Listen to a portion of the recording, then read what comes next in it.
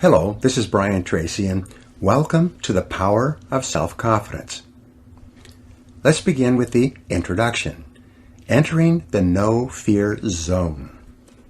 According to Bruce Barton, he wrote, "Nothing splendid has ever been achieved except by those who dared believe that something inside of them was superior to circumstance." Welcome to the no-fear zone. In this audio program, you will learn how to develop confidence, courage, and unshakable determination in every area of your life. You will learn to approach the biggest challenges and opportunities of your life completely unafraid, convinced of your ability to accomplish anything you put your mind to. The good news is that you have extraordinary potential for success, achievement, and prosperity, with more talent and natural ability than you could use in 100 lifetimes. The only thing standing between you and the incredible life that is possible for you is fear of all kinds. And by the time you finish this book, your fears will be gone forever. For more than 25 years, I've studied successful men and women, looking for the characteristics and qualities they have in common that have enabled them to achieve so much more than the average person. I've read thousands of books and articles and research studies on success, and I've come to the conclusion that the foundation quality of success in every walk of life is self-confidence. Every man or woman who has ever accomplished anything out of the ordinary has turned out to have greater self-confidence than the ordinary person.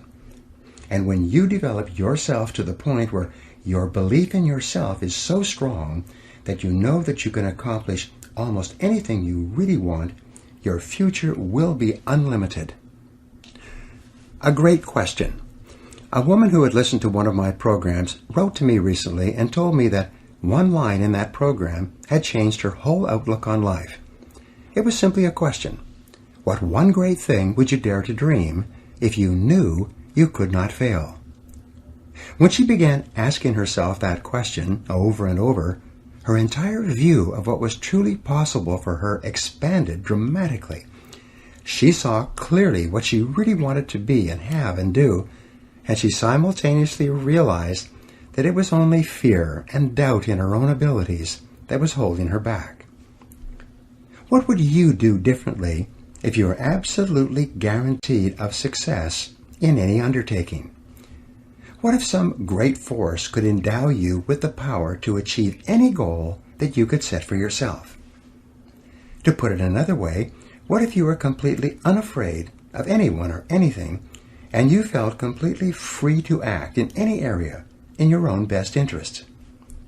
The fact is that if you developed the quality of unshakable self-confidence, your whole world would be different. Unlimited self-confidence. With greater confidence in yourself and your abilities, you would set bigger goals, make bigger plans, and commit yourself to achieving objectives that today you only dream about. You would take whatever steps were necessary to earn more money and enjoy a higher standard of living. You would set your sights on a bigger house, a better car, more beautiful clothes, and nicer vacations. You would want all kinds of things for your family and for those close to you. With unshakable self-confidence, you would do what you really want to do, and you refuse to conform to the wishes or opinions of anyone else. You would define your life in your own terms and live every day consistent with exactly what it is you want, and not the wishes of other people. With greater self-confidence, you would be a different person in every part of your work life and career. You might decide to ask for a promotion or a raise, or even change to another job or another company, or even another industry. You would move immediately to do whatever it took to get onto the fast track in your career. If you're in sales, you would call on more people, make better and more forceful presentations, ask for more orders, and close more business. If you're in management, you would organize and reorganize your human and material resources to create a work environment that suited you perfectly, rather than making endless compromises in an attempt to please a variety of different people. With greater self-confidence, you would be bolder and more imaginative. You would be more creative and willing to experiment with new and different ideas and ways of doing things. You would be willing to consider unusual and risky alternatives, and willing to commit yourself wholeheartedly to projects that are today sitting only on the back burner of your mind. More powerful, popular, and persuasive. If you had unlimited self-confidence, you would be more powerful, popular, and persuasive with other people. You would be more cheerful, likable, and welcome wherever you went. You would speak up and speak out clearly in your interactions with others, and you would be admired, respected, and sought after by everyone who knew you. Recognition and responsibilities would flow to you because of people's belief in your ability to do whatever it took to get the job done.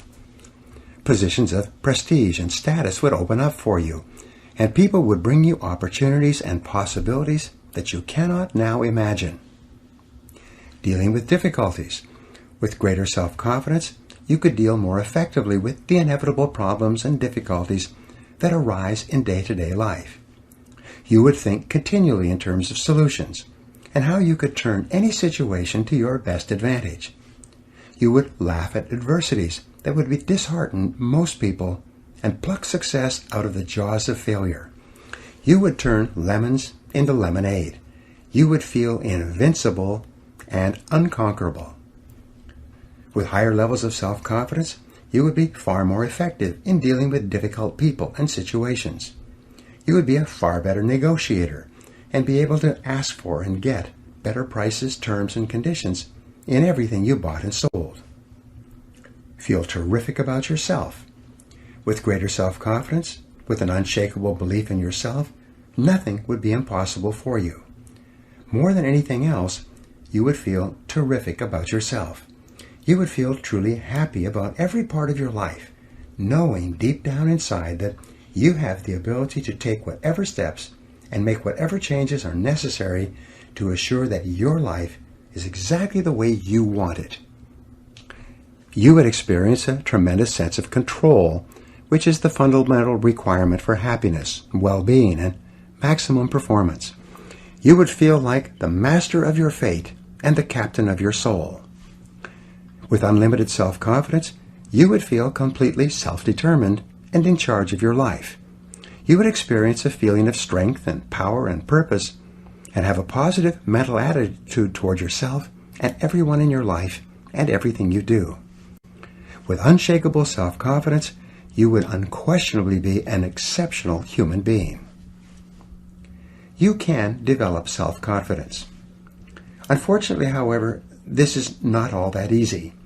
Most people have limited self-confidence, and many people have no self-confidence at all. Human beings tend to be plagued with doubt about their own abilities and fears about every imaginable thing, especially the unknown. The psychologist Abraham Maslow said that the story of the human race is the story of men and women selling themselves short. The great majority of people tend to compare themselves unfavorably with others. They dwell on their own weaknesses and limitations, and they eventually settle for far less than they're really capable of. Instead of enjoying high levels of self-esteem, self-respect, and personal pride, the average person just gets by from day to day. If self-confidence and the self-esteem that goes with it is so desirable, why is it that so few people have enough self-confidence to live the lives that are possible for them? There are 1,000 reasons, but perhaps the most wonderful discovery about self-confidence is that it is a mental quality that can be learned with practice. And because it is learnable, self-confidence can be developed and built up systematically and progressively over time by following the instructions in this program. The good news is that everyone has a certain amount of self-confidence, more in some areas and less in others. And by working from that base, it's possible for you to build yourself up to the point where you are completely confident in any area that is important to you. The Great Law. Perhaps the most important of all the laws that govern our lives was put forth by Aristotle in about 350 BC. He called it the principle of causality, and proclaimed for the first time that we live in a universe governed by order and that there is a reason for everything that happens. We call this the law of cause and effect, and it's often referred to as the iron law of human destiny.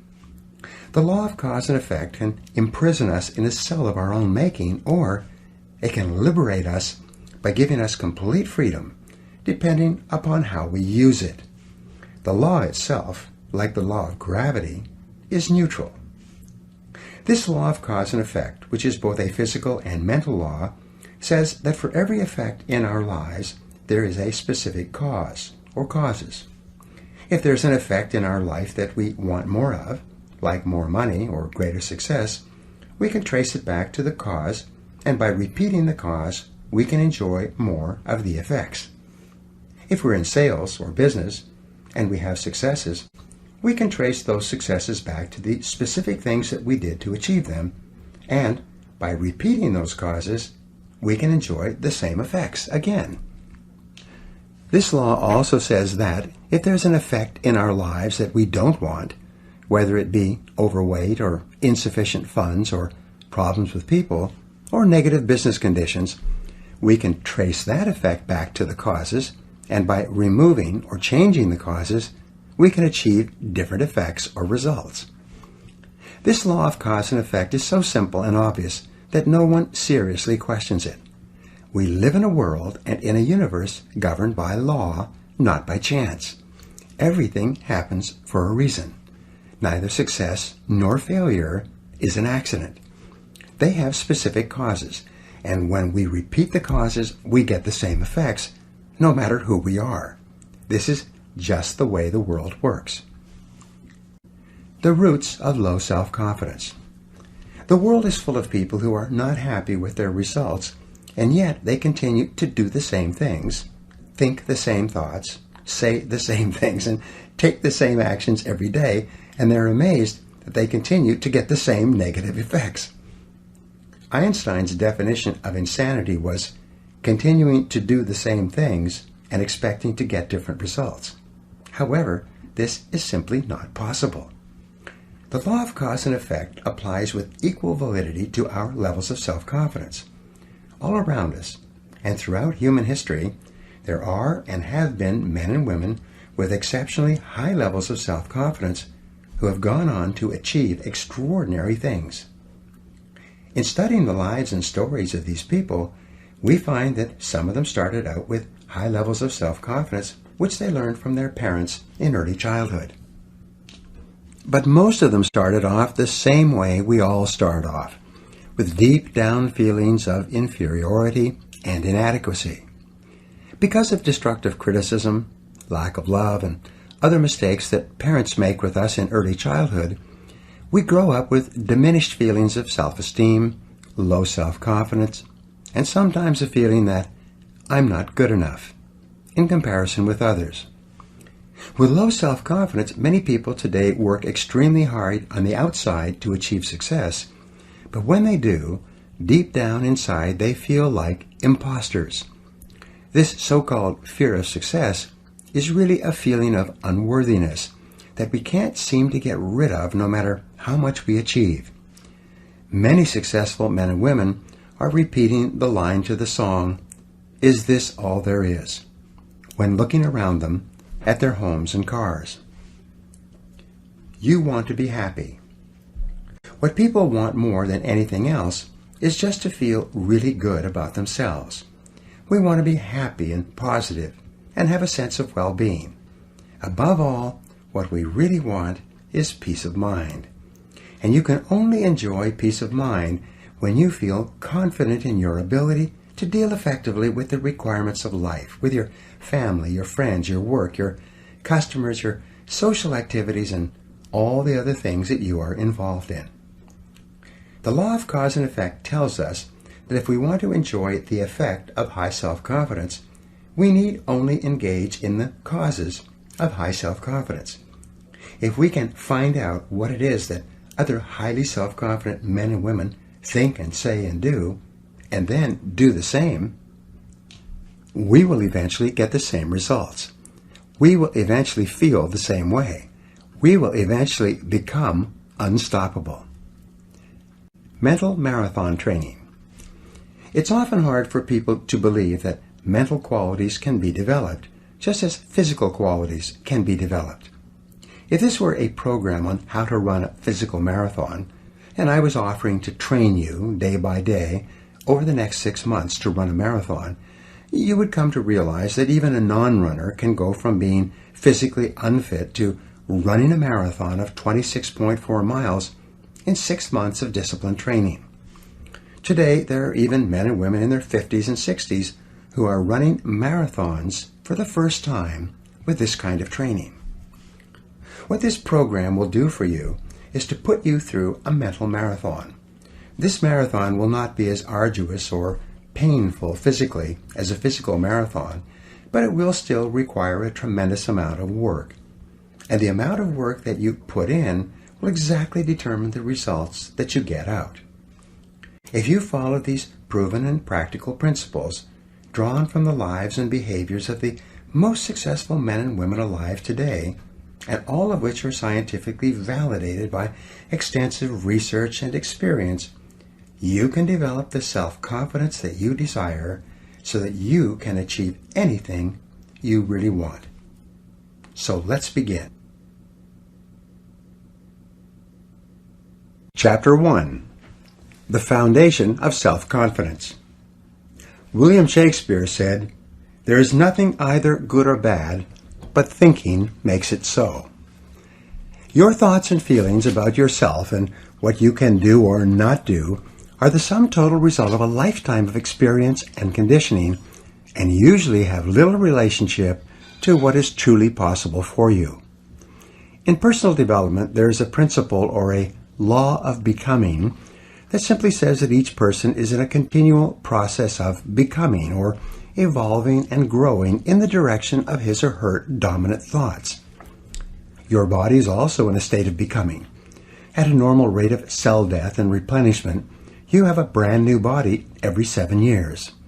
But whereas your physical evolution in becoming is affected by the food that you put into your body, your mental evolution and becoming is largely determined by the thoughts that you put into your mind. You become what you think about. The law of concentration says that anything you dwell upon grows in your reality. Anything that you think about long enough and hard enough eventually becomes a part of your mental processes, exerting its influence and power on your attitude and your behavior. If you constantly think thoughts of boldness and courage and self-assertion, you become progressively bolder and more courageous and more self-assertive. The more you dwell on the person you would like to be with the qualities that you would like to have, the more you implant those deep into your subconscious mind where they become part of your ongoing evolution. What you habitually think about eventually becomes a part of your character and your personality. In this sense, you are a self-made man or woman. You are where you are and what you are because of the thoughts that you have allowed to preoccupy your mind. Whatever you have dwelled upon over the past months and years, you have become, and you are, right now, today, the result of all those thoughts. Not only have you made yourself into the person you are today, but you are continuing with the job of construction with every thought you think. Since this is an unavoidable fact of life, the smartest thing that you can do is persistently think the thoughts that are consistent with the kind of person you would like to be. Personal growth is not easy. However, for most people, thinking the thoughts that they would like to think about to become the person they would like to be is too big a leap. Most people continue to think about and talk about exactly what they don't want to happen, and then they are constantly amazed that exactly what they were hoping to avoid happens to them again and again. One of the most profound discoveries in all of human history is that thought is creative. Thoughts held in mind produce after their kind. Like begets like. Your thoughts become your realities. You do become what you think about most of the time. You cannot harbor one kind of thought and experience a different kind of existence. This law of cause and effect works perfectly, everywhere and always for everyone. The development of unshakable self-confidence therefore begins with you taking full, complete, systematic, and purposeful control over the contents of your conscious mind. Disciplining yourself to think consistently about only the things that you desire and to resolutely keep your mind off of the things that you fear. All of life is from the inside out. It is from the inner to the outer. The law of correspondence, perhaps one of the most important of all the mental laws, says that your outer world will be a reflection of your inner world.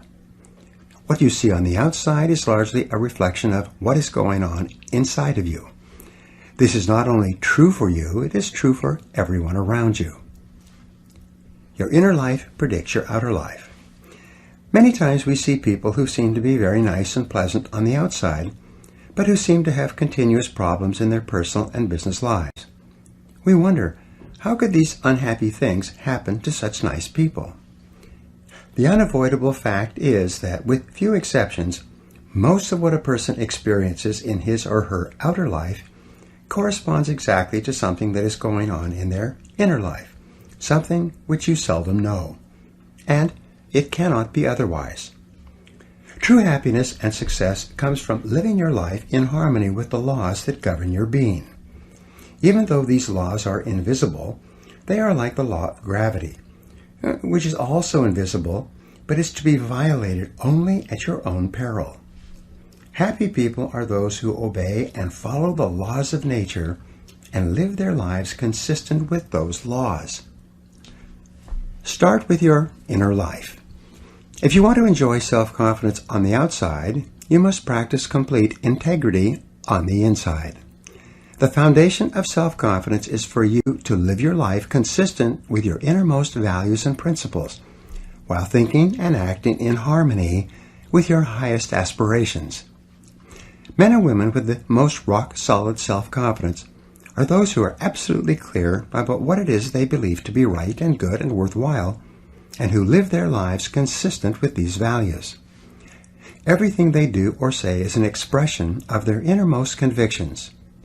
Your whole world can fall down around you, but as long as you know that you are doing the right thing, you will have a deep inner sense of calm that will manifest itself in an attitude of confidence and self-assurance in any situation. You'll have many ups and downs in life, but what is most important is that you remain true to yourself. And then, as Shakespeare said, "Thou canst not then be false to any man." Determine your values. The starting point of developing high levels of self-confidence and becoming a superior human being is for you to think through and decide upon your values. Superior men and women are those who have taken the time to decide clearly what it is they believe in and in what order, and they have then organized their lives so that everything that they do reflects those values. Recently, I addressed about 150 members of the national sales force of a very successful company. This company had started from an idea and had grown very rapidly in an extremely competitive market, and the company was very profitable. All the people at the meeting were remarkably positive and upbeat and had a special quality of goodness about them. When I commented on this, the president of the company showed me the value statement that the executives of the company had worked out before they had begun operations. There were 2 pages of values and principles which were given to everyone in the company when they began. These 2 pages had been subsequently reduced onto plasticized cards that each person could carry in their wallet or purse. The president told me an interesting story. He said that whenever 2 or more people in the company were wrestling with a decision of any kind, even over the telephone, they would pull out their plasticized cards describing the corporate values. They would then review the values together one by one and compare the various options available to them with each value. Whatever decision they finally made would always stand the values test without question. Values in business. In a recent study covering 25 years of business history, the researchers found that the companies that had very clear written values to which everyone in the company ascribed had earned an average of 700% greater profit over the 25 years than other companies in the same industries that did not have written codes of values. As within, so without. Whenever I conduct a strategic planning exercise for a corporation, the executives of the corporation always select integrity as their highest value and most important organizing principle for the entire corporation. In my experience, almost every corporation will select the value of integrity as one of their foremost organizing principles. Now, the word integrity, according to the dictionary, means perfect, undivided, complete, unified, a single whole, without blemish or fault. It's a fine value to choose. This is a good choice, but in reality, integrity is more than a value. It is the one value of mind that assures or guarantees all the other values that you select. The economic and personal results of individuals and corporations with clear values always tend to be far superior to those of companies and individuals whose values are vague or unclear. Clarify your personal values. Your starting point toward higher self-confidence and personal greatness is to, first of all, clarify your values for yourself. It is for you to decide for yourself the values that you believe in. What do you stand for? And even more, what will you not stand for? What values do you espouse that you are willing to sacrifice for? What values would you pay for or sweat for, or maybe even die for? Do you value your family, your God, your health, your work or career? Do you value principles such as freedom, liberty, compassion for the less fortunate, or reverence for life? Do you believe in honesty and truth and sincerity and hard work and success? Whatever your values are, think them through and write them down. Who do you most admire? A useful exercise is for you to think of the men and women, living and dead, whom you most admire. What qualities or attributes of these people do you consider the most important? If you could be like any one of these people, which of their qualities would you most want to emulate? When you look around you at the people you admire, what qualities of these people do you consider to be the most important? What qualities do you look for in your friends and associates when you're trying to decide whether or not to become deeply involved with them? What do you think are the fundamental qualities or values that underlie business and personal relationships? What are your values? Now, values are non-negotiable. When you select a value, if it's to be one of your values at all, it becomes inviolable. Either it is a fixed value, and you live every part of your life consistent with it, or it is not one of your values. You cannot have a value when it is convenient and put it aside when it is not convenient. You cannot have a little bit of integrity. It must be all or nothing. The act of selecting your values is also the act of clearly stating to yourself, and sometimes to others, exactly how you will live your life from this moment forward. Once you have selected a value, and you have declared it to be one of your unifying principles, you are in effect saying that this is something upon which you will never compromise. And your level of adherence to the values that you have personally selected is the real measure of your character, your true quality as a human being. Unshakable self-confidence comes from unshakable commitment to your values. When, deep down inside yourself, you know that you will never violate your highest principles, you experience a deep sense of personal power that enables you to deal openly and honestly and with complete self-confidence in almost every human situation. Values clarification. If you're having any difficulty in clarifying your values, a very helpful exercise is to take some time to write out your own obituary or eulogy. Imagine that everyone you know and care about is gathered at your funeral to pay their last respects. The minister reads your eulogy to this assembly of people, and in it he describes the person you became over the course of your lifetime. He describes not only what you accomplished and what you contributed to the lives of others, but he reads out the virtues, values, and qualities that you were known for by the people around you. This obituary can become your vision of the kind of person you wish to be and the kind of values that you wish to live by. No one is perfect, and we all have a long way to go in living our lives consistent with our highest values. But the very exercise of writing out your obituary will exert a powerful influence on everything that you do thereafter. Both consciously and unconsciously, you will be drawn toward living and acting more and more like the person you described in that final testament. Organize your values. Once you've decided upon your values, your work is not over. Now you have to organize your values by priority. You have to decide which value is more important and which value is less important. If you wrote out each of your values on small squares of paper, and then you had to throw away all the squares but one, which one would you keep? This then becomes your foremost value, the one that takes precedence over all the others. Which would be your second most important value? Your third, your fourth, and so on. Your order of priority is extremely important in determining the kind of person you are and the kind of life you live. Many people organize their values with number 1 being God, number 2 being their family, number 3 being their health, number 4 being their career, and perhaps number 5 being success. A person with this order of values is saying that, when push comes to shove, I will always favor the higher order value over the lower order value. Values order forces you to choose. If your family comes before your health or your work, you would always sacrifice your health or your work for the well-being of your family.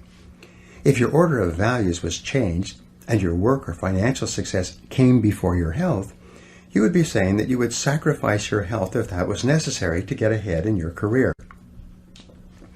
I have known businessmen who put career success ahead of their families in their order of priority. When they had to choose one or the other, they regularly chose their work over spending time with their spouse and children. And as a result, both the marriages and the careers have run into serious trouble. Selecting your values and then putting them in order of importance actually creates a mental and emotional structure that enables you to make better decisions and choices in every area of your life. Integrity Revisited. The principle of integrity, or adherence to your values, seems to be a law of the universe. Whenever you violate or compromise your integrity for anything, there seems to be a great power or force of retribution that will not allow you to get away with it. Integrity seems to be an absolute requirement for successful human living. A failing in integrity or compromising your values not only seems to bring about a punishment that fits the crime, whether it's in business and politics or personal life, but it seems to create a high level of stress, unhappiness, and inner turmoil in the life of the individual. This need for absolute integrity seems to require that you live in truth with all people and under all circumstances. Living in truth means that you never live a lie. It means that you never compromise your integrity for the sake of a job or money or a relationship. It means that you always do and say what you know to be right and true, no matter what the short-term cost or benefit. Living in truth means that you do not pretend or practice self-delusion. You face life, your relationships, and your circumstances exactly as they are, not as you wish they would be. Living in truth means that you never stay in a situation that makes you unhappy or which you feel for any reason is wrong for you. Set peace of mind as your highest principle. Living in truth means that you set peace of mind as your highest goal and as your core organizing principle. You select all your other goals to be consistent with it. You never compromise your peace of mind for anyone or anything else. You do and say only those things that feel perfectly right for you. you accept your own thoughts and feelings completely, whatever they are, and you systematically change each part of your life that is not giving you peace of mind. Only in this way can you enjoy the high levels of self-confidence that are experienced by the superior individual. Only by insisting that everything you do allows you to live in peace with yourself can you feel really terrific about yourself and get along wonderfully in all your relationships. Your values are only expressed in your actions. Living consistent with your values is the key to happiness, harmony, well-being, and high levels of self-confidence. And this brings us to the final point in this chapter, perhaps the most important point of all. It is that your true values are only expressed in your actions, in what you do. You can tell what you truly believe by observing what you do in any situation where you have to make a choice. Especially when you are under stress and pulled in two directions at once, with opposing demands or responsibilities, this is when your true values are revealed. The action that you take in any given situation will tell you which of your values is uppermost, or whether you have any values at all. It is not what you say, or hope, or wish, or intend, but only what you do that counts. Your choices of the actions you take tell you unerringly who you really are. In fact, you can tell what your values have been in the past by looking back and observing what you did under stress when you had an important choice to make. Did you listen to the better angels of your nature, or did you compromise for a short-term advantage? A person who says that his or her family comes first and then has to choose between working late and going to a child's school play or sports activity, and who chooses the child's needs over the boss's requirements, is a person who is living consistent with his or her highest values. Everyone has had the experience of walking away from a job or a relationship, even though considerable sacrifice was involved, because it was the right, though painful thing to do. And you probably remember how great you felt as a result. Whenever you act consistent with a higher value, you always feel terrific about yourself, and your self-confidence soars. But whenever you compromise your values for any reason, you feel uncomfortable, inferior, guilty, and your self-confidence plummets. The law of reversibility. The fact that your true values are only expressed in your actions brings us to a little-known mental principle called the law of reversibility. This law says that just as thoughts and feelings lead to actions consistent with them, the principle is reversible, and actions consistent with particular values or beliefs actually lead to the thoughts and feelings that would have triggered the actions.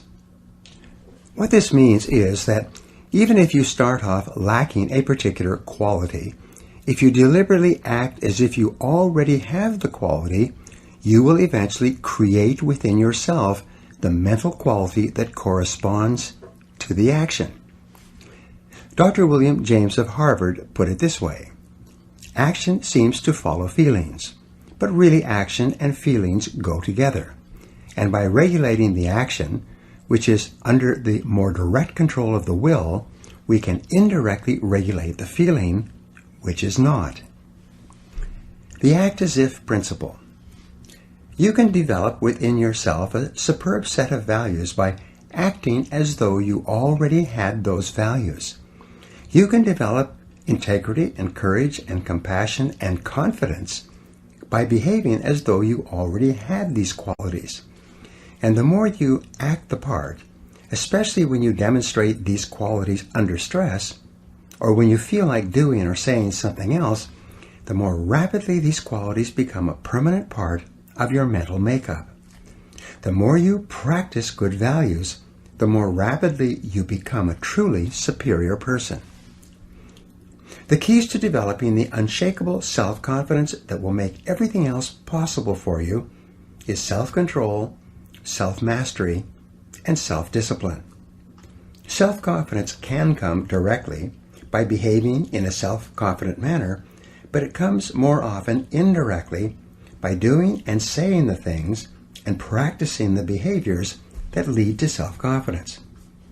And the most important self-development behavior is living consistently with your highest values at every opportunity. The principle of resistance. In weightlifting, muscles are developed by repetitive lifting of heavy weights. The heavier the weight and the greater the resistance, the more blood rushes into the capillaries and the bigger the muscle becomes. In mental development, there is a principle of resistance as well. In developing mental muscles, especially the mental muscle or quality of self-confidence, you can use this principle to accelerate your own development. Whenever you exert self-mastery and discipline yourself to do or say the right thing, especially under stress, you create resistance to your natural tendencies. This resistance generates friction. This is the same kind of friction or heat that when applied to a crucible containing chemicals will cause the chemicals to crystallize and take on a new form. When you create mental friction by resisting your natural tendencies and instead doing what you know is right and true and consistent with your highest values, especially in a difficult situation, the mental heat causes your values to crystallize at a higher level and eventually become a permanent part of your character. Developing inner strength. Each human quality is subject to this same formulation. Once you have persisted through great adversity, you are always capable of persisting through lesser difficulties. Once you have acted courageously in a major confrontation, you are always able to act courageously in the face of lesser confrontations. When you behave honestly when there are large amounts at stake, you are always able later on to behave honestly when you're dealing with lesser amounts. The foundation of self-confidence, the basis of boldness and self-assertion, is a deep inner trust based on living a life of perfect integrity and then disciplining yourself to live consistent with your highest values in every situation. Each time you do this, you will feel positive and happy and wonderful about yourself. Your behaviors will further crystallize in your personality and become a more permanent part of the exceptional human being that you are in the process of becoming. Now here are some action exercises for you to apply what we just talked about. Number 1, list your 3 most important values governing your personal life. Number 2, list the 3 most important values that you practice in your work and business life. Number 3, list the 3 people, living or dead, who you would most like to spend an afternoon with. Number 4, why would you want to spend an afternoon with these people? What would you ask them or talk about? Number 5, why would these 3 people want to spend an afternoon with you? What are your most admirable qualities? Number 6, list 3 times where you have lived consistent with your highest values when you could have compromised. And number 7, what are you going to do differently from now on to assure that your values and actions are in harmony? Chapter 2, Purpose and Personal Power. Orison Swett Marden wrote, "There can be no great courage where there is no confidence or assurance, and half the battle is in the conviction that we can do what we undertake." The development of unshakable self-confidence will open up such possibilities for you as you cannot now imagine. You will be able to dream bigger dreams, set bigger goals, make greater commitments, and plunge into life more wholeheartedly than you ever have before. Self-confidence is the hinge upon which turns the gate of individual achievement.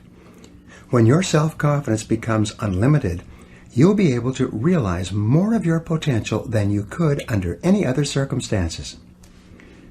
More than 2,000 years ago, Aristotle wrote that happiness is a condition. It is not something that is achieved by pursuing it directly, but rather comes as a result of our engaging in purposeful activities. The law of indirect effort. In a way, these words by Aristotle are a restatement of the law of indirect effort. This law states that almost everything we get in life involving people and emotional experiences comes to us more indirectly rather than directly. They come to us as a result of doing something else. For example, if we pursue happiness directly, it eludes us. But if we get busy doing something that is really important to us and begin to make real progress in the direction of our dreams and aspirations, we find ourselves feeling very happy indeed. Self-confidence is also subject to the law of indirect effort. We achieve higher levels of self-confidence not by wishing for it, but by setting and achieving ever higher goals and objectives. As we move forward step by step, as we feel ourselves advancing in life, we feel better and stronger and more capable of taking on even bigger challenges. Become more confident and competent. We develop the confidence to tackle larger goals by applying our energies to the accomplishment of smaller goals. We build up our confidence as we move forward until we reach the point where there is nothing that we won't take on. In fact, the habit of setting and achieving ever larger goals is absolutely indispensable to the development of ever higher levels of self-confidence and personal power. You can only really believe in yourself when you absolutely know that you have the ability to do what you set out to do.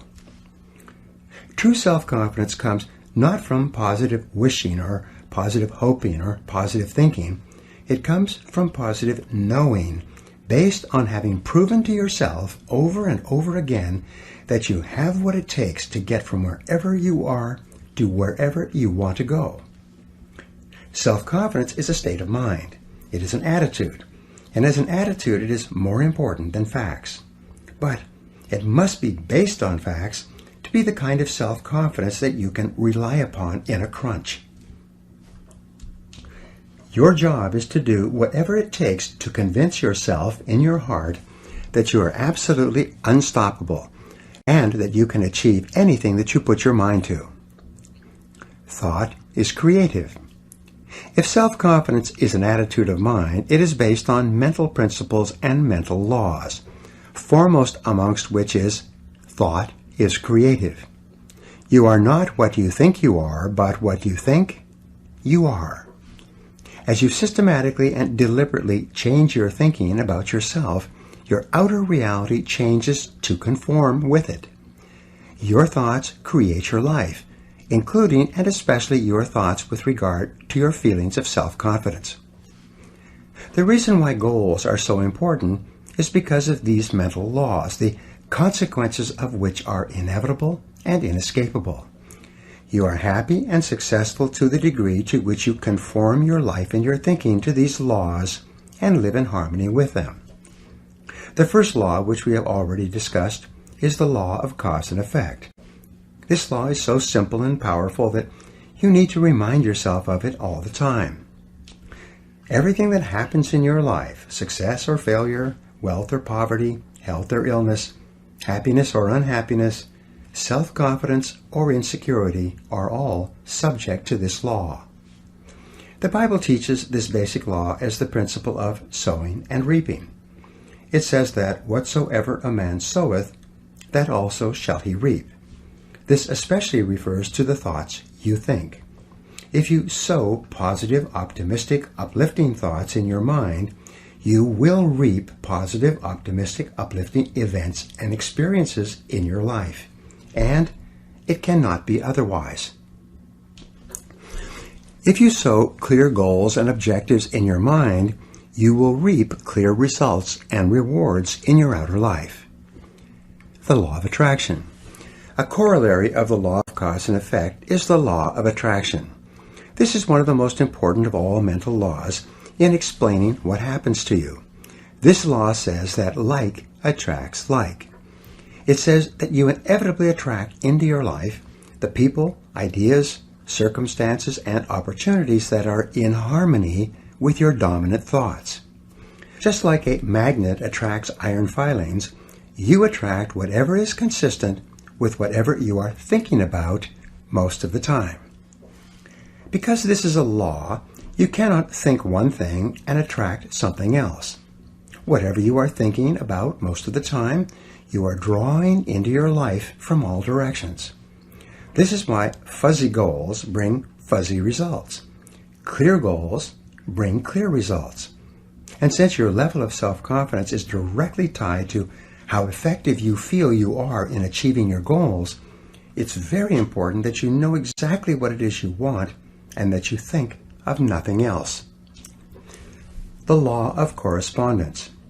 Another mental law, also a corollary of the law of cause and effect, is the law of correspondence. This law says that your outer world tends to correspond to your inner world.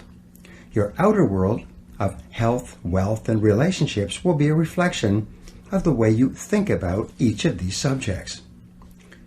There is a saying that thoughts held in mind produce after their kind. Your thoughts and goals are like seeds, and your mind is like fertile soil. Whatever seeds, positive or negative, clear or unclear, you are planting into your mind will grow in your reality. Whatever you are reaping or experiencing today is the result of what you have sown in the past. Since your mind is not a vacuum, it doesn't remain empty. Like a garden, either flowers or weeds will grow. Your thoughts are the most powerful forces in your universe. They are both creative and causative. Every minute of every day they are forming the world around you. As Shakespeare said, nothing is, but thinking makes it so. Your life is what your thoughts make it. The law of concentration. Another principle that affects your life is called the law of concentration. This is an important principle in determining the development and maintenance of your self-confidence. The law of concentration, as mentioned earlier, says that whatever you dwell upon continually grows in your reality. Thinking about a subject, dwelling on it continually, is like watering and fertilizing a seed. Concentration causes it to grow faster in your experience. The more you dwell on any goal or subject, the more of your mental capacities are dedicated to making that goal or subject a reality. The law of concentration explains why unwavering dedication to a single purpose goes hand in hand with all great accomplishment.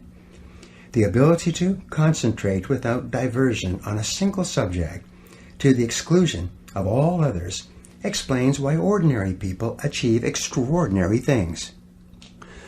Peter Drucker once said that whenever you find something getting done, you find a monomaniac with a mission. Because of this mental law, an average individual with average capabilities, by bringing all of his or her mental powers to bear on the achievement of a single goal, can often accomplish far more than a seemingly more fortunate person whose energies are dispersed by having several goals at once, or, as quite commonly happens, no goals at all. The law of substitution. The law of substitution states that your conscious mind can only hold one thought at a time, positive or negative. And whatever thought is held continuously in your conscious mind will eventually be accepted by your subconscious mind as an instruction or command. Your subconscious mind, in harmony with these mental laws, will go to work 24 hours per day to bring your dominant thought or idea into reality. Your subconscious mind is inordinately powerful. It is the repository of all of your emotions and beliefs and values and attitudes and feelings. All your thoughts and feelings throughout your life are stored in your subconscious mind. The development of the unshakable self-confidence that you desire requires that you step up to your mental computer and take every step necessary to program self-confidence deep into your subconscious mind. The law of emotion. The final mental law you need to know in the development of purpose, personal power, and self-confidence is the law of emotion. This law says that every decision you make, every thought you think, every action you take is based on an emotion of some kind. And the two primary emotions are either the emotion of fear at one end of the spectrum of emotions, or the emotion of desire at the other end of the spectrum. When you hold an emotion-charged thought in your conscious mind, it is rapidly accepted by your subconscious. Your subconscious then activates all your mental powers and begins to turn that inner thought into a result or experience in your outer world. The more powerful the emotion, the more effect it has on your thinking and actions, the more rapid the change in your experience. If the emotion is strong enough, the change can be instantaneous. The power of decision. I had a friend who smoked for 30 years. He claimed that he couldn't quit smoking because it was a deeply entrenched habit, going back to early adulthood. One day, he had some chest pains and went to his doctor, who performed a series of tests on him. When the results of the tests were in, the doctor sat my friend down and told him that he had a serious heart condition and that if he continued to smoke, he would be dead within 6 months. Samuel Johnson once wrote, "When a man is to be hanged on the morrow, it clears his mind wondrously." The idea of dying was so emotionally charged to my friend that he took out his cigarettes, threw them in the wastebasket, and never touched one again. In a positive vein, if you're absolutely convinced that you are meant to be a great success in life, and that there's nothing in the world that could stop you from achieving great things, as long as you threw yourself wholeheartedly into every activity and persisted until you succeeded, you would become an irresistible force of nature. The depth of your belief and the strength of your conviction would dramatically increase the power of your personality. If you really believed in your ability to succeed greatly, you would become unstoppable. The 4 C's of inner confidence. You can develop this kind of belief, this inner confidence, by developing what I call the 4 C's. The number 1 C is clarity. Decide exactly what it is you want to accomplish and exactly the kind of person you wish to become. The second C is conviction. Develop the unshakable belief that you can do anything you put your mind to. The third C is commitment. Resolve to do whatever is necessary. Develop the willingness to pay the price in advance for any success you desire. And the fourth C is consistency. Resolve to work on your goals every day, morning, noon, and night, until they are accomplished. When you back your goals and actions with clarity, conviction, commitment, and consistency, you're on your way to developing the kind of confidence that will make everything possible for you. The importance of goals. The reason goals are so important in the development of self-confidence is because the very act of setting a major goal for your life activates all the mental laws in your favor. When you set a big goal, it will be as though all the switches were flipped on in your engine of accomplishment and the afterburners were turned on to your potential. Clear goals free you from the law of accident, the tendency for things to happen in a random and unpredictable way. Goals give you a clear sense of direction and the knowledge that your life is self-determined. Goals give you a sense of power, purpose, and focus. They make you feel that everything that happens to you is part of an organized plan that is taking you step by step toward the attainment of your highest ideals. Your ability to set goals and make plans for their accomplishment is the master skill of success, without which very little is possible. The habit of regular goal setting and goal achieving is probably more important than any other skill you could ever learn. The master skill of success. Over the years, I have personally witnessed thousands of examples among my students of the amazing powers of goal setting. Recently, I addressed about 600 members of a national association at their annual convention in Phoenix, Arizona. During this talk, I emphasized the importance of writing down exactly what it is they wanted and then making written plans to accomplish it. That was on a Saturday. About 5 days later, on the following Thursday, one of the attendees called my office to get my fax number. He said he wanted to send something immediately and he didn't want to wait for the mail. The letter that came in told this amazing story. The gentleman who wrote said that he had heard about goal setting many times and he was prepared to be unimpressed with the talk that I gave at the convention. However, exactly the opposite happened. He decided to sit down after the convention and seriously write out his goals for the following year. The letter went on to say that on Sunday he made out a list of 10 goals, both personal and financial, that he wanted to accomplish over the next 12 months. What astonished him was that he had accomplished 5 of the 10 goals by Monday, the next day, at 5 o'clock. He could hardly believe it. So he quickly wrote down 5 more goals to bring his list for the year back up to 10. And by Thursday, when he wrote this letter or fax, he had accomplished 5 more of the new list of 10 goals. He felt that he had made more progress in a week with clear written goals and plans than he had made in the previous year. Remarkable success stories. Another gentleman, a recent immigrant from Pakistan, was dead broke and sleeping on the ground when someone tried to help him by letting him listen to an audio program of mine on goal setting. It transformed his life. 4 years later, he had started and built 2 successful businesses and was worth more than $1 million. A woman who was going through a difficult period of her life with both personal, health, and financial problems decided to sit down and set some new goals and make some plans to resolve her difficulties. As a result, within 1 year, she got out of a bad relationship, joined Alcoholics Anonymous and quit drinking, lost 40 pounds, and tripled her income to more than $100,000 per year. And she attributed her successes to the power of written goals.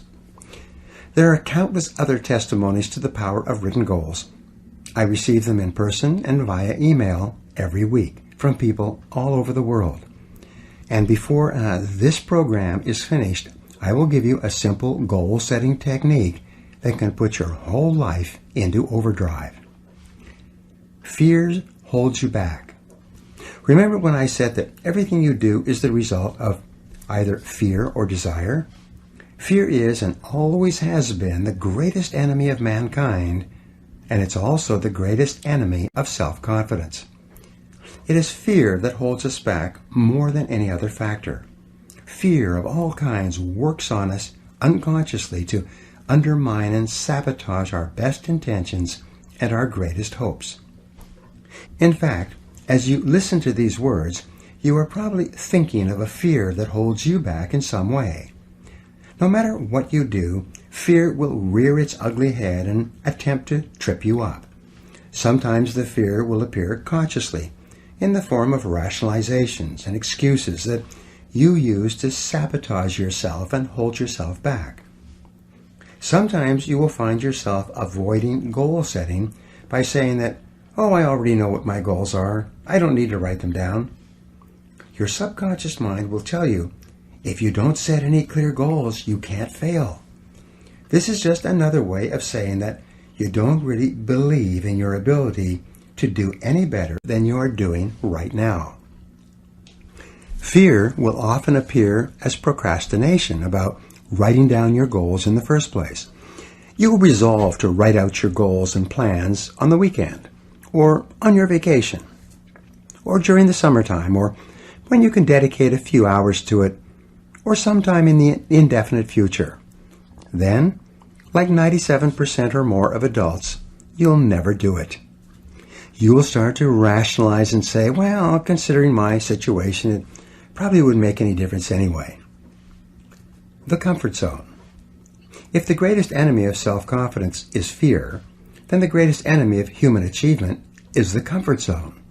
Psychologists have determined that each of us has a natural tendency to slip into a zone of performance and behavior where we feel comfortable, one that is easy and unchallenging, and then to stay there.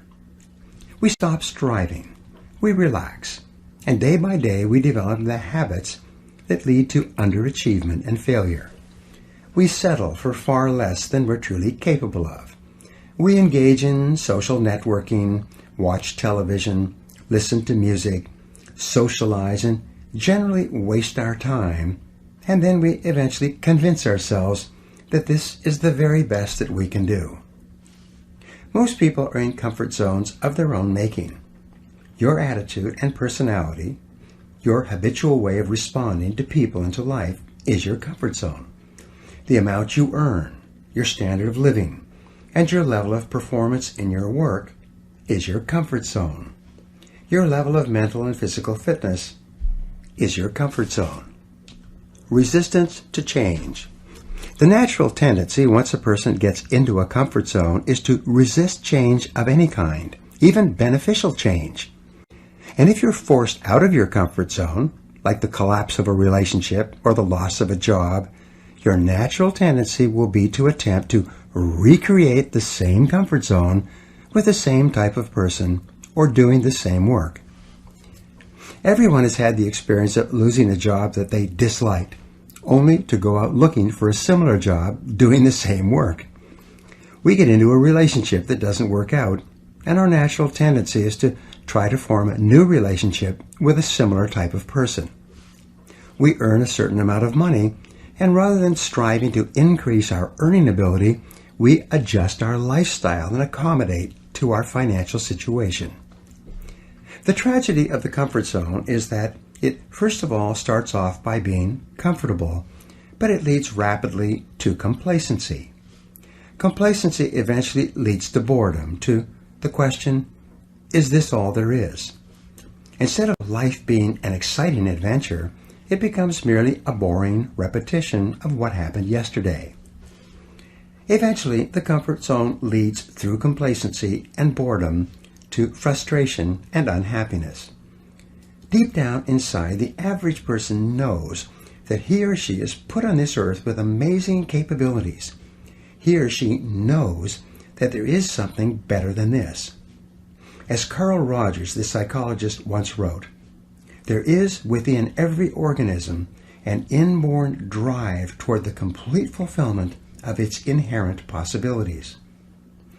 There is a nagging something inside that tells each person that there is far more that he or she could be and have and do. And this feeling is within you as well. The attainment of personal greatness. Great men and women are those who absolutely believe that they are put on this earth to do something wonderful with their lives. They have a vision of something greater or better than their current circumstances. Personal greatness means having a sense of destiny and a conviction that your thoughts and your imagination are the only real limits to your possibilities. William James said, "Compared to what we ought to be, we are only half awake. We are making use of only a small part of our physical and mental resources." Stating the thing broadly, the human individual thus lives far within his limits. He possesses powers of various sorts which he habitually fails to use. The founder of Success magazine, Orison Swett Marden, once wrote, "There are powers inside of you which, if you could discover and use, would make of you everything you ever dreamed or imagined you could become." In a 5-year study of leaders, reported on in his book, Leaders, Warren Bennis discovered that each of them consciously avoided the comfort zone by continuously setting higher goals. They never allowed themselves to become complacent. They lived their lives fully extended, always striving to be and do more. To develop unshakable self-confidence, you need to see yourself and think of yourself as a leader, and to do what leaders do. You need to stretch yourself toward the outermost boundaries of your potential. You need to set goals that draw out of you the very best that is in you. You need to work toward objectives that cause you to feel a sense of mastery and peak performance. And it all begins with a pad of paper, a pen, and you. Imagine no limitations. The starting point of setting goals is for you to throw off all mental limitations and let your mind roam freely across the entire universe of possibilities. Your primary job at the beginning is to allow yourself to dream big dreams and determine exactly what it is you want out of life in every area and in every dimension. Decide what's right before you decide what's possible. Imagine that you can be or have or do virtually anything that you really want to do as long as you know exactly what it is. First, make up a dream list. Temporarily imagine that you have no limitations of time or money or knowledge or contacts or experience or education. Imagine that anything that you can write down is possible for you. Remember, anything that you can clearly define and crystallize on paper is probably possible if you want it long enough and hard enough, and you're willing to make whatever efforts and sacrifices are necessary. There are no unrealistic goals, only unrealistic timelines. The very act of writing your goals down sets the whole universe to work in your favor and activates all the mental laws to help you. In fact, many people have had the experience of writing out a list of goals on New Year's Day, putting the list away and not referring to it again till the end of the year, and then finding that 80% of the goals have been achieved, sometimes in the most amazing ways. The very act of writing down big, challenging goals causes three things to happen. First, your self-concept improves and your self-confidence goes up immediately. The act of setting goals requires self-confidence and simultaneously builds self-confidence. Having the courage to write down what you really want improves your self-image and raises your self-esteem. The action itself generates a feeling of greater personal power and ability. Release your energy. Second, when you write down goals, you tap into your mental and emotional powers. Goal setting actually gives you a burst of physical and mental energy. Your heart rate and your respiratory rate speeds up. The very act of goal setting is inherently exciting. It sounds a little bit corny, but someone once said, "Feeling listless? Make a list." It's true. It's like stepping on the accelerator of your own mental and physical potential. And if you do it every day, the results can be amazing. Write it down. Third, commit it to paper. The very fact that you have committed a goal to paper dramatically increases the likelihood that you will achieve that goal. Your mind is structured in such a way that you cannot write down a goal clearly on paper, not on a computer screen, without simultaneously having the ability to somehow attain it. The most important question is, how badly do you want it? There are several mental exercises that you can use to set your goals. Number one, imagine that you have just won $1 million cash and that you can do or have anything you want with the money. What would you do first? Where would you go? What changes would you make in your life? If you had complete financial freedom, what would you do differently from what you are doing now? Number two, describe your ideal lifestyle. Imagine that you could live your ideal of the perfect life. What part of the country would you choose to live in? What kind of a company would you choose to work for or to start and run as your own? What kind of a home and car would you want? How would you like to spend your time and live your life? What kind of relationships would you want? Number three, ask yourself what you would do if you learned today that you only had 6 months left to live. If you had no limitations, how would you spend your last 6 months on Earth?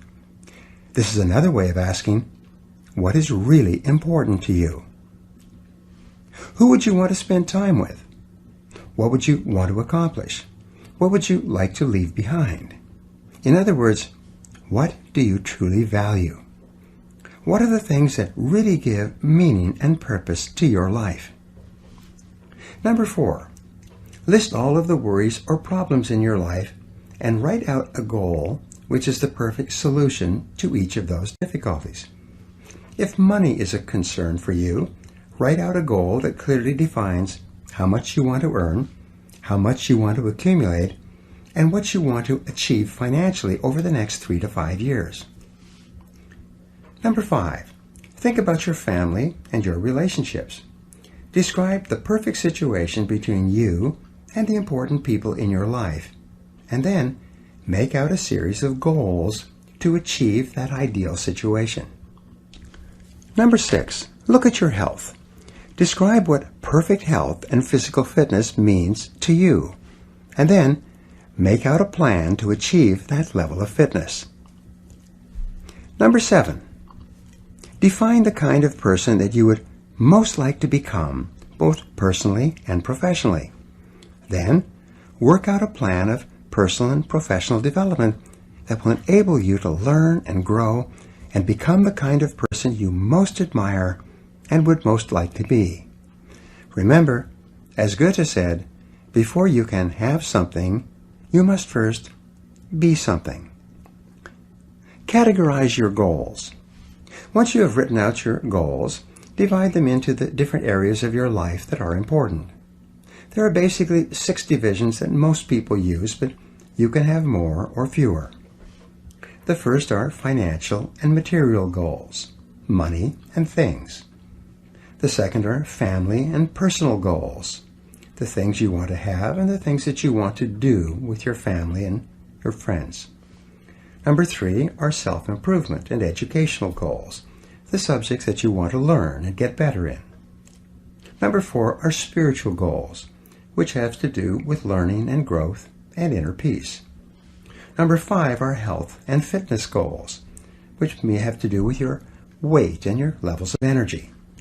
And number 6, social and community goals, the areas where you would like to contribute to your society in some way. To perform at your best, your life must be in balance. This means that you need to have goals in each area so that you are moving progressively forward on something that is important to you all the time. Organize your goals. The next step, once you have all your goals in writing, is to organize them in order of priority. Select the goals that are more important than others and put them at the top of each list.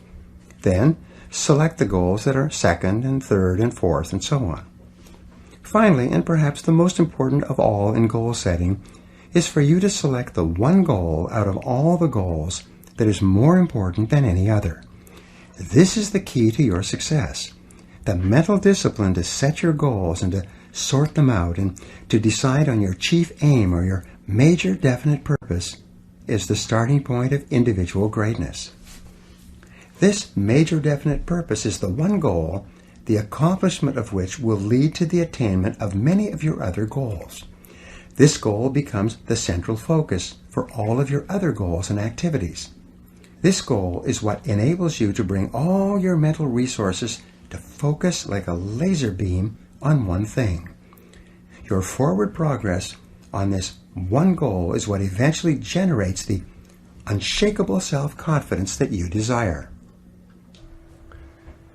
Focus and concentrate. This intense focus on one goal is not easy, but it is all important. Orison Swett Marden also wrote, "The giants of the race have been men and women of concentration, who have struck sledgehammer blows in one place until they have accomplished their purpose. The successful men and women of today are those of one overmastering idea, one unwavering aim, men and women of single and intense purpose." Martin also said that every great man has become great, every successful man has succeeded in proportion as he has confined his powers to one particular channel. Single-minded concentration in the direction of your dreams will intensify your desires and increase your emotional drive towards your goal. This intensity of concentration will activate the law of attraction and begin to attract people and opportunities into your life to help you to achieve your goal. The more you think about your goal, the more it will come to dominate and direct your life. The more you think about it, the more rapidly you will move toward it, and it will move toward you. Make it measurable and time-bounded. Your major goal must be measurable. It's a basic rule that what gets measured gets done. Make it clear and quantitative and objective, and if necessary, break it down into smaller parts that you can work on one at a time. Your major goal must also be clearly time-bounded. Set a deadline on it. Select a realistic but challenging date for its completion and write it down. If it's a long-term goal, such as 2 or 3 years, break it down into smaller parts with minor goals or benchmarks every 30 to 60 days. Create a structure of rewards that you will give yourself upon the attainment of each part of your goal and on the attainment of your entire goal. For maximum motivation and high achievement, you need to tie each goal to a reward and each part of the goal to a smaller reward. Now, the reward may be dinner out, or a vacation, or a holiday. It may be a new car or a new home. It may be something that affects all the members of your family. Many people enlist the support and cooperation of their spouses and children by agreeing to rewards that everyone will get when the goal is attained. Rewards make the process more fun and interesting, and they act as an inner drive that propels you forward when the going gets rough. Make your plans. Once you've determined your major and minor goals, you construct your plans by making detailed lists of everything that you will have to do to achieve each goal, and then organizing the lists by time and priority. What will you do first? What will you do second? What is more important? And what is less important? Make each activity measurable and put a deadline on it. Select the very first thing that comes to your mind to do and get started. By setting goals, making plans, and getting started, you will join the top 3% of adults in the world today, and your success will be virtually guaranteed. A final point with regard to goals is this: keep your goals confidential. You build confidence and personal strength by keeping your goals inside of you and by channeling your efforts purposefully each hour and each day toward their attainment. Many people make the mistake of talking too much about their goals. Too much talking causes their energies to dissipate and their motivation to decline. It weakens their resolve. They lose the force and the power they would have had if they had kept their goals to themselves and instead concentrated on purposeful activities. As Henry Ford said, you can't build a reputation on what you're going to do. A simple technique. Let me now give you a simple technique that has transformed my life and the life of almost every person who has ever used it. It is simply this: get yourself a spiral notebook, the kind used in school for taking notes. Begin each day by sitting down with this notebook and writing out your main goals in the present tense as though they were already a reality. Use strong, definite words like I earn, I achieve, or I am. You can write other things in this notebook if you like, but the most important action is that you take 5 minutes each day to write and rewrite your major goals without referring back to what you wrote yesterday. Handwriting your goals is called a psychoneuromotor activity. Each time you write out your goals, you drive them deeper into your subconscious mind. You increase the intensity of your desire and the depth of your belief. You activate the mental laws of concentration and attraction and correspondence. You focus your mental powers and increase your confidence that the goal is achievable.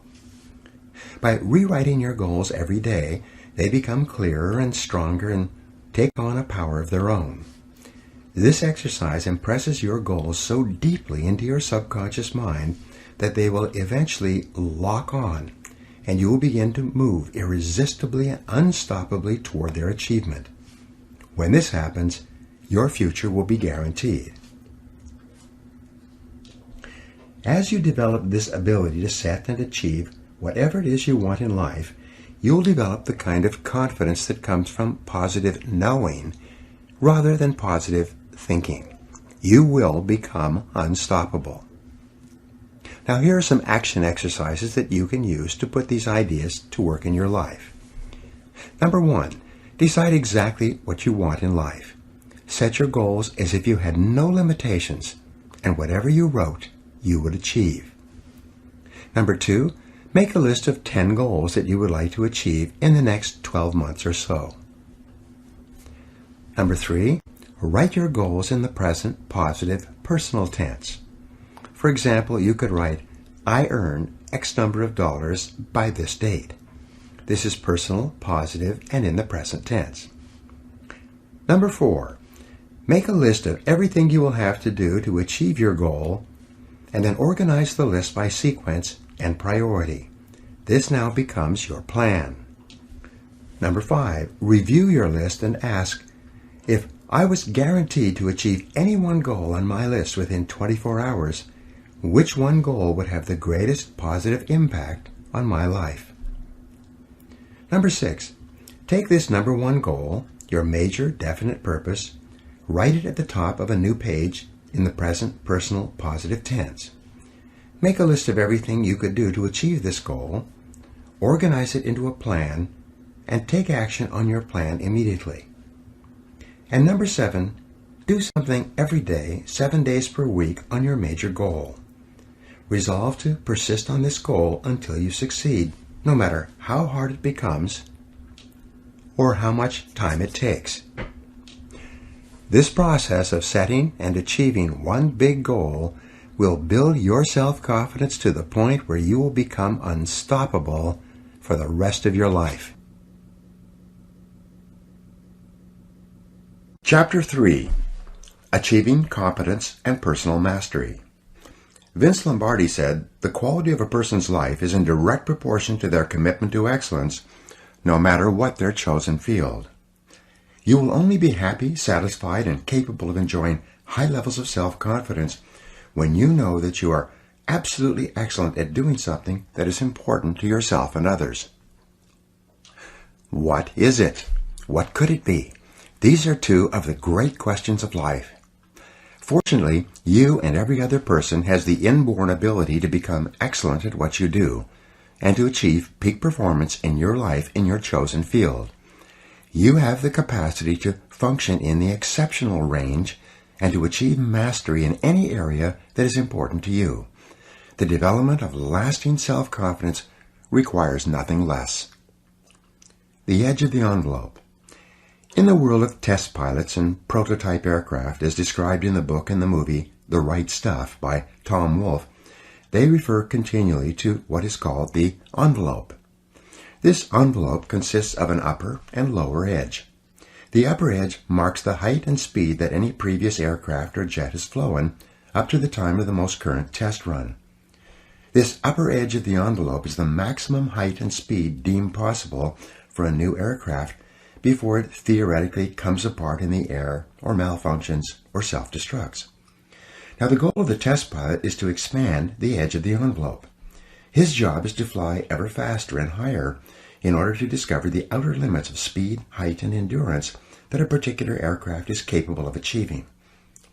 The test pilot continually takes the aircraft higher and faster until he feels that the plane has reached its absolute outer limits. This is where and when he pulls back to avoid destroying the aircraft and even fatally crashing. This is called the outer edge of the envelope, and it then becomes the lower edge of the envelope for the next aircraft and the next round of testing. Every aircraft, no matter how well made, has an outer limit on its capabilities. It can fly only so fast and so high and no further. Very little can be done to expand the mechanical ability of something made of metal by the hands of man. Expand your envelope. The major difference between you and an aircraft is that there is no outer edge to your personal envelope. As Emerson said, the power which resides in man is new in nature, and none but he knows what that is which he can do, nor does he know until he has tried. Thomas Edison said, if we all did the things we are capable of doing, we would literally astound ourselves.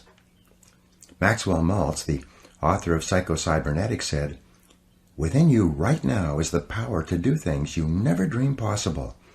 And this power becomes available to you just as soon as you can change your beliefs. In other words, the outer limit of your envelope, or the outer limit of your potential, is not fixed in time or space, like that of an aircraft. Your limits are determined solely by your own beliefs and by your own confidence in what you think is possible for you. Self-confidence and self-esteem. Your self-confidence is closely connected to your self-esteem and to how much you like yourself. Dr. Nathaniel Branden calls self-esteem your reputation with yourself. It is how you feel about yourself and your abilities in relation to any situation that determines how much you like yourself and consider yourself to be a valuable and worthwhile person. The more you like yourself, the better you do. The flip side of self-esteem is what psychologists call self-efficacy. Self-efficacy is a measure of how effective and competent you feel you are to perform a particular task or to achieve your goals. This is called performance-based self-esteem. What this means is that if your self-confidence and your belief in yourself are determined by your self-esteem, or how much you like yourself, then your self-esteem is determined by how capable you feel you are in any given set of circumstances. For example, if a problem comes up at work or at home, and you are so familiar with it that you can solve it quickly and correctly, your self-efficacy and your self-esteem goes up. You feel more capable and confident and more willing to take on other challenges and difficulties. You feel more positive and optimistic. You feel like an excellent person. If, on the other hand, a problem or difficulty came up and you were unable to do anything to solve it, and you felt frustrated or ineffective, your self-esteem would suffer and your self-confidence would go down. You would feel negative about yourself and your abilities. You might even become angry or depressed. You would feel powerless rather than powerful.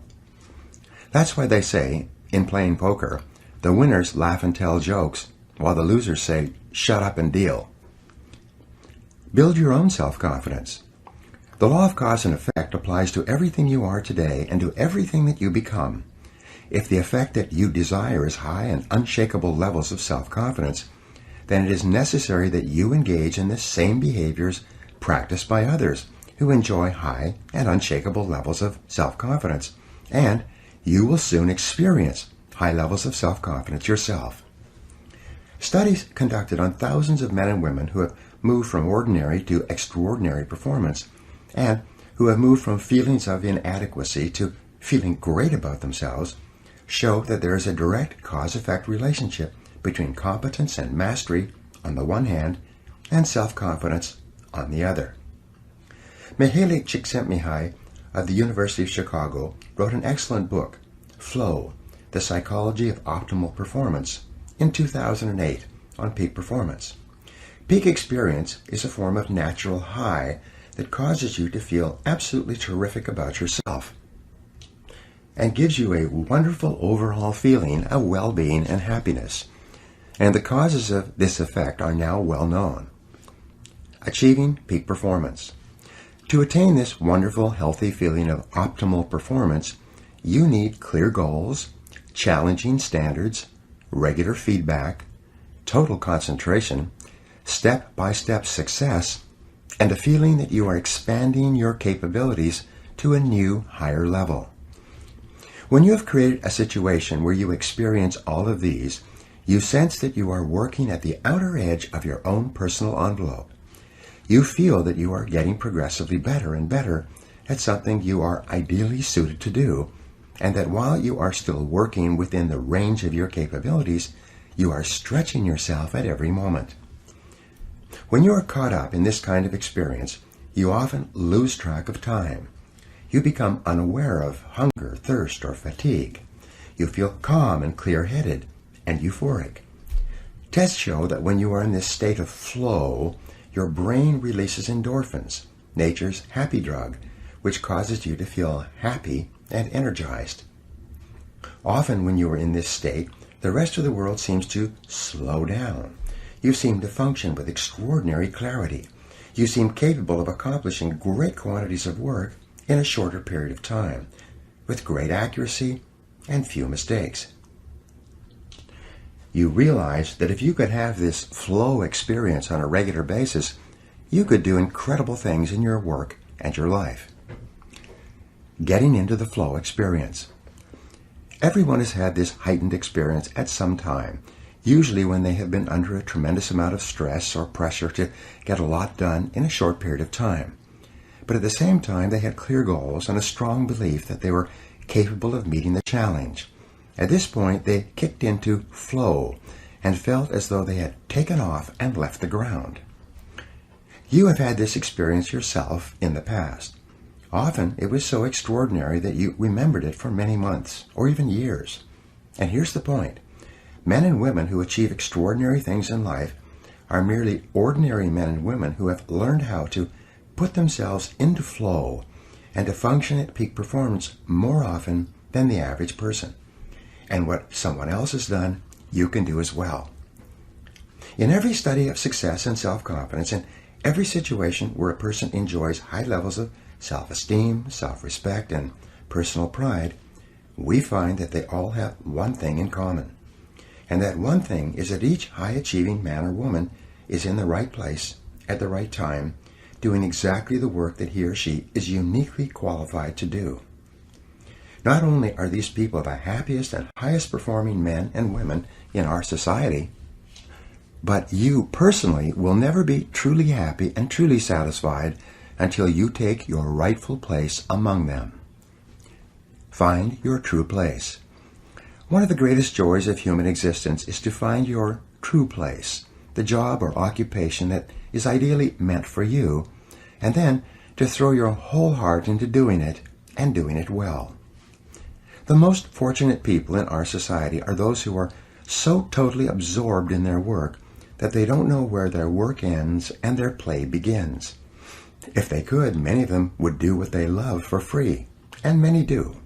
If they won $10 million in the lottery, this is what they would consciously choose to do for the rest of their lives, or until the money ran out. Spiritual teacher Emmett Fox referred to this as your heart's desire. He said that you are here on earth to do something special, something that perhaps only you can do, and that you will never be truly fulfilled until you find it and completely commit yourself to it. And the remarkable thing, said Fox, is that you almost always have an idea of what it is. You only need to listen to yourself and then trust the guidance you receive. Grandma Moses. When Grandma Moses, as she came to be called, was a young farm girl, she had a desire to paint. But her family and friends told her that that was nonsense. They told her that, as a farm girl, her role in life was to marry a farm boy and to have and raise farm kids. So she put her heart's desire aside and did what she thought she was supposed to do. She had children by the time she was out of her teens, and more children in her 20s. In her 40s, she became a grandmother, and in her 60s, a great-grandmother. When she turned 75, her husband was dead and her children were grown, and the doctor told her she was too old to work on the farm any longer. She felt that she didn't have much time left, so she decided to fulfill her heart's desire and to do some painting before she passed on. She went to a nearby town and visited an art store. The person in the art store sold her some paints and canvases and brushes and showed her how to use them. She went back to her farm and sat down and began painting what came to be called primitive American landscapes. Grandma Moses finished her first painting when she was 78. When she was 101 years old, a major gallery in New York held a showing of her works. In the last 10 years of her life, some of her paintings were selling for more than $100,000 each. Now here's the rub. She was told as a young girl that she couldn't paint because it cost too much and no one could afford it. Yet, when she began painting, she earned more in a year from her paintings than she and her husband had earned in an entire lifetime of hard work on the farm. She was not only a complete natural, she was also a totally original talent. It's been estimated that If she had begun painting in her late teens, as she really wanted to do, and her paintings had been as successful commercially as they still are today, she might have become one of the richest women in America. Follow your heart. The history of the human race is written in the life stories of men and women who followed their heart's desires and did what they were uniquely qualified to do, and did it with all their heart. And no matter what your situation is, this possibility lies open to you right now. Colonel Harlan Sanders was 66 years old before he sold his first chicken based on his Kentucky Fried Chicken recipe. He had been working as a cook and as the owner of his own small cafe all his life, preparing fried chicken with his recipe. Then, at the age of 66, when he started doing what he should have been doing decades before, he began building his franchise business and became one of the best known and wealthiest people in the world. A young man, 16 years old, one of my students, became so excited about his potential that he started his own food service business, made a success of it, and sold it out at a profit by the time he was 18 years old. His accomplishment and his confidence as a result were so impressive that when he went to work for a major grocery chain, they promoted him up the ladder so fast that before the end of his 18th year, he became the youngest full manager of a major grocery store in America, and he loves every minute of his work. Courage and confidence are essential. Countless men and women have written to me and returned to my seminars around the country and told me that summoning up the courage to do what they really wanted to do was the turning point in their lives. Some of them had dramatically increased their incomes 5 and 10 times, although many had not. In every case, they were working harder than ever before, but as a result, they were happier than they had ever been. Their postures are strong and straight. Their eyes shine, their voices are clear, their language is positive, and it's obvious that they're really enjoying their lives.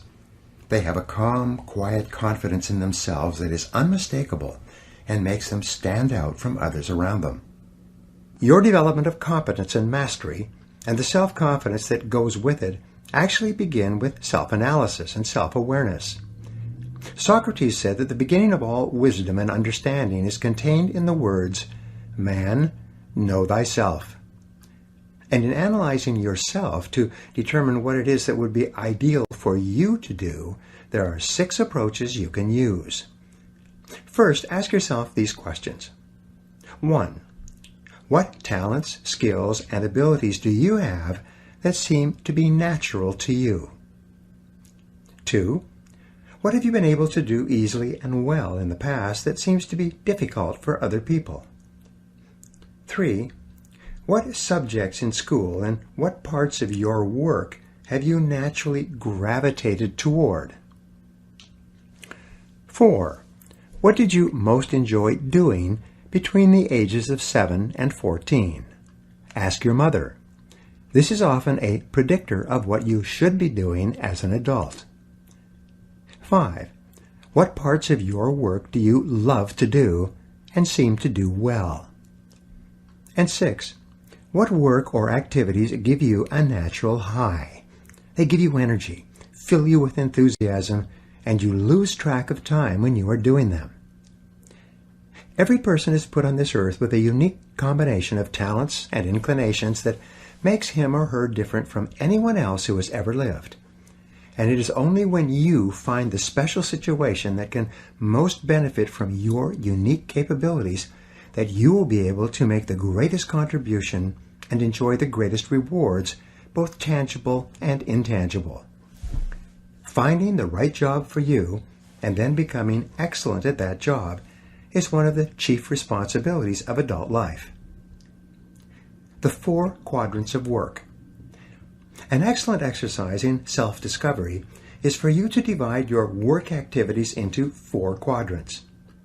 This was first suggested by Viktor Frankl, the founder of logotherapy.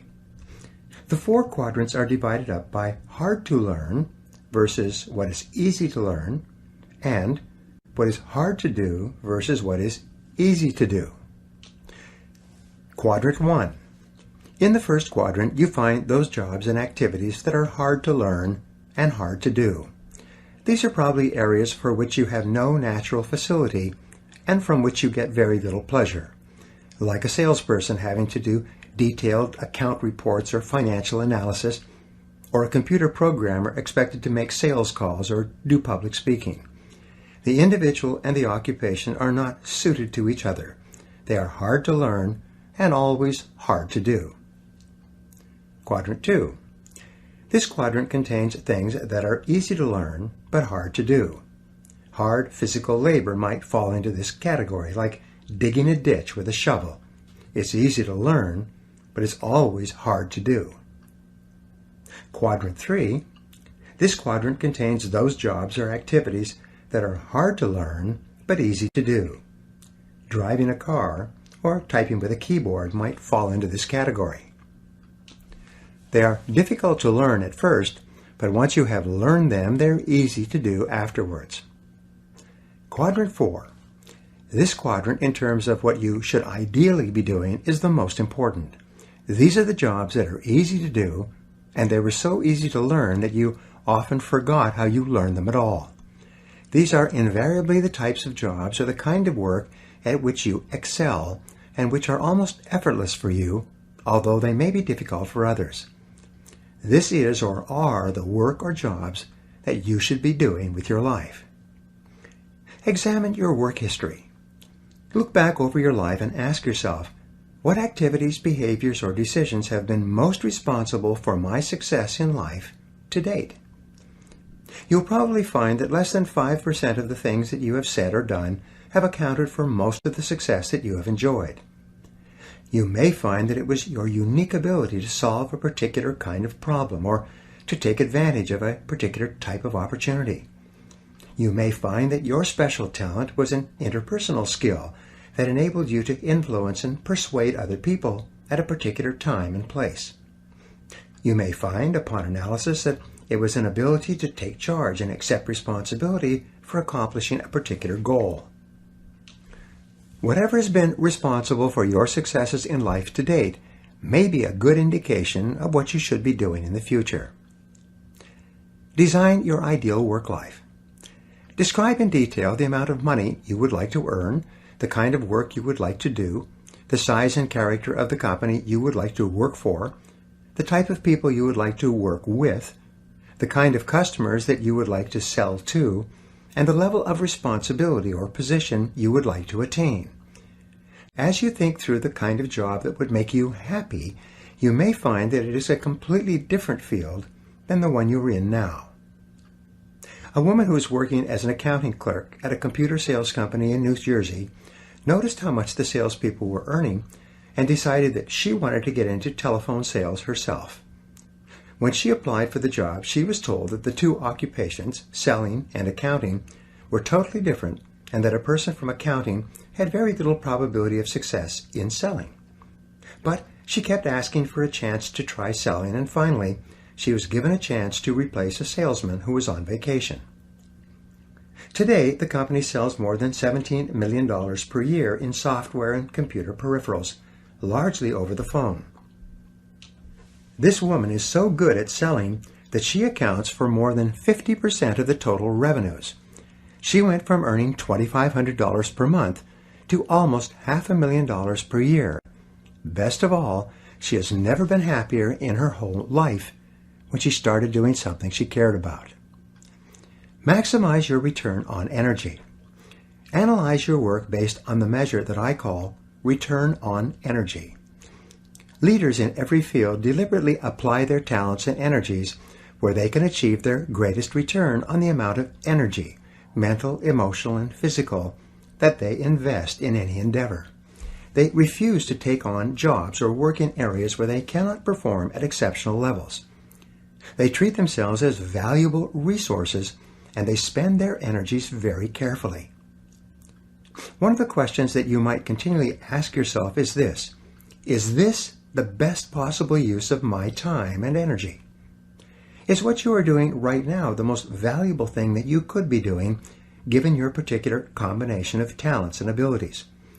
Often, Answering this question will help you to see that there is a vast difference between what you are currently doing and what you should be doing if you want to be fulfilling more of your potential. Do what you love. Marcia Sinitar wrote a top-selling book a few years ago whose title says it all. Do what you love, the money will follow. Almost every really successful, happy man or woman will say that the reason for their success is that they are doing what they love to do. Whenever a person is unhappy for any reason, I always ask them how much they enjoy their work, and would they choose to do this type of work if there were other options open to them. Invariably, when someone is generally unhappy with their life, especially a man, they are dissatisfied with their work for some reason. Unfortunately, there's an old myth in our society that suggests that work is a penalty you pay during the day so that you can get your enjoyment from other things in the evenings and on the weekends. Many people view work as a punishment, but something that is unavoidable. They try to do it as well as they need to so they don't get fired, but they never really think about whether they enjoy it or not. However, this attitude is not for you. Your life is too precious and valuable to spend it doing something you don't enjoy. Every minute of it should be spent doing things that you love and care about and which make you happy. The wonderful thing is that the highest paid people in America and worldwide are often working at jobs that they enjoy so much that they hate to go home at night. And the lowest paid people are invariably found at jobs they dislike, where they are just going through the motions. 2 questions to test job suitability. Here are 2 simple tests to determine whether or not you are in the right job for you. Number 1. Would you continue to work at that job if you won $1 million in the lottery tomorrow? If the first thing that you would do would be to quit your job if you had enough money, then this simply means that you are in the wrong position for you. Number 2, use what I call the clock test. People who are in the wrong job watch the clock all the time. They are very aware of what time they start and what time they quit. People who are in the right job are seldom aware of the clock, except to know how little time they have left to do the work they really enjoy. However you measure it, choosing the right work for you is central to you enjoying high feelings of self-esteem and self-confidence, not only in your work, but in every other part of your life. Commit to excellence. Once you have chosen your ideal job or occupation for this stage of your career, your biggest responsibility is to make the decision to become very good and then to become excellent at what you do. In a lengthy study on successful Americans, the Gallup organization discovered that expertise, or being recognized by your peers as one of the very best in your field, was one of the essential ingredients for success in American life. We said before that self-confidence comes from positive knowing rather than positive thinking, and it's only when you know that you are outstanding in your chosen field that you really feel terrific about yourself and that you enjoy high levels of self-confidence. Men and women who are good at what they do and who know that they are good at what they do are very different from those who are only average. They walk and talk and dress and behave differently.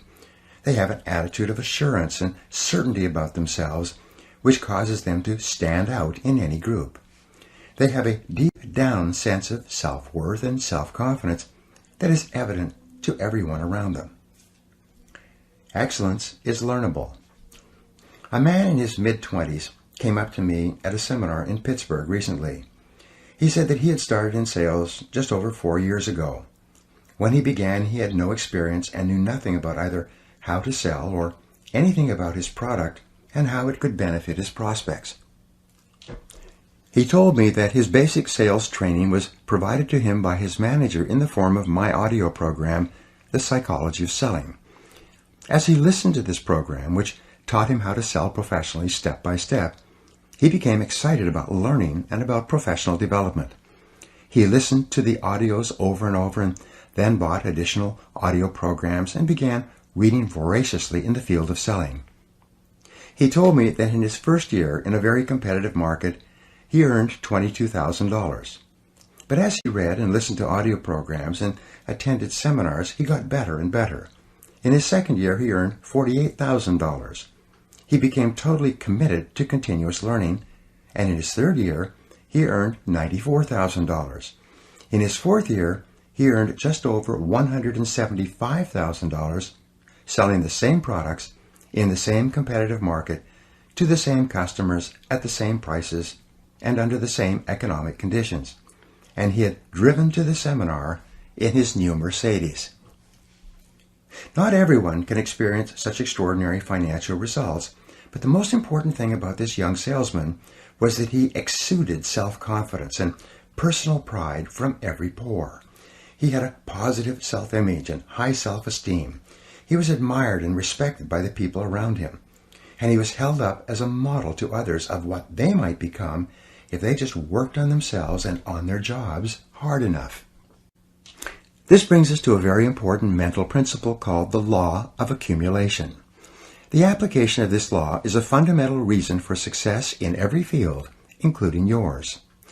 This law says that every great life or great career is an accumulation of hundreds and perhaps thousands of efforts that nobody ever sees or appreciates.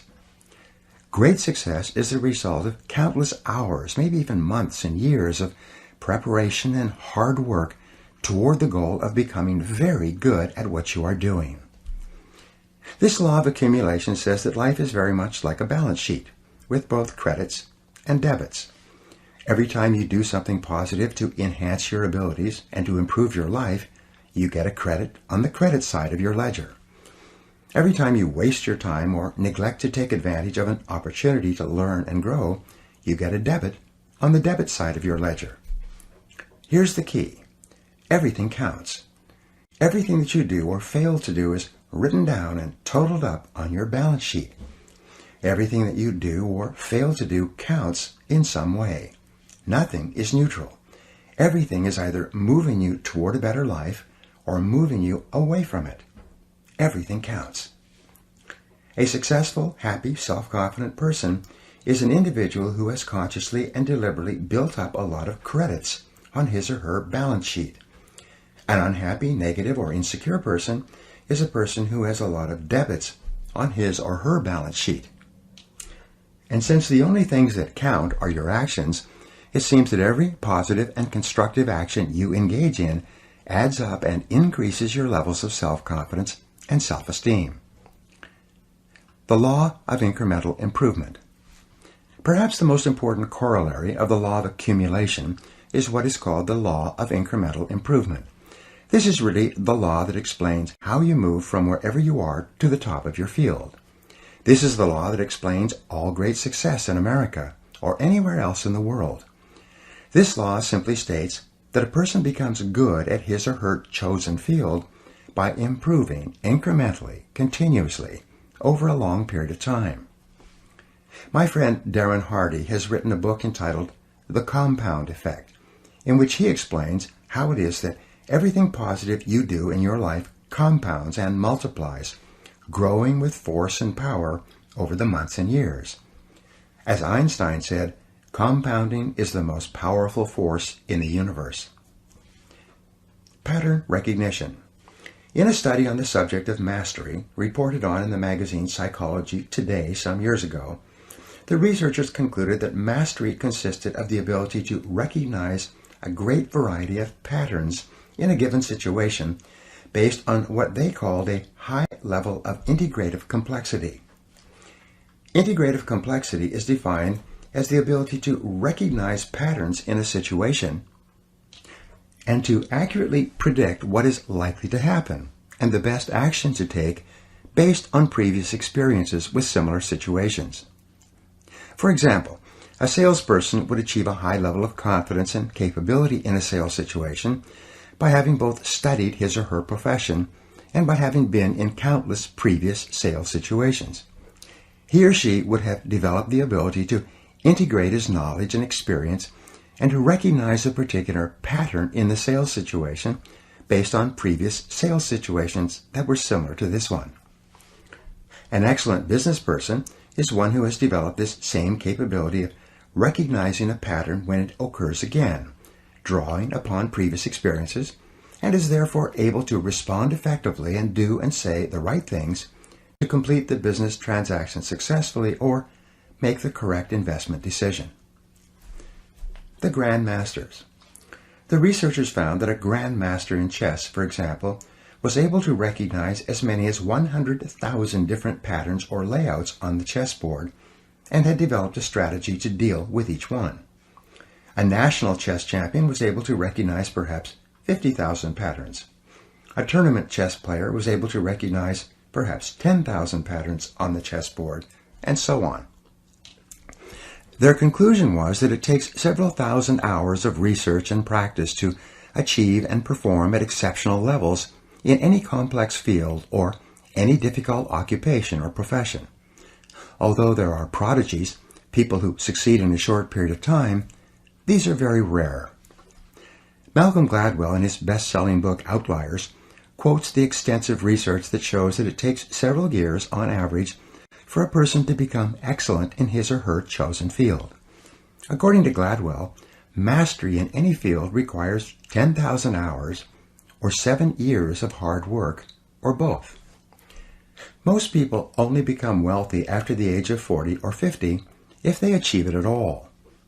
It takes them many years of hard work, continuous learning, and experience to develop an extensive enough repertoire of patterns so that they can recognize and take advantage of opportunities that appear to them.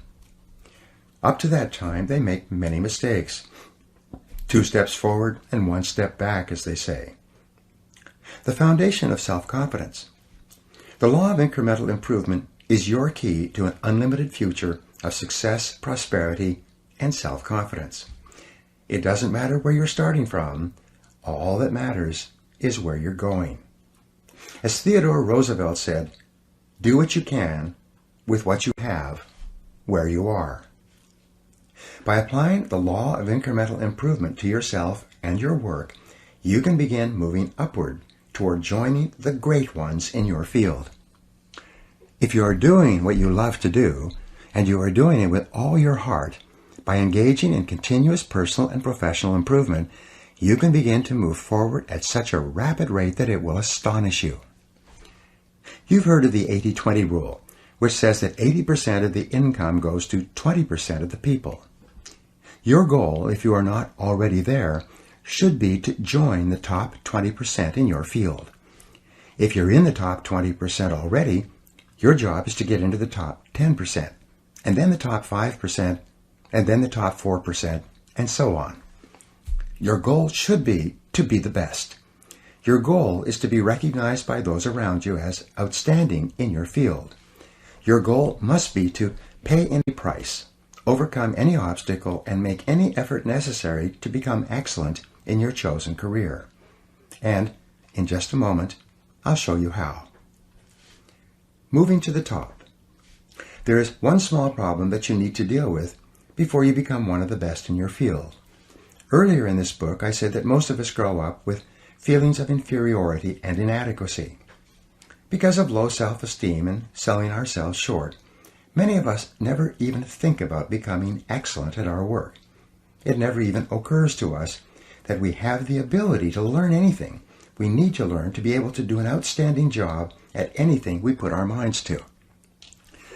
The fact is that, generally speaking, you have the capability to excel at anything that is really important to you.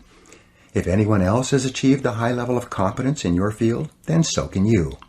All you have to do is do the same things over and over until sooner or later you get the same results that they have.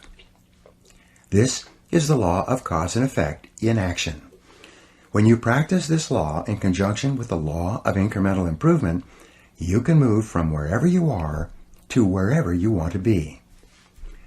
Identify your key skills. Just as choosing the right work or career for you requires self-analysis and self-awareness, moving to the top of your field requires that you take your existing position and you break it down into what we call its key result areas, or its core competencies. In every job, and in every company for that matter, there are a few key skills, seldom more than 5 to 7, that determine the success or failure of the person in that job. Wherever an individual is having trouble in his or her career, it is usually because he or she is weak in one or more of these KRAs, or core skills.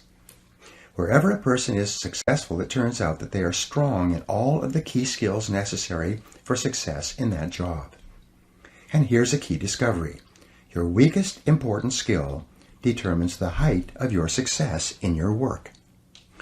You could be excellent at 6 out of 7 of your key result areas, but your weakness in the 7th area can hold you back for years. Analyze your skill levels. Your first job is to break your work down into its component parts, its basic skills, its basic key result areas, and then honestly analyze your level of competence in each one by giving yourself a grade on a scale of 1 to 10. For example, if you are in sales, your key result areas or core skills might be prospecting, establishing rapport, identifying problems accurately, presenting solutions, answering objections, closing the sale, and getting resales and referrals from satisfied customers. A weakness in any one of these areas could be fatal to your success and your income. If you're in business, your key result areas could be leadership and management, strategic planning, marketing and sales, staffing and delegating, financial controls and administration, and production and quality controls. Each situation may be slightly different, but the same concept applies. Success begins by analyzing the individual parts of your performance and then by making a plan to become very good in each area. Deliberate practice. One of the most important breakthroughs in personal performance and career success is described in Jeffrey Colvin's top-selling book, Talent is Overrated. Colvin shows that most people start their careers with limited marketable skills and then develop from there. It turns out that those executives who got to the top early in their careers developed the habit of identifying the most important skill they could develop at that stage of their career. They would then dedicate themselves to mastering that skill, one skill at a time. Once they had developed a key skill, they would then identify the one skill that could help them to advance even further. Their entire career ladder consisted of mastering each key skill, one at a time, until the compound effect took over and they moved rapidly upwards in their jobs. Identify your key skill. A good exercise is to ask yourself, what is my limiting skill? What is it that I do or don't do that is determining the speed at which I succeed and move ahead in my job? What is the performance bottleneck or choke point in your work? What limits you or holds you back from getting to where you want to go? Sometimes taking the time to develop one limiting skill will put your entire career onto the fast track.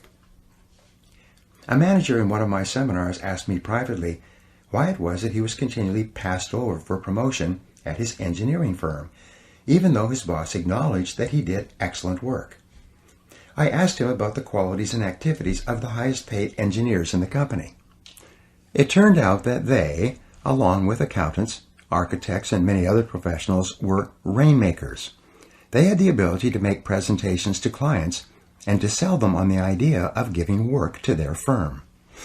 He then told me that he was terrified of public speaking and any kind of selling. I told him that if he wanted to move up in his firm, he should take a course in public speaking, overcome his fears, and begin bringing in business to his company. A year later, I was giving another management seminar which he attended. He had taken my advice, joined Toastmasters, and taken a Dale Carnegie course, and had become a fluent and popular spokesman for his company. He had been promoted twice, his income was up 40%, and he was one of the most respected people in his firm. His whole life and career had been transformed by the development of a key skill. All skills are learnable. Once you have defined your ideal job and then broken that job down into its constituent parts or core skills, and then made a plan to become very good in each part of your job, then your final key to self-motivation and a feeling of growth is to commit yourself to continuous, never-ending self-improvement. Make a decision right now to dedicate yourself to a lifetime process of personal and professional development. Here are 3 simple rules that will change your life. Number 1, invest 3% of your income back into yourself. Spend 3% of what you earn on personal research and development, on upgrading your skills and abilities, and on becoming better at performing the most important tasks that are required of you. If you invest 3% of your income back into yourself, you'll never have to worry about money again. Number 2, read for 1 hour or more each day in your chosen field, underlining and taking careful notes that you can review regularly. A simple technique is to read and underline with a red pen, and then go back and transfer all of those key points into a spiral notebook. You can dictate the key points and have them typed up for you, or use dictation software that translates your voice, and which you can then print out. You will then have a synopsis of the most important ideas in any book. When you review them, which only takes about 10 minutes or so, 5 or 6 times, you memorize all the key points. This method is used by some of the most successful men and women in America. Number 3, listen to audio programs in your car.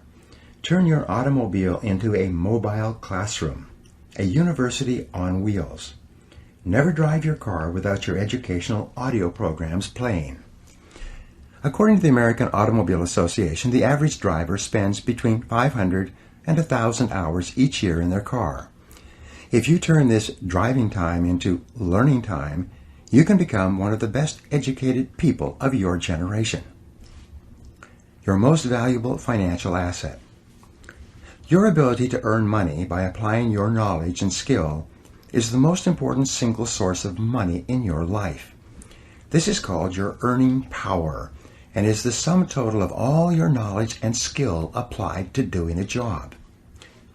Your earning ability is your ability to get results that someone will pay you for. This capacity represents as much as 80 to 90% of your total net worth. And your earning ability is either an appreciating asset, becoming more valuable each month and year, or a depreciating asset, losing value each month and year because of a failure to continually upgrade your skills. One of the smartest expenditures you can make is to invest in your earning ability, to become better at what pays you the most. This continuous investment in yourself will put you behind the wheel of your own life. It will assure you of greater success and self-confidence every day of your life, and by the law of indirect effort, a commitment to yourself will earn you the self-esteem, self-respect, and personal pride that you desire.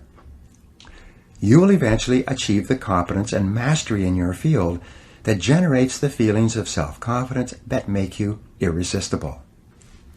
There is no limit to what you can accomplish if you know the direction that you are going and you are willing to make the efforts to become excellent at what you do.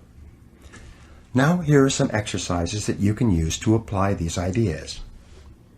Number 1, make a decision today to become excellent at what you do. Set it as a goal, make a plan, and work on it every day.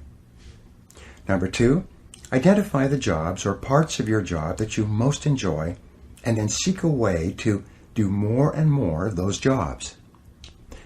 Number 3, identify those jobs in your career that have been easy to learn and which are easy to do, and look for ways to do more of them more of the time. Number 4, identify the key result areas of your work and give yourself a grade of 1 to 10 in each one. Remember that your weakest key skill sets the height of your success. Number 5, what one skill, if you are excellent at it consistently, would have the greatest positive impact on your career. Number 6, develop a continuous learning plan for yourself and dedicate yourself toward getting better and better at what you do. And number 7, identify the most important result or results for which you are paid and resolve to get more and better of those results every day. Chapter 4. the inner game of self-confidence. Confidence doesn't come out of nowhere, said Roger Staubach. It's a result of something, hours and days and weeks and years of constant work and dedication. Aristotle wrote in his famous Nicomachean Ethics that the common aim of mankind is to be happy, however each person defines happiness. One thing we know is that the more confident and the better we feel about ourselves, the happier we are and the more effective we seem to be in everything we do. Self-confidence, however, is really a state of mind based on your belief systems. Belief, or faith, enables you to act boldly in the face of uncertainty. Confidence enables you to face changes and difficulties and unexpected setbacks with calmness and clarity, and allows you to respond more effectively under any circumstances. The law of belief. The law of belief, an important corollary of the law of cause and effect, says that your beliefs become your realities. You do not believe what you see, but you see what you already believe. William James of Harvard said that belief creates the actual fact. In the Bible it says, according to your faith, which is your innermost belief, it is done unto you. If you believe strongly enough and confidently enough, your outer world will tend to conform to a pattern consistent with these beliefs. In fact, your world today is largely an outpicturing of your innermost beliefs and convictions. You behave on the outside based on your beliefs on the inside. You see the world around you based on your beliefs about reality, whether they are correct or not. How can you determine your true beliefs? Simple. You can tell what you really believe by observing what you do and what you don't do. You can tell what you believe by listening to your opinions, your conversations, and by noting your decisions. When you truly believe yourself to be an exceptional human being, possessed of remarkable capabilities, you will walk and talk and act that way, and your inner convictions will become your outer realities. As the Bible says again, all things are possible to him that believeth. The power of belief. There's a story about a man many years ago whose business was in serious trouble. He had lost some big sales, he was deeply in debt, and his suppliers and creditors were closing in on him. He didn't know whether he should continue struggling or just declare bankruptcy and let his business fold. He decided to go for a walk in the park that evening and think it over and decide what to do. He was standing in the park on a small bridge looking down at the water when an older man appeared out of the darkness. Seeing his downcast look, the older man stopped and demanded to know what the matter was. For some reason, the businessman told him all about his financial problems and how close his business was to collapsing, even though it was a good business and had a good potential future. The older man listened intently and then said, "I think I can help you." He pulled a checkbook out of his pocket, asked the man his name, and wrote out a check for him, pushed it into his hand, and said, "Take this money. Meet me here exactly 1 year from today, and you can pay me back at that time." Then the older man turned and disappeared into the darkness. The $500,000 check. When the businessman returned to his office, he opened up the check and found that it was for $500,000. He thought it was just a joke until he read the signature. The signature read, John D. Rockefeller. He had received a check for $500,000 from the richest man in the world at that time, the man who had formed the Standard Oil Company and who was well known for giving money away to others. At first, he thought he would cash the check and solve all his financial problems. But then he decided that instead, he would put the check in his safe, knowing that he could draw upon it at any time. He would use this knowledge of having this amount of money to deal more confidently with his suppliers and creditors and to turn his business around. With renewed enthusiasm, he plunged back into his business and made deals, negotiated settlements, extended terms of payments, and closed several large sales. Within a few months, his business was back on top, out of debt, and making money. The man on the bridge. 1 year later, he went back to the bridge in the park with the uncashed check still in his hand. He could hardly wait to tell the older man what had happened. At exactly the agreed upon time, the older man emerged from the darkness once more. Just as the businessman was about to give him back his check and tell him his exciting story of success and achievement over the previous 12 months, a nurse came running out of the darkness up to the old man and grabbed his arm. She apologized to the businessman, saying, "I'm so glad I caught him. I hope he hasn't been bothering you.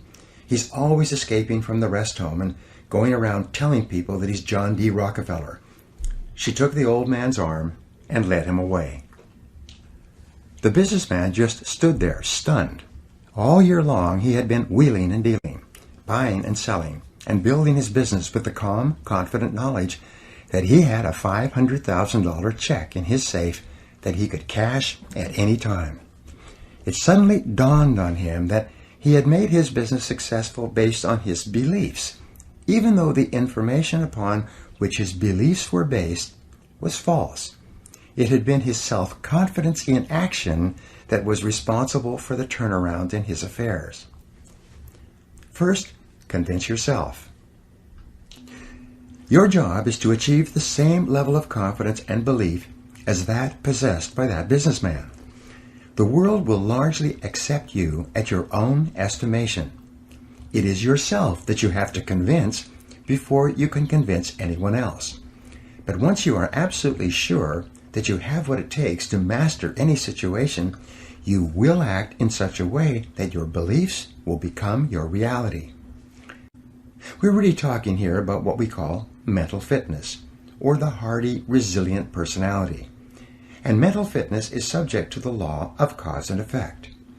You can develop the kind of unshakable self-confidence that you desire by simply repeating certain thoughts and actions over and over until they are driven deep into your subconscious mind and take on a power of their own.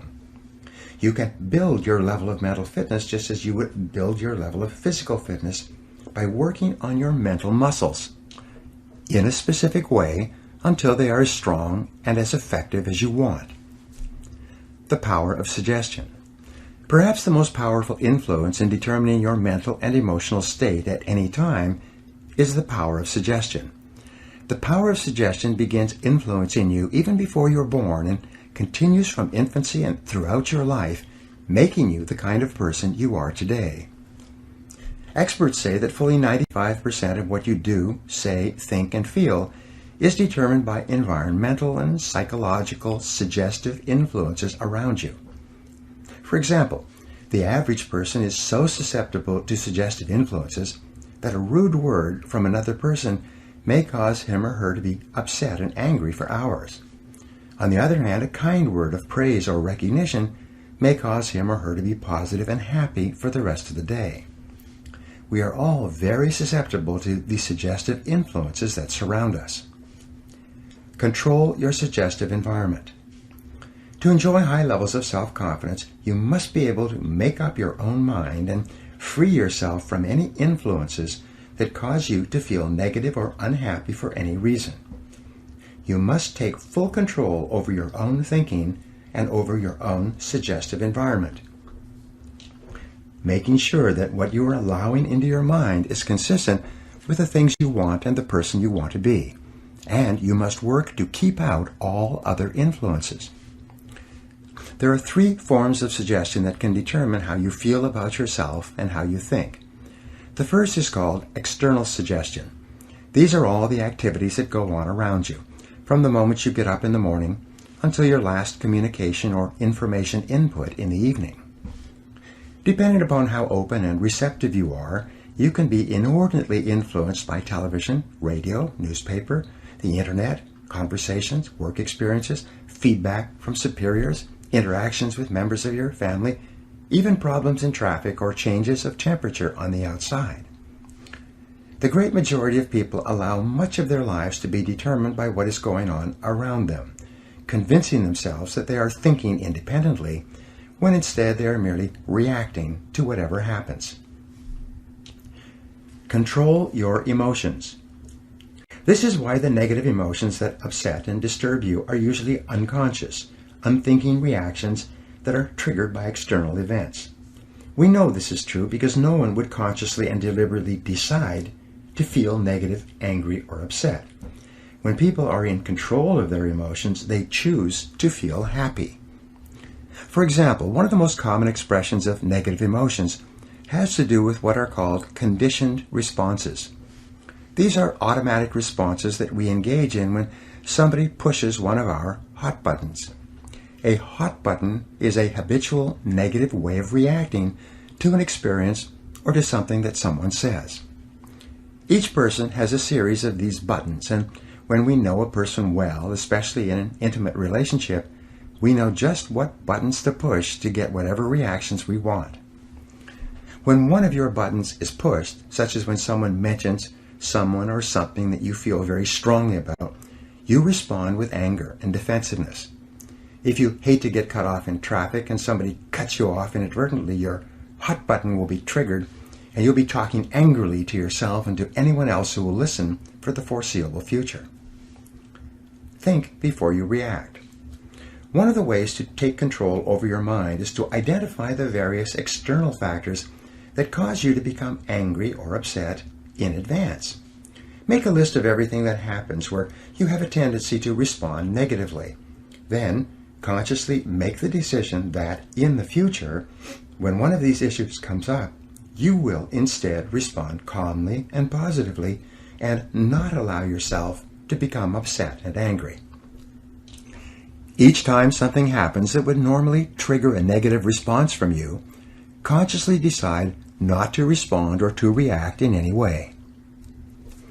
Smile, take a deep breath, and remain calm. The more you practice this, the easier it will become. You will become more positive and optimistic. Your self-confidence will go up and you will feel more in charge of your own life. You will begin to free yourself from being a slave to external suggestions that control your mental state. The power of self-suggestion. The second form of suggestion is called self-suggestion. Self-suggestion is when you put both hands on the controls of your own mental life or step up to the keyboard of your own mental computer and consciously program your subconscious mind with the thoughts and feelings that you desire. Self-suggestion is your key to building the kind of belief system deep within yourself that leads to unshakable self-confidence. And the reason that self-suggestion works so well is because of the law of substitution. The law of substitution says that your conscious mind can only hold one thought at a time, positive or negative. If you consciously choose to hold a positive word or picture in your mind, you simultaneously block out the various inputs from external sources that might cause your thinking and feeling to be negative or inconsistent with your true desires. For example, if whenever you begin to feel tense or uneasy or angry about something, you instead switch your mind and start thinking about your goals, your mind will switch from negative to positive instantly, and you will feel good about yourself again. The thought of a goal, which is positive and future-oriented, is inherently uplifting. You cannot think about your goal and be upset or angry at the same time. By using the law of substitution, you take full control over your suggestive environment and over the information that reaches your subconscious mind. Make self-control into a game. When something negative or unexpected happens to you, immediately seize upon the moment as an opportunity to demonstrate calmness and self-control. Make it a game. Instead of allowing yourself to feel negative, deliberately force yourself to substitute something positive. Here's an affirmation that's been very helpful to me. I repeat it over and over until it becomes automatic in almost every situation. When something goes wrong, I immediately catch myself by saying, every situation is a positive situation if viewed as an opportunity for growth and self-mastery. Whatever it is, I take a deep breath, relax, smile, and say, every situation is a positive situation if viewed as an opportunity for growth and self-mastery. I then look within the situation for something that I can learn that will help me to grow and develop greater self-mastery. This is a simple mind game that enables me to stay relaxed and in control of my emotions, and it will work for you as well. Just give it a try. The power of autosuggestion. Autosuggestion takes place when you have repeated messages to your subconscious mind so often that they take on a power of their own. They function automatically. We have found continually that happy, optimistic people have programmed themselves to respond in a happy and optimistic way to almost every situation. And you can do the same thing. All of life is bound up and determined by your responses. It's not what happens to you, but how you react to what happens to you that counts.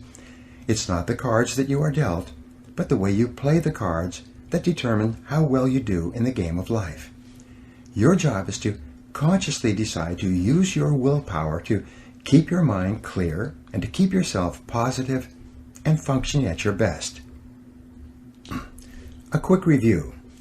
In Chapter 1, we talked about how important it is for your self-confidence for you to have clear values and to organize your life so that it is consistent with those values. In Chapter 2, we talked about the importance of having goals for every part of your life and assuring that your goals and your values are congruent. In Chapter 3, we talked about how important it is for you to commit yourself to achieving mastery in your chosen field, consistent with your goals and values. In this chapter, you will learn a series of mental fitness techniques that you can use to program your subconscious mind. You will learn how to develop the absolute conviction and confidence that you can achieve anything you set your mind to, and you will learn how to make this self-confident response an automatic reaction to anything that happens. Take charge of your life. The starting point of taking full control over your conscious and your subconscious mind is for you to accept complete responsibility for everything that you think or say or do. You are responsible for whatever happens to you, and especially you are responsible for your responses to the inevitable ups and downs of daily life. As Eleanor Roosevelt said, no one can make you feel inferior without your consent. I used to think that setting goals and making plans was the starting point of success in life. After a while, I changed my mind because I realized that something else actually comes first. What comes first is the acceptance of complete responsibility for yourself and for everything that happens to you. Real maturity begins when you finally realize that no one is coming to the rescue. It is only when you accept total responsibility for your life situation with no excuses and no blaming of others that you move into a mental position to kick the long ball in your own life. It's only when you have accepted 100% responsibility for yourself that you are ready to take the next step and decide exactly what it is you want and exactly what it is you want to do.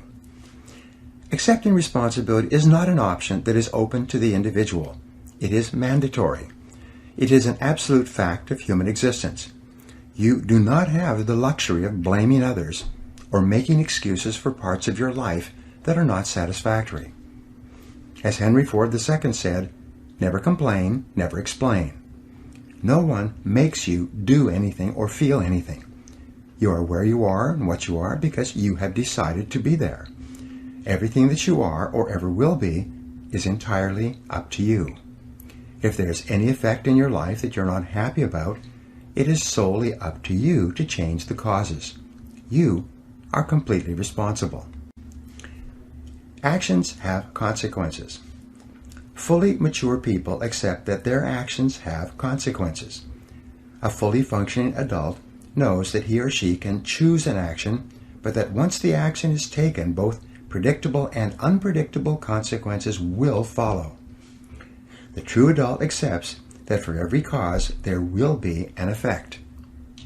For every action, there will be a reaction. You can choose the action before you act, but you cannot choose or control the consequences or reaction afterwards. Intelligent adults are very careful about the thoughts they think and the actions that they take. They do not fool themselves or engage in self-delusion. They don't pretend that things might happen differently, nor do they trust to luck. Inactions also have consequences. What are called crimes of omission are often more serious to your long-term prospects than the mistakes you make. Omitting to think through your values, set clear goals, make plans, commit to excellence, and so on, can be disastrous to your possibilities of great success. Problems versus facts. The starting point of success is the acceptance of reality. What cannot be cured must be endured. Often people will come to me with challenges they are facing, and I will ask them this simple question: is this a problem, or is this a fact? If it's a problem, it's amenable to a solution. There is something that you can do to change it. If you're not happy with the situation, it is up to you to go and do whatever you can to resolve it. A fact, however, is different from a problem. A fact is something that exists, like the weather, like rain or snow. There is nothing that you can do about it. You can solve problems, but the reality principle says that you have to learn to live with facts. Something unfortunate that has happened is a fact. A sale that did not go through, a business deal that collapsed, a relationship that didn't work out. All of these are facts. Many people waste an enormous amount of emotional energy struggling with facts when they would be much better off concentrating on doing better in the future. Accepting responsibility is the beginning.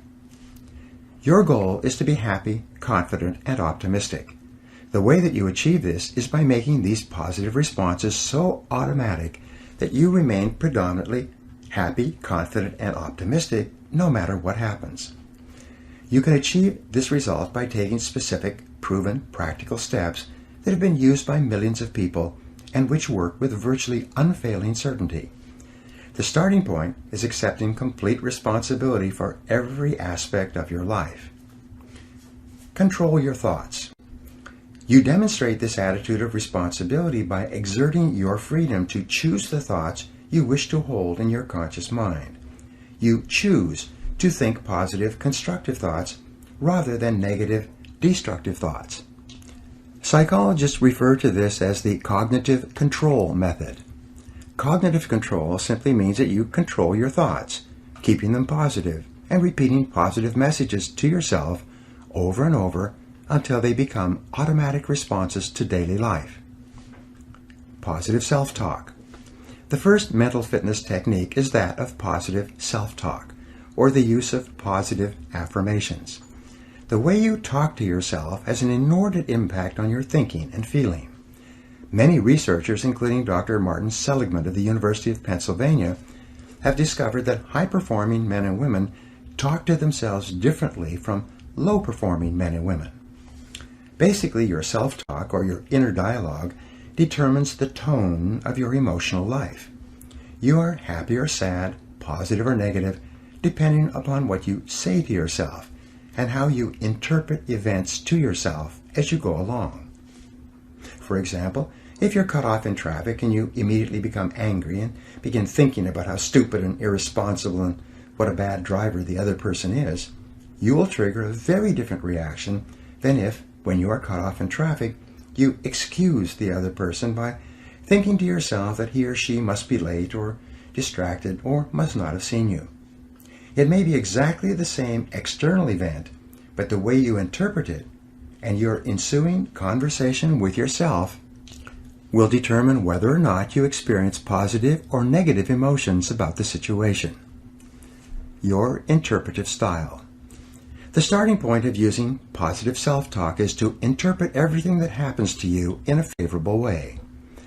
Become what wealthy W. Clement Stone called an inverse paranoid. Imagine that the whole world is in a giant conspiracy to help you to be successful and happy. Imagine that everything that happens is happening to teach you something valuable and to move you closer to achieving your most important goals. Just as a paranoid is convinced that there is a conspiracy against him, an inverse paranoid is convinced that there is a conspiracy for him or for her. Practice the wonderful mental quality of serendipity. In the fairy tale, the three princes of Serendip traveled around finding that every apparently negative or calamitous event they witnessed turned out to be positive and beneficial in the end. Make it a game to look for the good in every situation. practice positive expectations. The law of expectation says that whatever you expect with confidence becomes your own self-fulfilling prophecy. When you develop an attitude of positive self-expectancy, you become a more optimistic and cheerful person. Whatever happens, you immediately interpret it in the best way possible. In Napoleon Hill's famous book, Think and Grow Rich, he wrote that one of the characteristics of the most successful men and women in America is that they always look for the opportunity or benefit within every setback or obstacle. Because of the law of substitution, if you're looking into every difficult situation for the lesson you can learn, or for the possible opportunity it might contain, your mind will remain positive and you will continue to function at your best. Talk to yourself positively. Whenever you think of an upcoming event, talk to yourself in positive language. Perhaps the most powerful affirmation of all for building self-confidence is for you to repeat over and over 50 or 100 times per day the words, I can do it, I can do it, I can do it. These simple words are the verbal antidote to the fear of failure, which, as you know, is the great destroyer of self-confidence and probably the primary reason for failure in adult life. But you can diminish the fear of failure in any situation by repeating, I can do it, I can do it, I can do it. Whenever you think of an event that causes you to feel nervous or insecure, whenever you have something coming up that fills you with trepidation, exert your powers of self-talk and self-suggestion by saying, I can do it, to cancel out and override any negative emotions associated with it. Control your thoughts and feelings. The most powerful affirmation for building self-esteem are the words, I like myself, I like myself, I like myself. These simple words, repeated often enough with energy and enthusiasm, will eventually be accepted by your subconscious mind. As your subconscious mind accepts this message of self-liking, your self-esteem goes up, and your ability to perform and your levels of effectiveness improve in every area of your life. If you want to do your work better, just say, I love my job, I love my job, I love my job.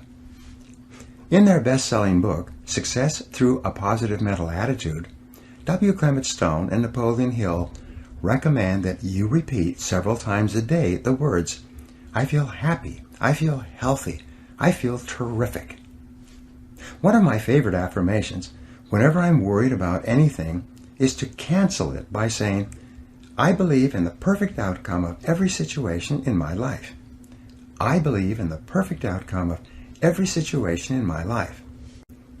You will find that it's almost impossible to worry and fret about anything while you're repeating this kind of positive message to yourself. Unlimited potential. Your potential is unlimited using affirmations. Remember that affirmations are a way of programming your subconscious mind. By repeated affirmations, you can instill within your mind powerful, positive commands that will eventually determine your automatic thoughts, feelings, and responses. In order for affirmations to work, they must be phrased using the 3 Ps. They must be in the present tense, positive, and personal. The affirmations, I can do it, I like myself, I feel terrific, are all positive, present tense, and personal. The subconscious mind is very literal in nature and can only accept commands phrased in the present tense. For some reason, it ignores negative commands and focuses only on the positive message. If a person says, I will not smoke again, the subconscious mind drops out the will and not and only accepts the message, I smoke again, I smoke again. It's better to say, I am a non-smoker. The subconscious mind can form a clear picture of a non-smoker and will eventually adjust a person's habits and tastes to the point where they stop smoking altogether. You can create affirmations for each of your goals, and by repeating them continually, you program them deeper into your subconscious mind until they take on a power of their own. You then find yourself automatically motivated to do the things necessary to achieve them. Written affirmations. The second technique you can use to keep your mind positive and to achieve your goals faster is to write out your goals in the form of affirmations on 3x5 index cards. Write them in large black letters and then read and reread the cards several times each day, reciting the affirmation to yourself each time. This and every other method or technique that you use to convince yourself that your goal is achievable will also help to build your self-esteem and self-confidence. This attitude or belief will cause you to take the specific actions that will eventually make your goals a reality. Practice visualization. The third technique for building self-confidence is the use of positive visualization. This is the process of creating clear mental pictures of the person that you want to be, doing the things that you want to do, and achieving the goals you want to achieve. Because your subconscious mind cannot tell the difference between a real experience and one that you vividly imagine, it will give you the thoughts and feelings that would accompany your realization of your mental pictures. What determines the impact of visualization is the amount of emotion that you combine with the picture when you hold it in your conscious mind for reception by your subconscious. The more emotion with which you visualize, the faster the visualization will emerge in your reality. Mental rehearsal. An effective way of visualizing is a peak performance technique called mental rehearsal. In mental rehearsal, you go through an upcoming event in your mind, detail by detail, and imagine it happening perfectly, with you being completely successful in the end. Prior to any event of importance, you recall and relive a previous experience where you performed well.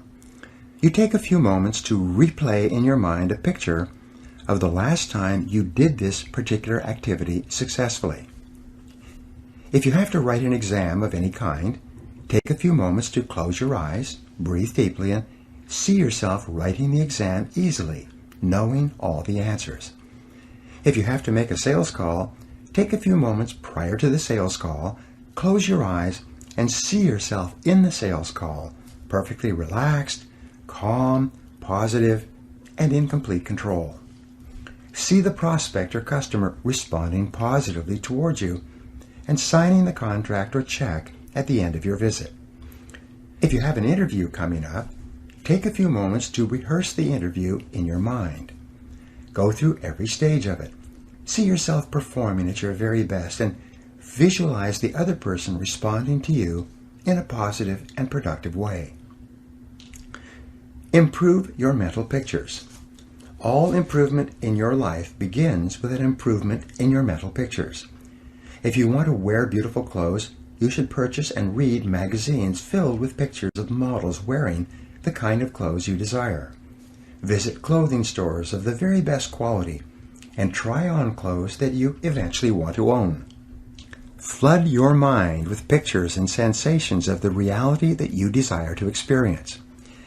If you want to drive a better car, go and test drive exactly the automobile that you desire. Get the brochure on the car and put pictures of the car all over your house or apartment. A friend of mine used this exact technique to get his dream car. He cut out a picture of the new BMW he wanted and put it on the steering wheel of his car. Each time he looked down, he imagined he was already driving his dream car. Within 1 year, he had it. When you take your desired car for a test drive, fill your senses with every detail of the automobile. Touch it and smell it and look at the upholstery and the dashboard and the interior design. Your main job is to get a clear picture for your subconscious mind to go to work on. Get your dream house. If you wish to live in a nicer home, go out to open houses in the neighborhood that you desire to live in. Walk through the homes and imagine living there. Don't worry for the moment whether or not it was possible or how high the prices are. Your primary job is simply to get the picture. Get magazines filled with pictures of beautiful homes and read them from cover to cover. Practice the law of concentration by allowing your mind to dwell on the things you want over and over. And especially get the feeling.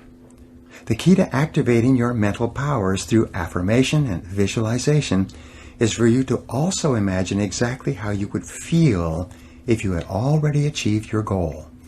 Imagine the feelings of pride and happiness and self-esteem that you would enjoy as a result of obtaining your objectives. This emotional component is the catalyst that causes the other mental programming techniques to work more rapidly. The end of the movie. One of the best methods for programming your mind and building your beliefs is what is called the end of the movie exercise. This is a tremendous tool for building self-confidence prior to any upcoming situation. It's very simple. Imagine that you have gone to a movie only to find that there are 10 minutes left of the movie before it begins again. Instead of waiting in the lobby, you decide to go into the theater and watch the last 10 minutes. You see how the plot works itself out, how the drama is resolved, and how the movie ends satisfactorily. You then wait for a few minutes, and when the movie starts again, you watch the movie from the beginning. Only now, however, you know that it turns out all right. You know how each part of the plot eventually resolves itself satisfactorily. Instead of becoming caught up in the drama and uncertainty and tension, you simply relax peacefully, knowing how it all turns out at the end of the movie. You can apply this same technique to almost everything you do. You can manufacture your own self-confidence by imagining that no matter what your situation, everything turns out perfectly in the end. Create that end-of-the-movie feeling in yourself whenever you think of an upcoming event or problem that causes you any tension or insecurity at all. Prior to a meeting or a sales call for an interview, take a few moments to get that end-of-the-movie feeling. Then, just relax. No matter what happens in the interim, you don't have to worry at all. You already know that the situation resolves itself with good for all concerned. The interesting thing is that if you do this repeatedly, not only will you experience higher levels of self-confidence, but events in your life will have a tendency to turn out as well or better than you could have asked for or expected. Feed your mind. The fourth mental fitness technique, and another way to build your self-confidence, is to continually feed your mind with books, magazines, and audio programs containing positive and uplifting messages. Just as you become what you eat, you do become what you think about as well. Everything that you take into your conscious mind, positive or negative, is either raising or lowering your self-esteem or self-confidence. To practice cognitive control, you must be consciously aware of the suggestive influences around you and make every effort to assure that they are positive and consistent with your goals and desires. Get around positive people. One of the most powerful suggestive influences in your life, perhaps the single influence that decides your success or failure more than any other controllable factor, is the kind of people that you associate with on a regular basis.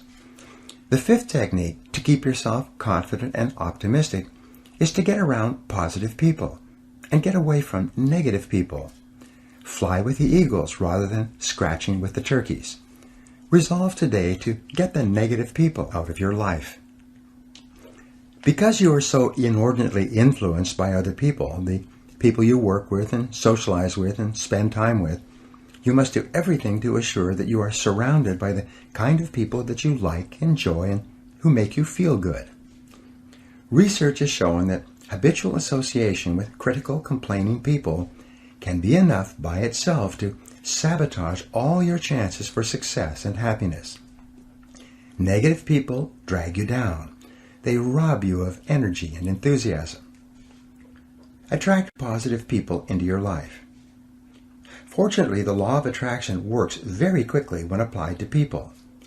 You can begin to change your human environment by beginning, first of all, to think about the kind of people that you admire and want to be like. Think about the men and women, living or dead, whose qualities you respect and whose lives you would like to emulate. Read stories and biographies of successful men and women. Read magazine articles and interviews with people who are going somewhere with their lives. begin associating with winners by first identifying with them mentally. As you think about people you admire, you'll experience a subtle change in your thought patterns. As a result, you'll begin to attract positive people into your life. At the same time, you will activate the law of repulsion, and negative people will start to move away from you.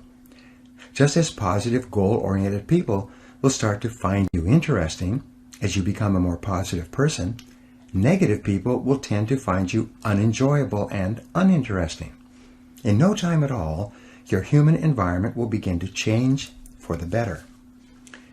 Everything counts. And by the way, if all these exercises in mental programming seem like a lot of work, remember that both actions and inactions have consequences. Like the law of sowing and reaping, whatever you sow or fail to sow is going to determine what you reap in the end. The law of accumulation reminds us that everything counts. Every positive step you take is moving you toward building a great life for yourself. Every positive word or thought or image is deepening your belief and increasing your confidence in your ability to achieve wonderful things. Finally, remember the law of reversibility. If you act in a manner consistent with high performance and high self-confidence, those very actions will generate the feelings consistent with them. Every positive, constructive action that you take in the direction of your dreams and goals will reinforce your belief in yourself and in your ability to accomplish your ideals. Take action continually.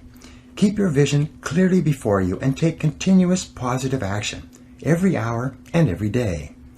Develop a sense of urgency. Move quickly when opportunity presents itself. Maintain a bias for action. Fast tempo is essential to success. And the faster you move, the better you will feel.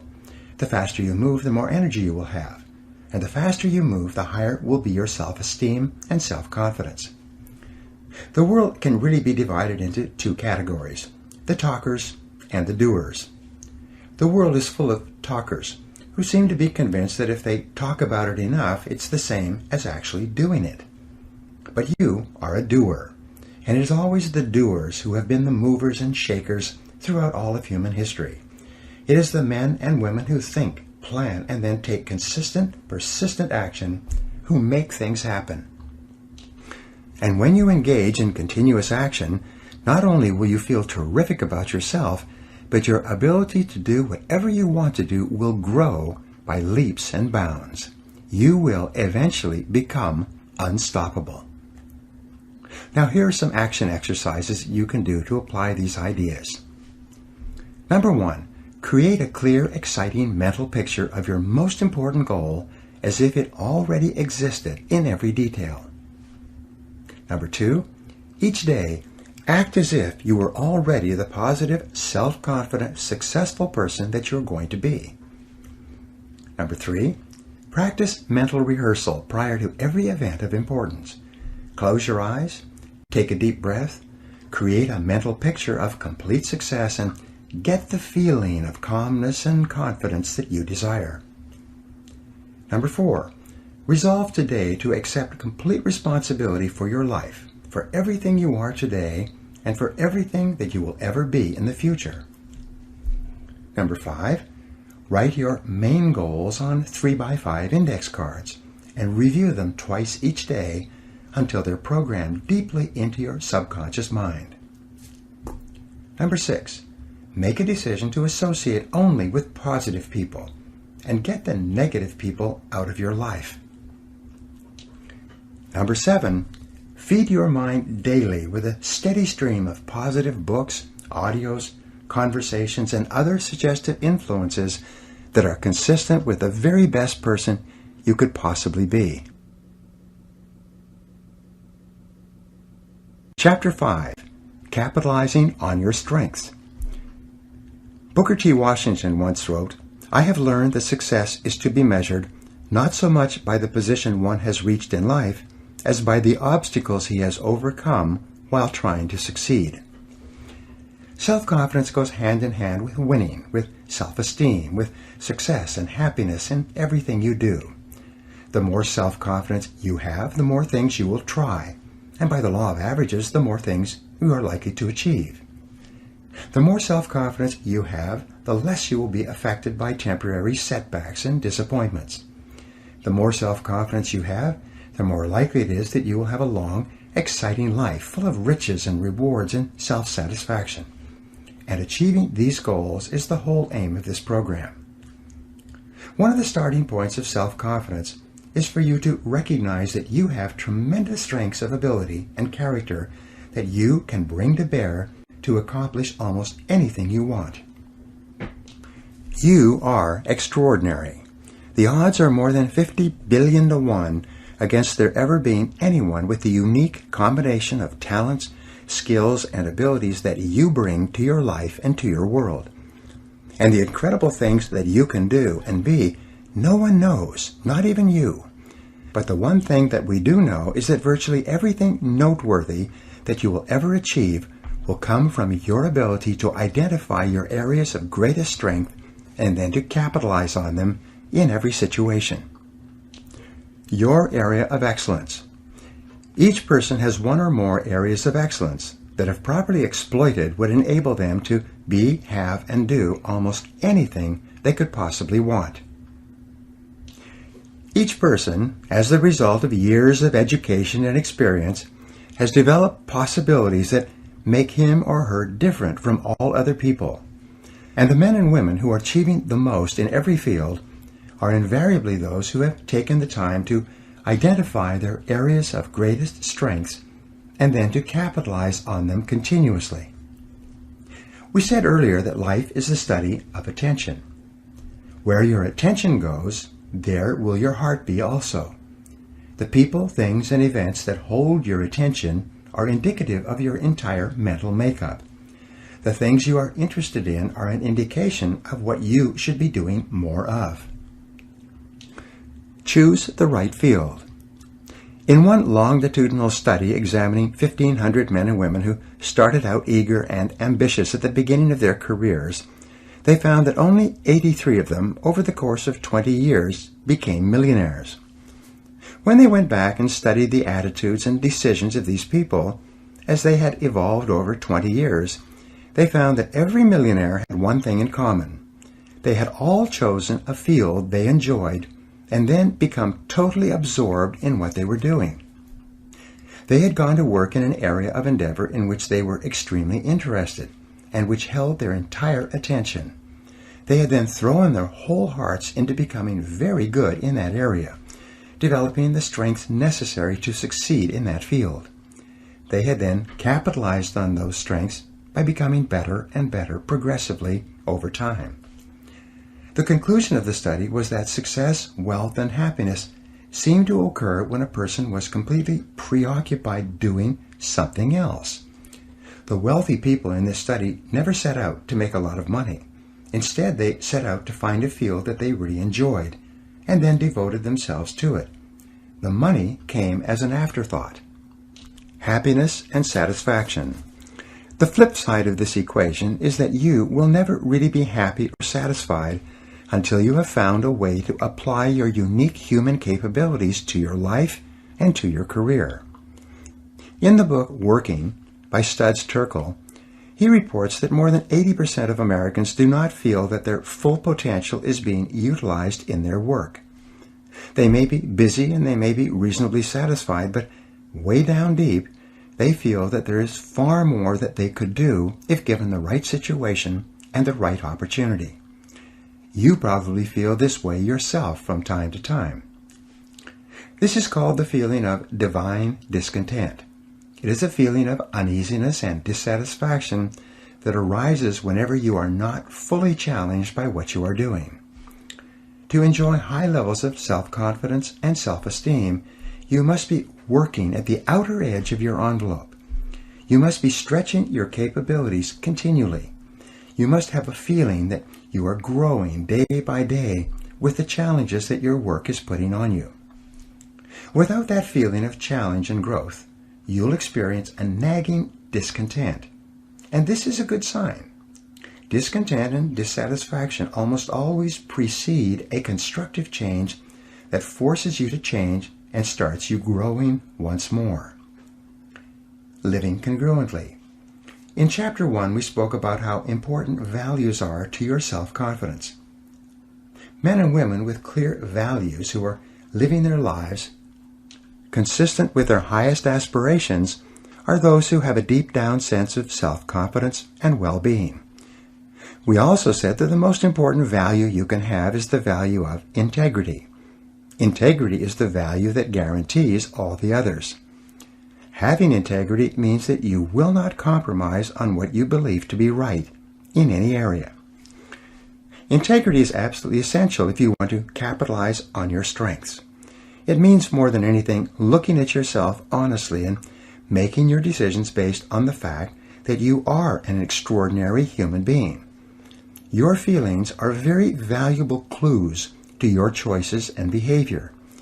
Your peace of mind and personal satisfaction is perhaps the most accurate guide you will ever have to doing what is right for you. Courage is essential. In combination with integrity, courage is the most important quality you can have if you want to be happy and self-confident.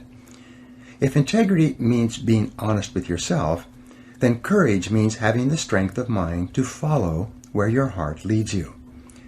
Courage means having the ability to push aside all other considerations in order to remain true to the very best that is in you. Winston Churchill said, "Courage is rightly considered the foremost of the virtues, for upon it all others depend."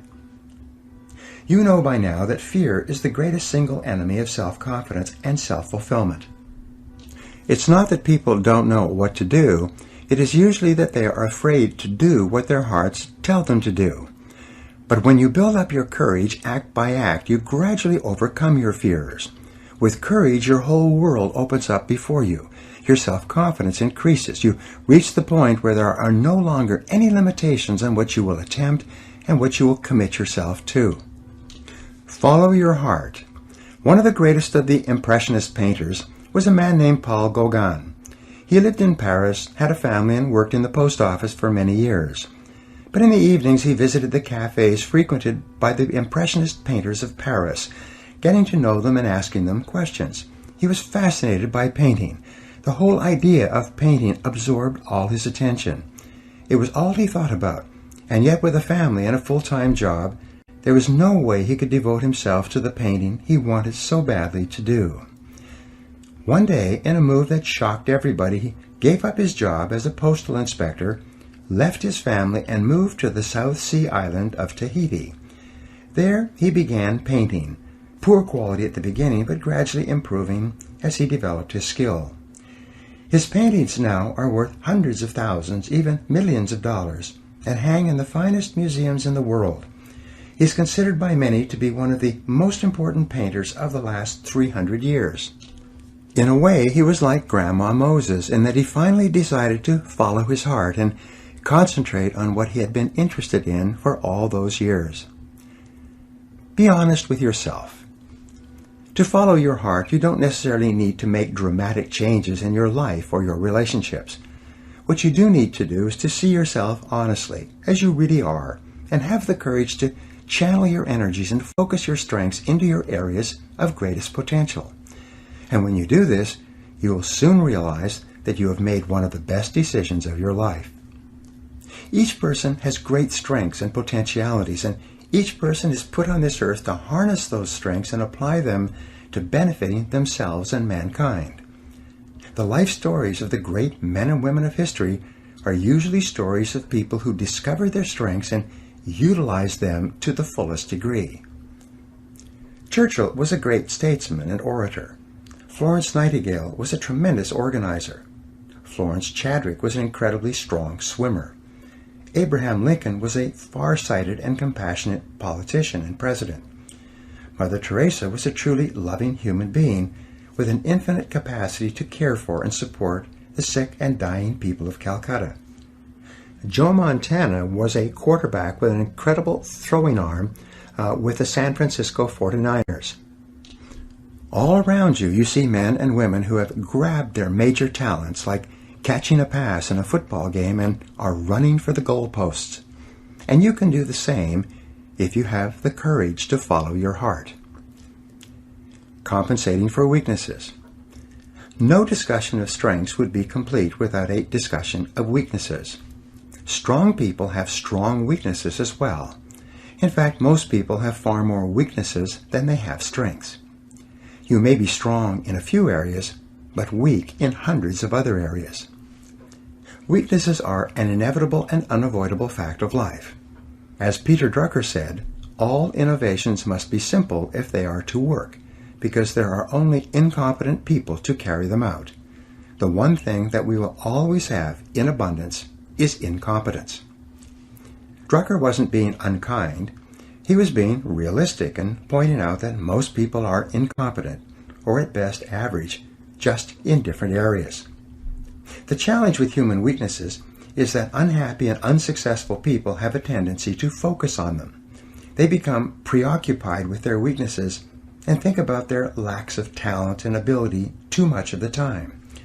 They lose sight of the fact that each person has strengths that may need to be developed, and that these strengths can and will bring them everything they want. Instead, they dwell continually on their areas of lesser competence rather than on their areas of potential excellence. Developing strength and resiliency. We are all brought up with feelings of inferiority and inadequacy. Our self-esteem and self-confidence are fragile. Our positive feelings about ourselves are like balloons, easily popped. We have to work on ourselves for a long time to build ourselves up to the point where we are tough and resilient, especially in the areas where we make mistakes and drop the ball. Every person is a combination of peaks and valleys. You have areas of great potential strength, and you have multiple areas of weakness where you perform in an average or mediocre way. Drucker also wrote, "The goal of business is to maximize strengths and to make weaknesses irrelevant." The law of concentration has an inordinate impact on the person you become. Whatever you dwell upon grows in your life. Strong, competent people are those who dwell upon their strengths and abilities. Weak people are those who dwell upon their weaknesses and their inabilities. You always have the choice of looking at your glass as being either half full or half empty. But to develop and maintain high levels of self-confidence and the success and happiness that go with it, you must consciously choose to dwell upon your strengths most of the time. You are a bundle of resources. One of the most obvious characteristics of leaders in life is that they view themselves as bundles of resources that can be utilized in many different ways, like a tool can be used to achieve different results. Leaders are adamant about applying themselves only in those areas where they can perform well and make a significant difference. They focus only in those areas where they can succeed because of their special talents. One of the best questions you can ask yourself over and over is, what can I and only I do that, if done well, will make an extraordinary difference in my situation? The law of concentration also says that all great successes in life come from single-minded, focused concentration on doing one thing or a few things extremely well. Success comes from staying at a particular task, the most valuable and important task you could be doing, until you succeed. Every great human achievement is preceded by an extended period of dedicated, concentrated effort. But there is little to be gained by digging determinedly if you're digging in the wrong place. As Benjamin Trigo, the management consultant, said, "The very worst use of time is to do very well what need not be done at all." Assess your strengths and weaknesses. This brings us to the importance of self-assessment with regard to your strengths. When we do strategic planning for corporations, we deal continually with what is called concentration of power. Where can the company focus and concentrate its resources to achieve extraordinary results in a competitive market? We start from the viewpoint that a company has a certain degree of flexibility in determining what it offers to justify its existence in the marketplace. We say that the purpose of a business is to create and keep a customer. The customer, or the person that the company is organized to serve in some way, is central to every calculation and every decision. We put the imaginary customer in the middle of the table and conduct the strategic planning process with him or her in mind. Increase your return on energy. The critical issue in corporate strategic planning is to increase the return on equity invested in the corporation. It is to allocate and deploy assets in such a way that the rewards that the company earns are greater than they would be in the absence of the planning exercise. We start off with establishing clear values, a clear vision of what the company wants to become in the future, and a written mission statement that describes the strategic objective and positioning for the company. Each person needs to do the same for himself or herself. The purpose of your personal strategic planning is to enable you to increase your return on energy, as we mentioned earlier. Since your time is your life, and your mental, emotional, and physical energies are your most valuable resources, your job is to organize your efforts in such a way as to give you maximum rewards and satisfaction for your energy invested. Differentiate yourself. Each company and each product or service either has or must develop a unique selling proposition. This is the key to differentiating the company and the company's products and services from the competition. Often this is called a competitive advantage. Sometimes we call it an area of superiority. In every case, it's essential to determine how and where and why and in what degree a particular company or product differs from every other company that is competing with it for the right to create and keep customers in that market niche. And what applies to competitive businesses applies to you. You are the president of You, Inc. You are the president of your own life. You are the president of your own personal services corporation. You are in business for yourself. You are self-employed. No matter who signs your paycheck, you are working for yourself from the day you take your first job until the day you retire. You may work at someone else's office or company, but you are always self-employed. The failure of many people to recognize this fact of self-employment and to behave as though this were true is a major reason for low self-confidence, underperformance, unhappiness, and failure in working life. As the president of your own company, selling your services in the marketplace to the highest bidder, you are completely responsible for identifying your own unique selling proposition. What is it that you do better than anyone else? Why are you special or different? What is your area of competitive advantage? If you had to write in 25 words or less exactly why someone should hire and promote and pay you to do a particular job, rather than hire, promote, and pay someone else, what would you point out as your area of superiority? Join the top 3%. Many people have a tough time with this question. What matters at this point, though, is that you are asking the question at all. The very fact that you are thinking this way is moving you rapidly into the top 3% of working Americans, or working people worldwide. Only the top 3% see themselves as self-employed and self-responsible, and they are the most respected and important people in any organization. Your first question is, what am I really good at today? What is your personal area of competitive advantage or superiority in your current job? Each person is responsible for asking and answering these questions for himself, today, and throughout your career. No one else can or will do it for you. The amount of knowledge in every field is doubling every 2 or 3 years, and sometimes every 6 months. Your skills are becoming obsolete at a more rapid rate than ever before, and new skills are essential for survival, much less success, in highly competitive markets. If your knowledge and skill isn't doubling every 2 to 3 years or faster in your field, you will soon be out of your business and someone else will have your job. Whatever got you to where you are today is not enough to get you any further. As Marshall Goldsmith entitled his best-selling book, "What got you here won't get you there." This is an inevitable and unavoidable fact of working life. designing your future.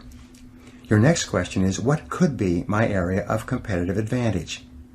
Of all the areas where you might be able to develop an area of superiority and become really good, taking your values and goals into consideration, what could it be sometime in the future?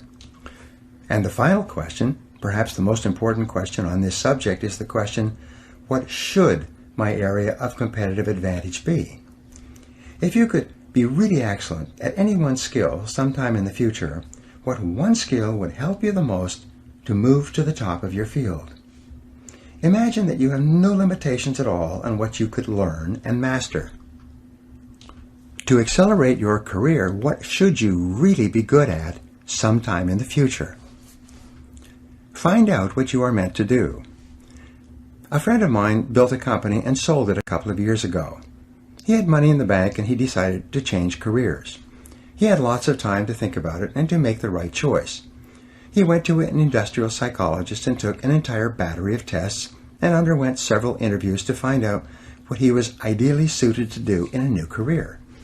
At the end of this process, his friend, the industrial psychologist, sat him down and told him that his greatest strengths were consulting and presenting professional development seminars for managers and salespeople. Well, my friend got a little bit angry. He said, "But you know that I'm afraid to speak on my feet in front of a group. You know that it makes me nervous and I become tense even thinking about it."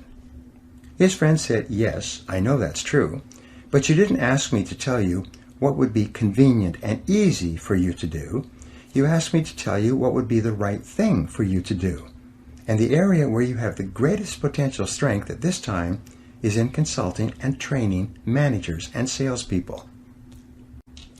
Be prepared to develop new skills." My friend realized that what he was saying was true. He then went out and took courses where he learned to overcome his fear of public speaking. He learned how to give presentations to a professional audience. It didn't take long, and 6 months later, he began his own consulting and training business. He is now doing extremely well, and he's never been happier in his whole life. It often happens that your strengths are like muscles, undeveloped and requiring a long period of exercise to build up to the point where you can begin to win competitions. Michael Jordan said, "Everybody has talent, but to translate it into ability takes hard work." A journey of 1,000 leagues begins with a single step. You start by sitting down and setting goals for yourself. You decide where you are now and where you want to be at a specific time in the future. What additional knowledge and skills will do the most to help you to increase your return on energy invested?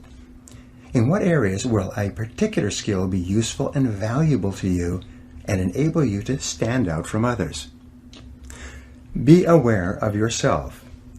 We know today that the key to a fully functioning, fully integrated personality, the basic factors underlying self-confidence, is for you to become more aware of who you are and what you really want.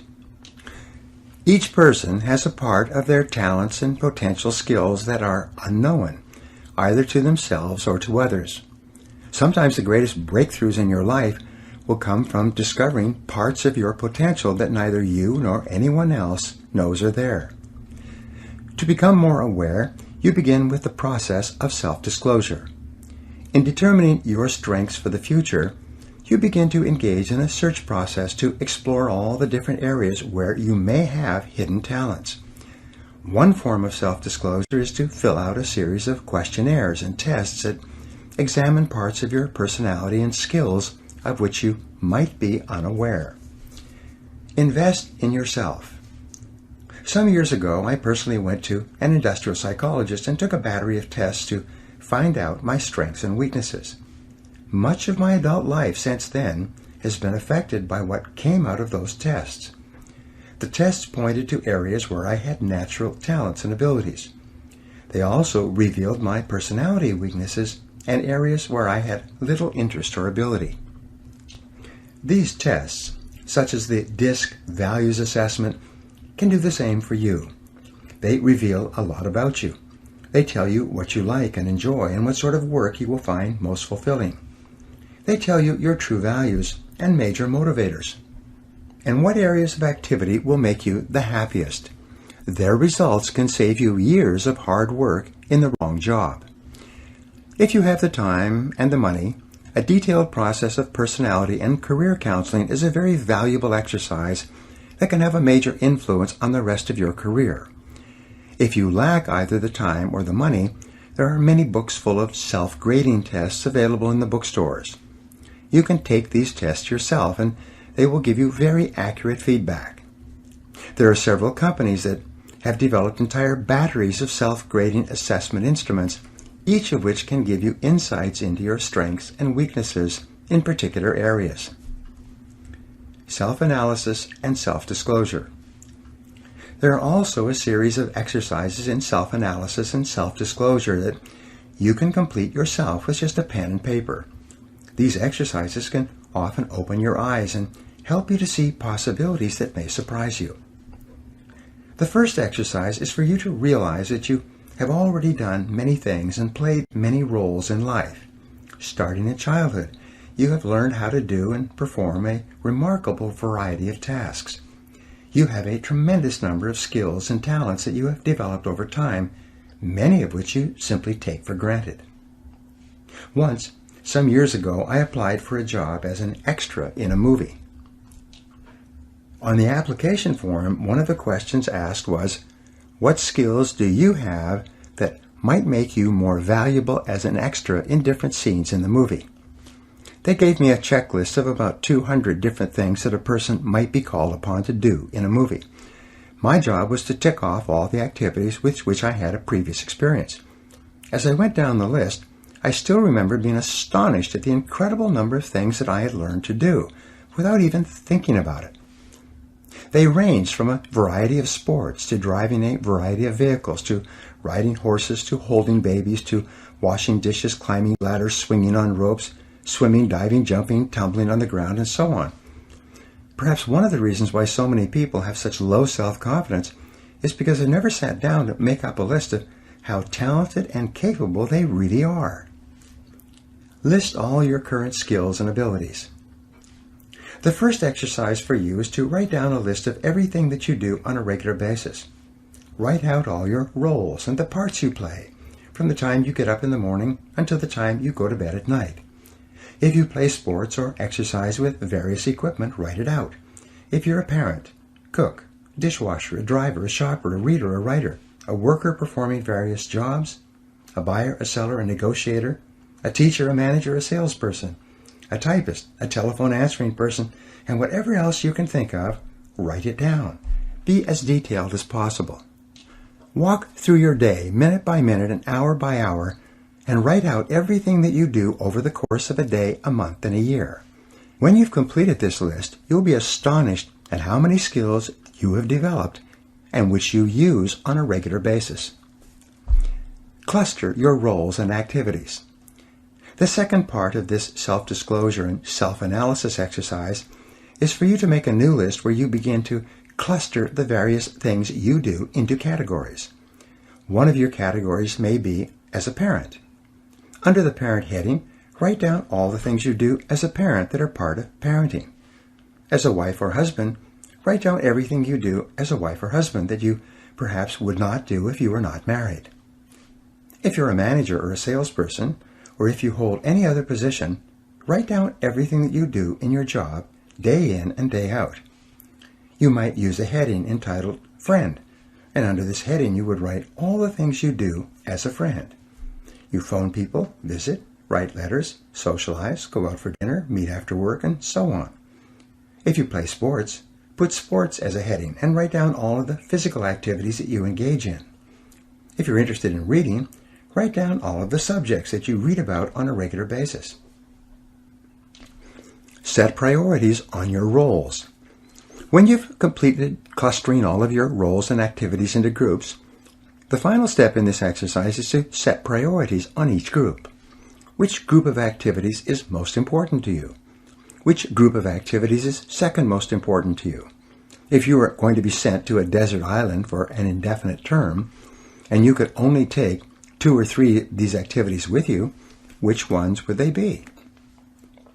When you have numbered your clusters or groups by priority, you will have created a very clear picture of who you are and what is valuable to you in life. Your next questions might be: 1. What do I need to do in each of these areas in order to get the very most satisfaction and enjoyment from this area? 2. What do I need to do more of or less of? 3. What do I need to get into or get out of? 4. What is more important within each cluster and what is less important? And number 5, if I had to choose, how would I choose and select among the various things that I do?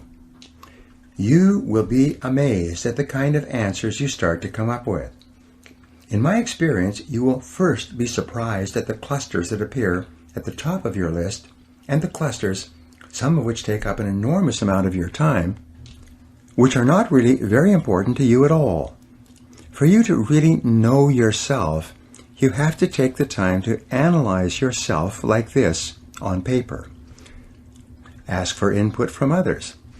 A second exercise which is very helpful in learning more about yourself and which has been a turning point in the lives of many people is to turn to someone close to you and ask him or her what they think you should do with your life. Ask a person you trust what he or she thinks are your strong points and your weak points, your strengths and vulnerabilities.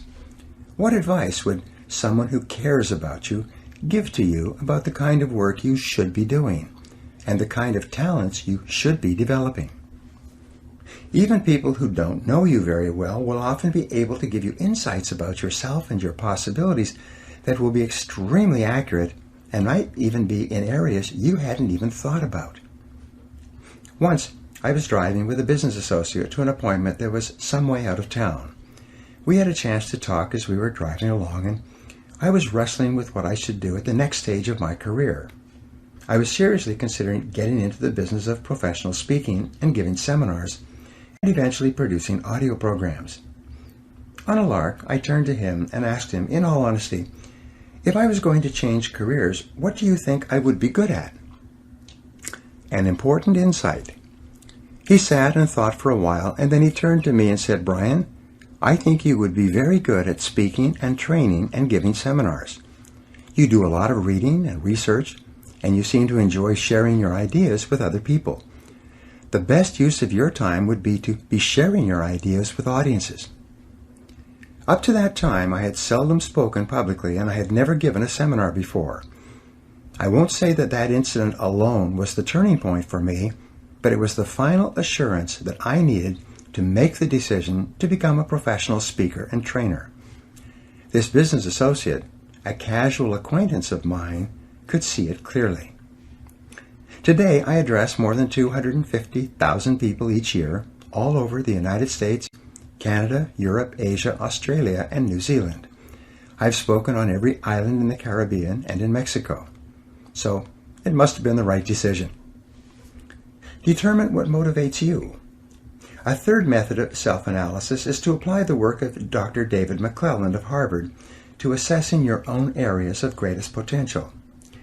McClelland developed a method of interviewing people to find out what sort of jobs they would be best at doing. His conclusion was that people fall into 3 basic categories. You can usually tell whether or not a person will be suited to a particular job by finding out whether or not they fall into one of these 3 areas. The method of interviewing, which you can do on yourself, consists of asking the job candidate detailed questions about previous peak experiences or moments of personal pride in his or her past. The categories were determined by analyzing what most motivates a person. What are the sort of activities that a person most enjoys and has been most successful at in their previous life and work? There are basically 3 motivational profiles, and each person falls into one of them, as do you. The first is called the achiever profile. The achiever is a person whose greatest sense of accomplishment comes from achieving something that is almost exclusively an individual activity. A person who enjoys climbing a mountain, or completing a course of study, or running a race, or overcoming any obstacle to win through by himself or herself would be classified as an achiever. There are specific strengths that achievers have and specific jobs that achievers would be best at. One of these would be in the field of selling. Because selling is an individual activity, the people who are the very best at selling are those who most enjoy individual activities and individual accomplishment. The second type of motivation is the leader profile, or that of power. A person with a strong power orientation is one who enjoys getting things done through others. Power in this context refers to being able to influence and coordinate the activities of others over a period of time to complete a complex task. A coach of a sports team or a manager at work who really enjoys what he or she is doing would be a person who is most motivated by this kind of power or influence. The third kind of motivation is called affiliation. A person with an affiliation motivation is one who most enjoys working harmoniously with other people as part of a team. This person enjoys both supporting others and being supported by others. He or she enjoys cooperating with others toward a common goal and seeing the goal achieved successfully. Questions to ask. When you apply this test to yourself, you ask yourself the following. 1. What do I like to do more than anything else? 2. What have I done in the past that has given me my greatest feelings of self-esteem and personal pride? 3. What have been my personal peak experiences in life? Whatever you seem to have enjoyed the most is a good indication of where your strengths lie. Your strengths may be completely hidden, but by asking yourself these questions and facing the answers unblinkingly, you will begin to uncover those strengths. When you uncover a potential strength in yourself and begin to develop it so that you can use it in your life, you begin to feel really terrific about yourself. Make a real difference. Your most important job is to apply yourself where you can make the greatest positive difference. This will be the area where you get your highest return on energy. When you are working and expanding your capabilities in an area of your greatest strengths, you feel terrific about yourself. You feel like a winner. You enjoy wonderful feelings of self-confidence and self-esteem. Accept your weaknesses. It's also important for your happiness that you develop a proper perspective on the inevitable weaknesses that you will have in almost every area. Here are some insights that may be helpful to you. The first insight is that almost every weakness can be viewed as a strength inappropriately applied. If you use one of your strengths where it is neither required nor helpful, it can be actually a weakness in that it interferes with your ability to get the result you desire. Sales versus management.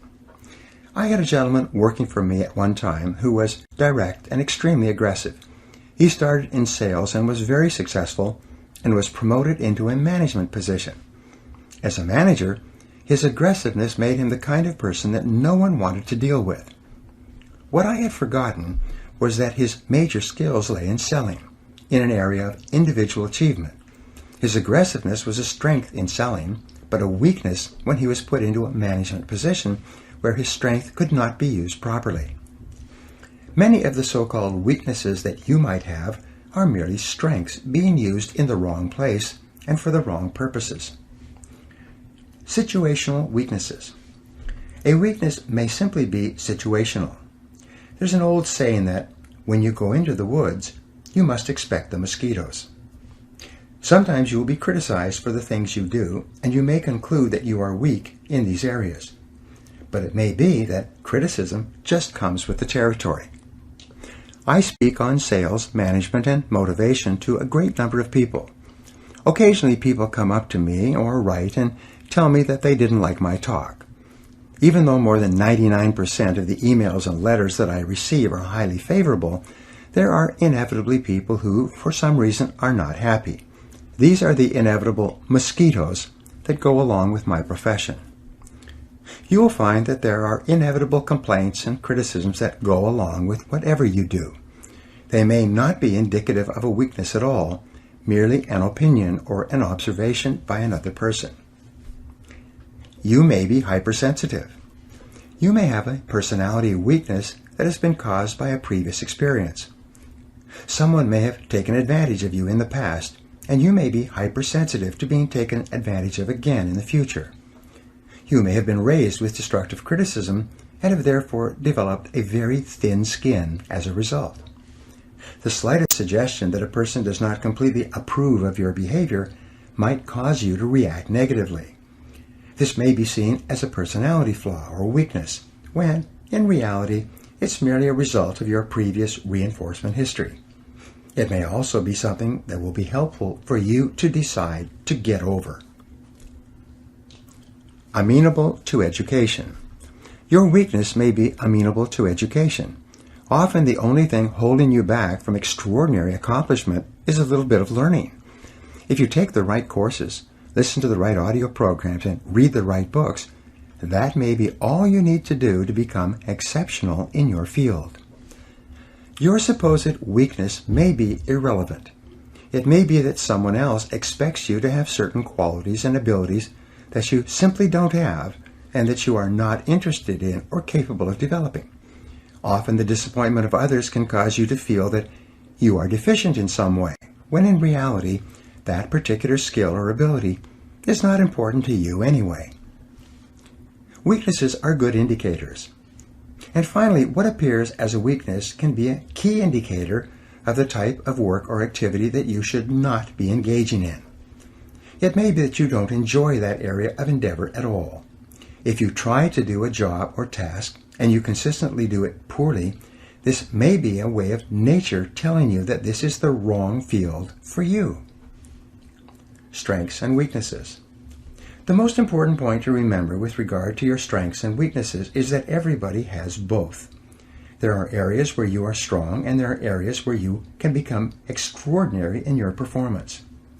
There are areas where you are weak, and you probably should not be spending any more time there than is necessary to assure that you are good enough not to hold yourself back. Take the time to analyze yourself carefully. By practicing self-disclosure with yourself and others, both in written and spoken form, you will develop a higher level of self-awareness and self-honesty. As you become more knowledgeable about your strengths, you'll become more self-accepting of who you really are. And as your level of self-acceptance increases, and you begin to respect yourself for your unique talents and abilities, your level of self-esteem and self-confidence will go up as well. When you minimize or downplay your weaknesses and simultaneously identify and maximize your strengths, you will become a peak performer in everything you decide to do. Now, here are some action exercises that you can use to apply what you've just learned. Number 1, decide today that you are going to become very good at what you do, that you're going to join the top 10% of people in your field. Number 2, identify the most important skills you have, those skills that are most important to your doing your job in an excellent way. Number 3, determine your natural strengths and abilities, those jobs and tasks that you do well and most enjoy. Number 4, what is your competitive advantage? What is it that you do better than almost anyone else? What should it be? What could it be in the future? Number 5, what sort of work motivates you the most? What activities give you the greatest sense of personal satisfaction? Number 6, in what areas do you achieve your highest return on energy? What do you do that really makes a difference to yourself and your business? And number 7, take some time with a pen and paper to complete one or more of these exercises explained in this chapter, so that you can be sure that you are doing exactly the right work for you. Chapter 6, Triumphing Over Adversity. The miracle or the power that elevates the few is to be found in their industry, application, and perseverance under the promptings of a brave, determined spirit. Mark Twain. True self-confidence comes from positive knowing rather than positive thinking. Your goal should be to develop the kind of unshakable self-confidence that makes you an unstoppable force of nature. Your job is to take every step possible to make yourself so positive that you become irresistible and able to accomplish any goal that you set your mind to. And one of the most important things you need is an absolute faith in your ability to overcome any adversity that the world can throw at you. Persistence is essential. Napoleon Hill wrote that persistence is to the character of man as carbon is to steel.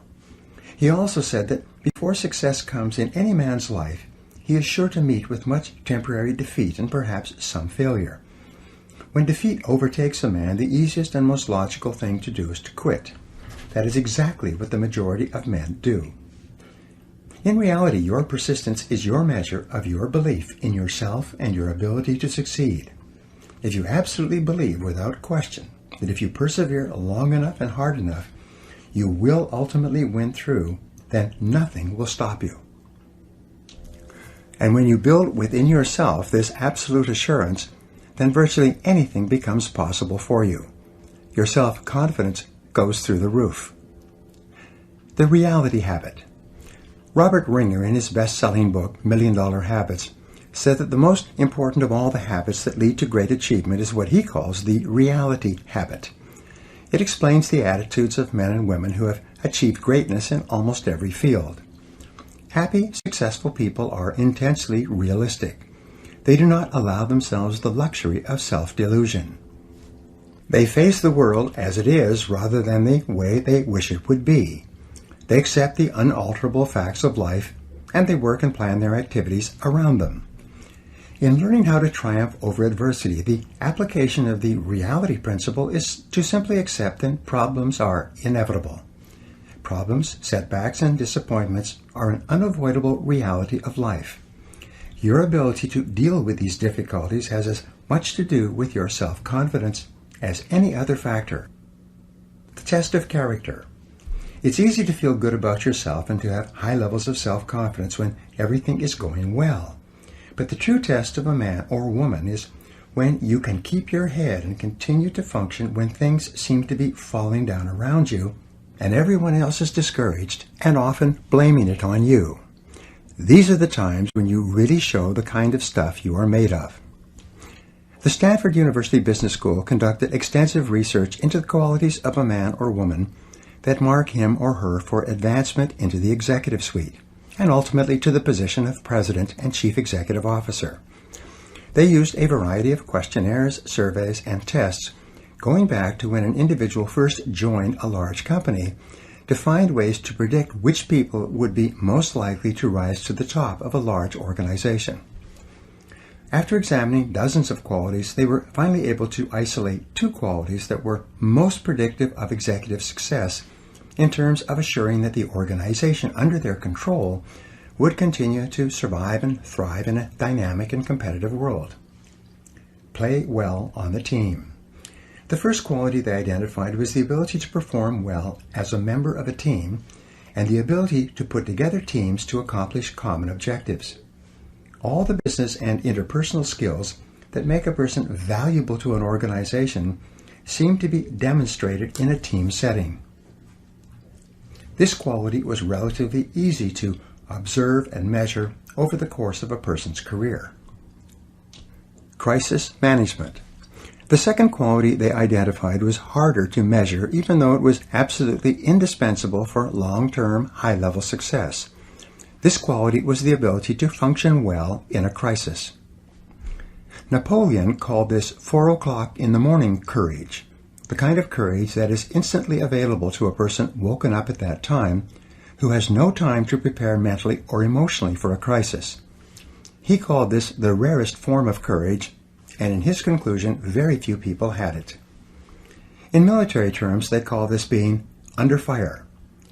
A question that all soldiers, sailors, and airmen wonder about is how they and others will perform under fire. They know that this is the ultimate test of the character and training of an individual. Organizations know that often their very survival will depend upon how well an individual deals with the inevitable, unexpected reversal of fortune. The Stanford study concluded that although this quality was hard to measure, because a real crisis could not be anticipated or created for test purposes, it was still critical in predicting success of an executive in the higher levels of the business. Reversals of fortune. This is also true for you. Your self-esteem and self-confidence is closely tied to your deep inner feeling about your ability to be effective when faced with problems and difficulties that hit you like a punch in the solar plexus. It is your ability to pick yourself up from the mat and keep on swinging that is the real measure of what you are made of. One of my favorite poems is The Quitter by Robert W. Service. There is a verse in that poem that goes like this. You're sick of the game. Well, that's a shame. You're young and you're strong and you're bright. You've had a raw deal. I know, but don't squeal. Buck up, do your damnedest, and fight. It's the plugging away that will win you the day, so don't be a piker, old pard. Just draw on your grit. It's easy to quit. It's the keeping your chin up that's hard. The quality of your entire personality is affected by how you deal with adversity, how well you keep your chin up. Successful and self-confident people are not those who do not have problems. They are merely those who deal with their problems in a more effective way than the average person. B.C. Forbes, the founder of Forbes magazine, wrote that history has demonstrated that the most notable winners usually encounter heartbreaking obstacles before they triumph. They won because they refused to become discouraged by their defeat. And so can you.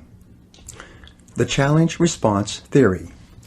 In 1952, historian Arnold Toynbee was awarded the Nobel Prize, largely as a result of his work in studying the life cycles of civilizations.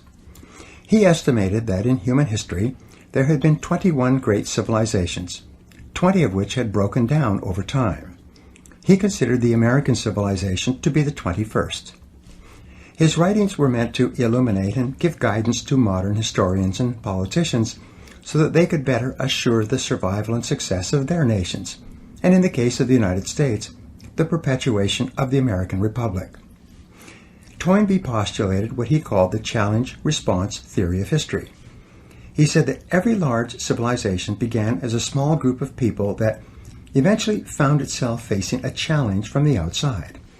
In most cases, this challenge was composed of enemy forces bent on its destruction. But in some cases, the challenges came from weather or geography. Deal with the challenge effectively. When faced with the challenge, if the small group of people responded in a positive and constructive way, they would overcome the challenge, and in so doing, they would grow. But in growing, this group or tribe would trigger another, even larger challenge, usually aggression from other tribes. Once again, the group would have to reorganize itself internally to face the even larger challenge. If it again responded in a positive and constructive way and overcame the challenge, it would continue to grow. At each stage of growth, the size of the tribe or nation or state would trigger ever greater challenges. At each stage, as long as the civilization continued to respond effectively to the challenge, it continued to grow. The turning point came when the civilization no longer had the will or ability to rise to the challenge of the time, and as a result it began to decline and was eventually swept away by the events of history. All civilizations eventually decline. Sometimes, as in the case of the Roman civilization, it took several hundred years before Rome faded as a major Mediterranean power.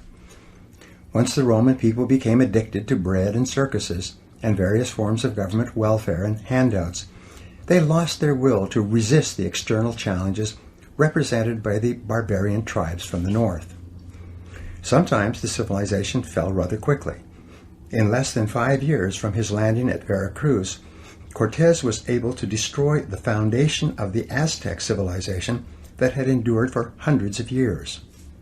The centuries-old Austro-Hungarian Empire, weakened from within, fell apart in the 4 short years of World War I and never recovered. However long the period of decline, the critical event was always the loss of will and the inability to rise to the external threat or difficulty. Toynbee concluded that with very few exceptions, civilizations decline from within before they are conquered from without. The story of your life. The reason why Toynbee's theory is so relevant to you and I is that it explains much of our lives.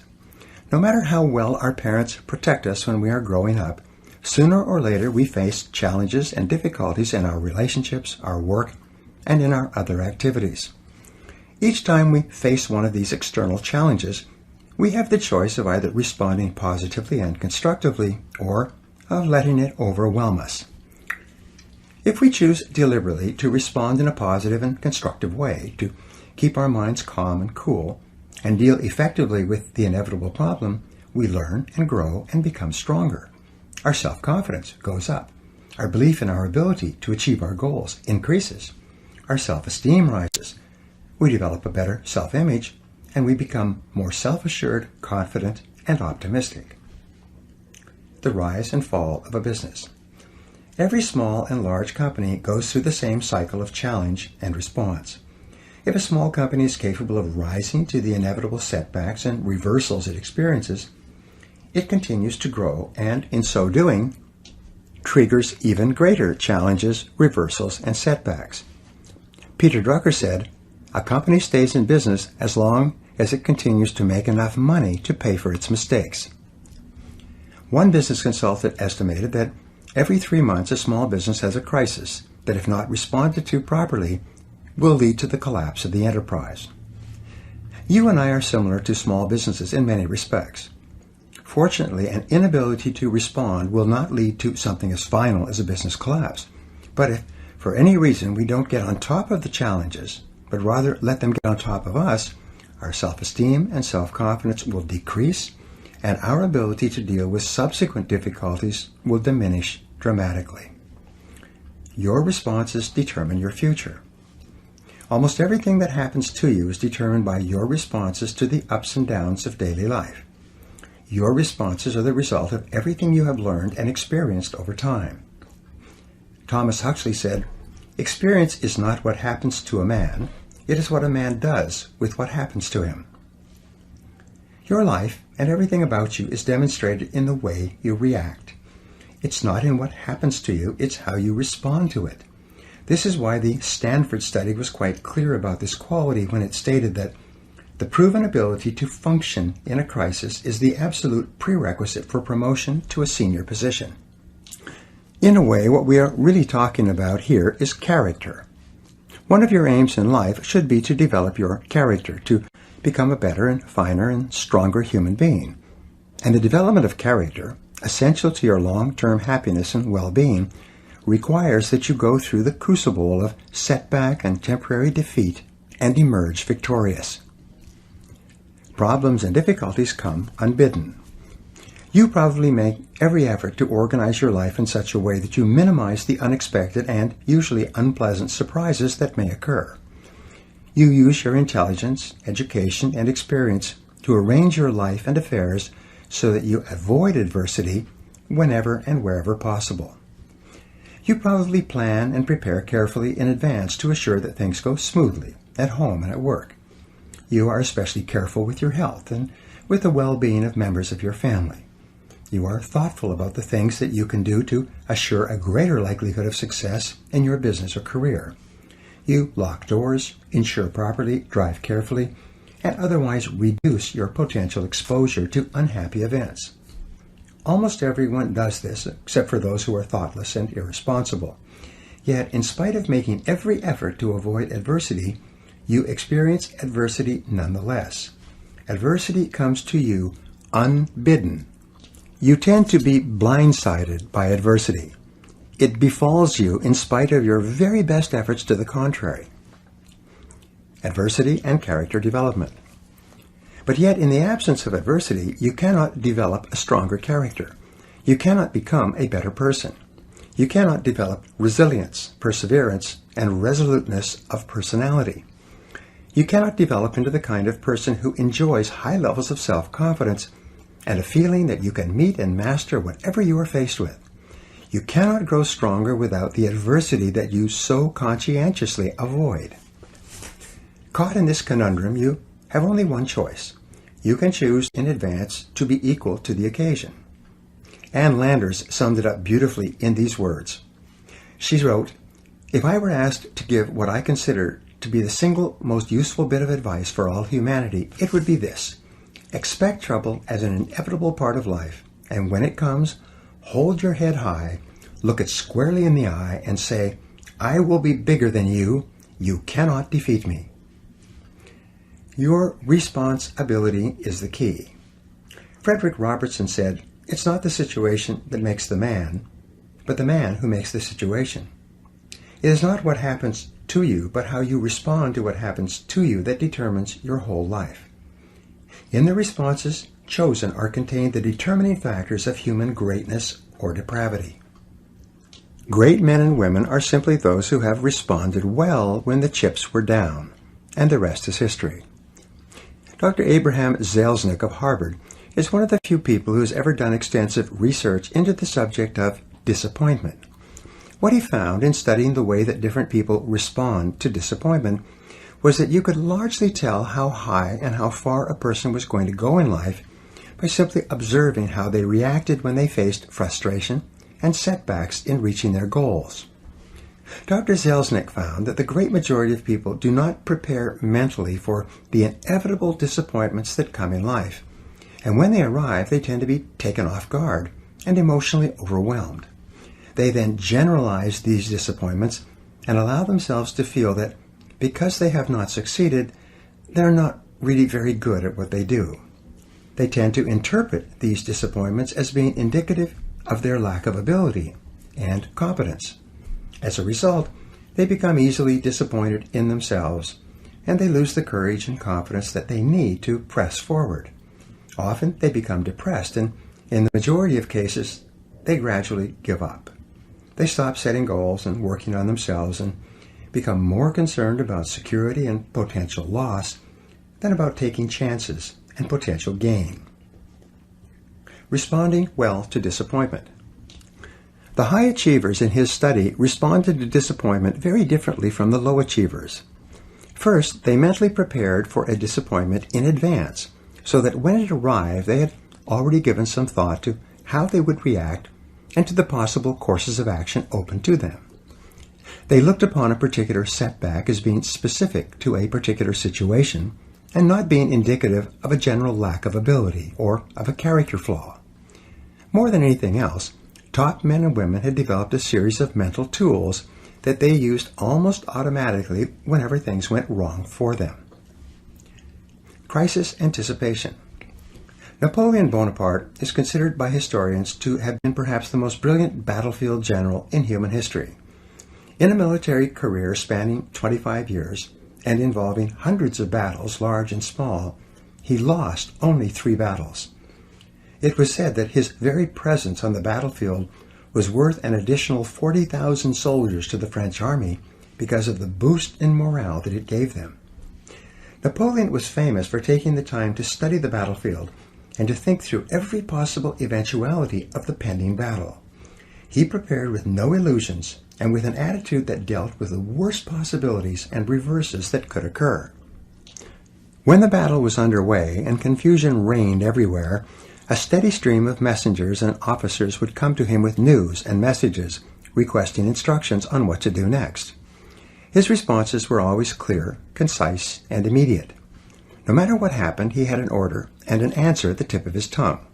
And the reason for this, and what helped to make him the master of all of Europe, was because he had thought everything through in advance. Advanced thinking and planning. This program on the power of self-confidence is meant to be practical and helpful to you. In the time ahead, I will share with you some of the best mental tools used by the most effective men and women in our society to cope with adversity.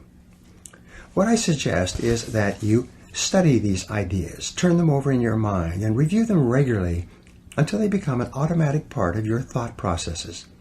And when they do, I promise that you will take a giant step toward becoming unstoppable and toward enjoying the high levels of self-confidence that are possible for you.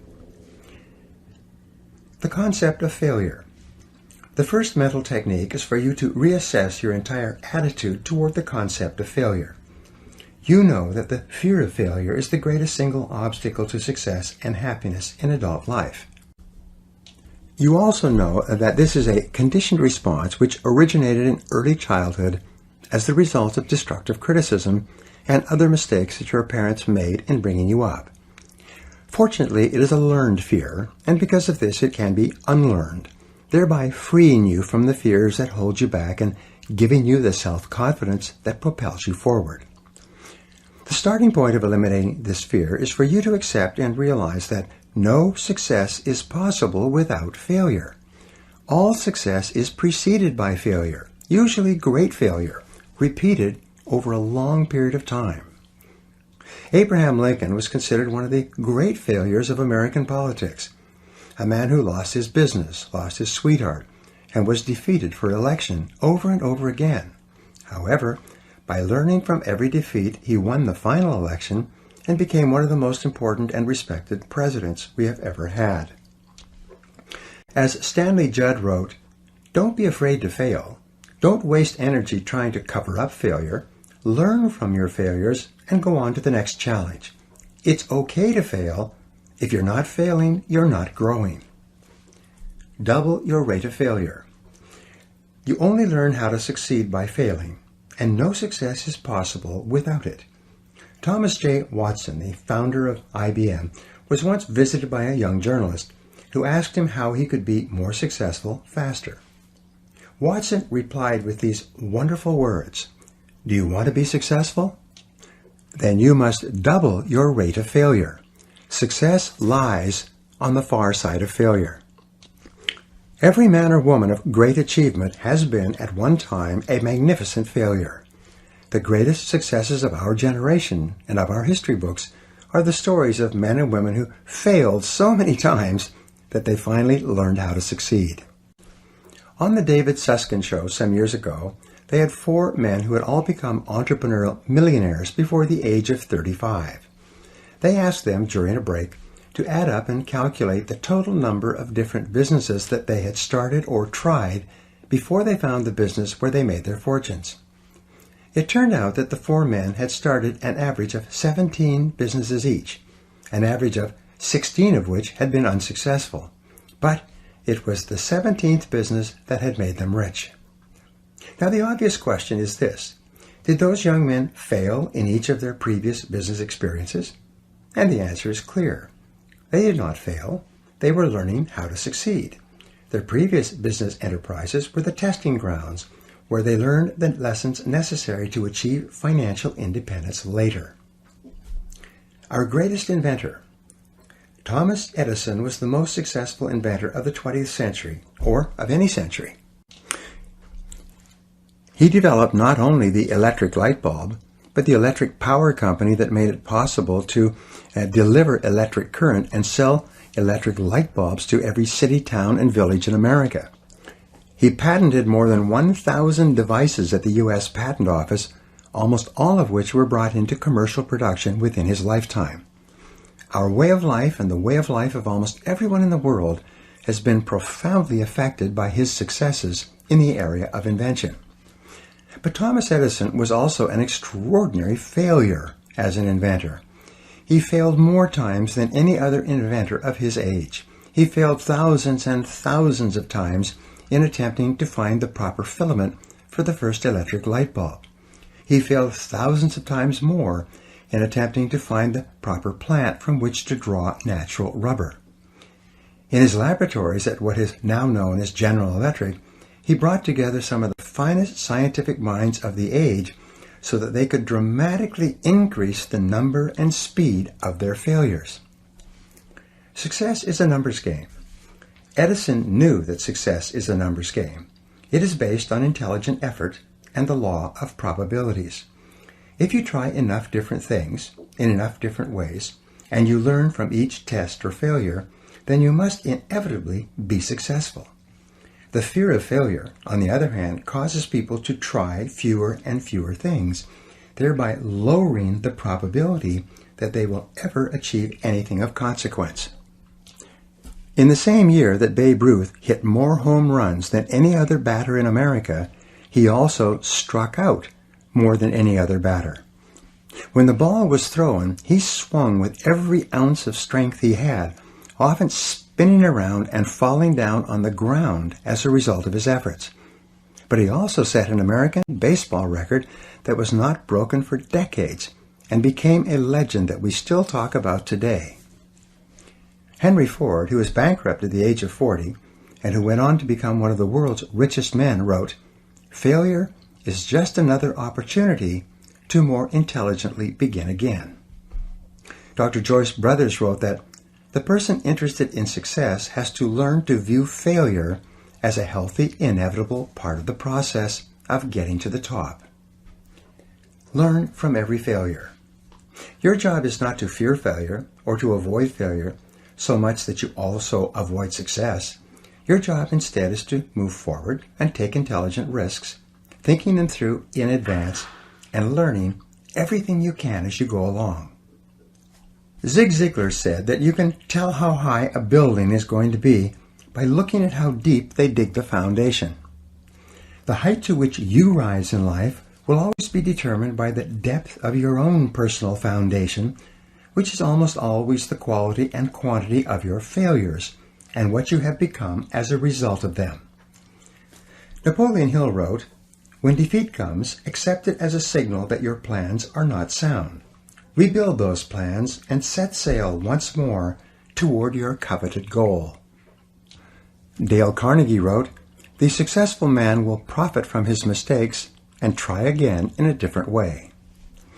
The starting point of triumphing over adversity is to overcome the fear of failure to the point where you are willing to proceed boldly in the direction of your dreams. Whatever your emotions, fear, or desire, they control your decisions and everything you do.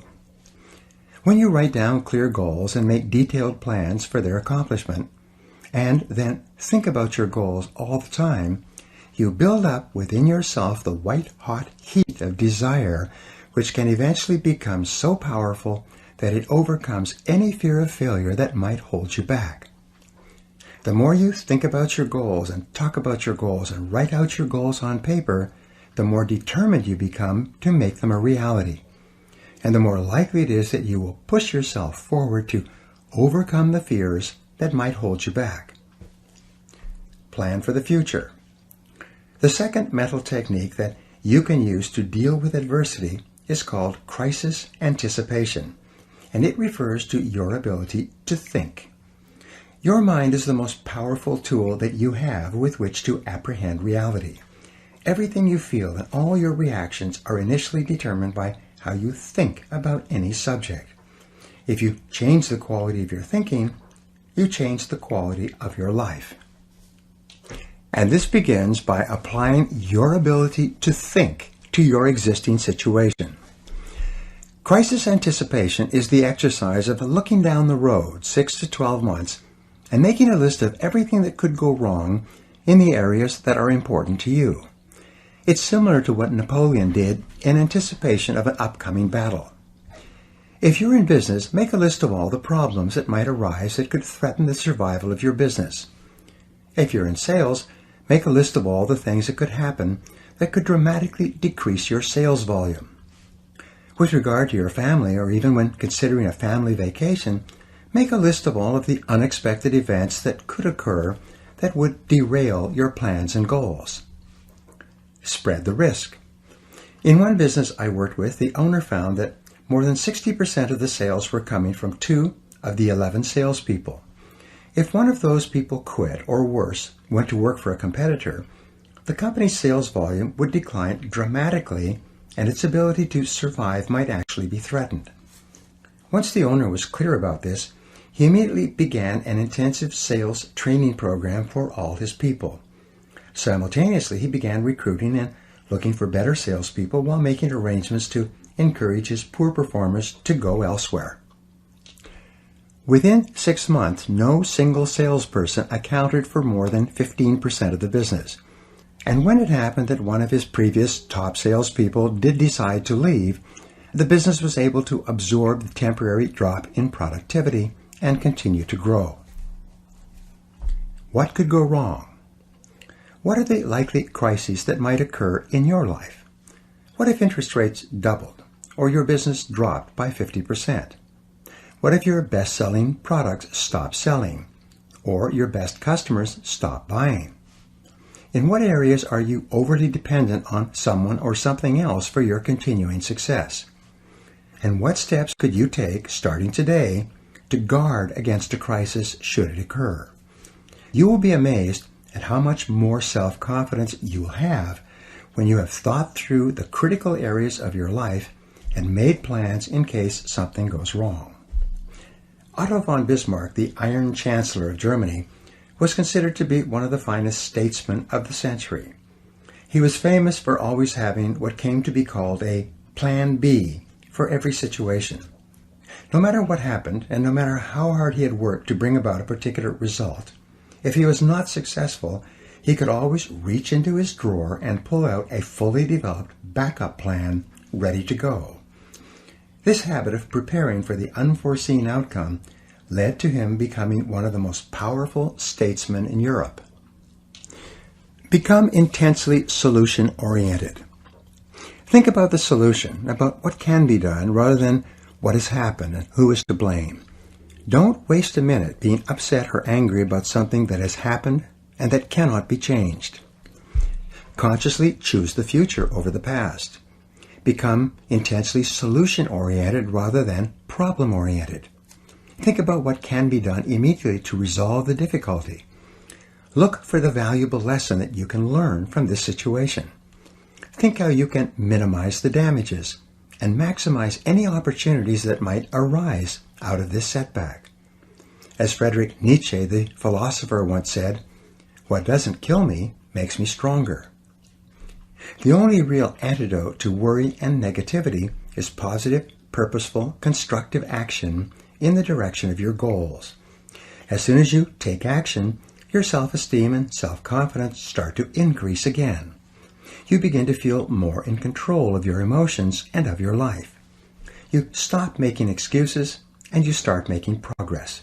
You start thinking about how you can turn this situation to your advantage. Never consider the possibility of failure. In the final analysis, you triumph over adversity by having clear values, clear goals and plans, and complete control over your mind and your thinking. You win by thinking about winning all the time and refusing to consider the possibility of losing.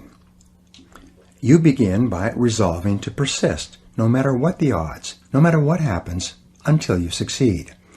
You recognize that persistence is a form of courage. It's the courage to endure in the face of adversity and disappointment, and it is the one quality which guarantees that ultimately you will be successful.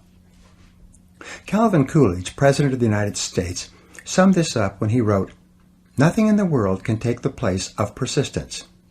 Talent will not. Nothing is more common than unsuccessful men with talent. Genius will not. Unrewarded genius is almost a proverb. Education will not.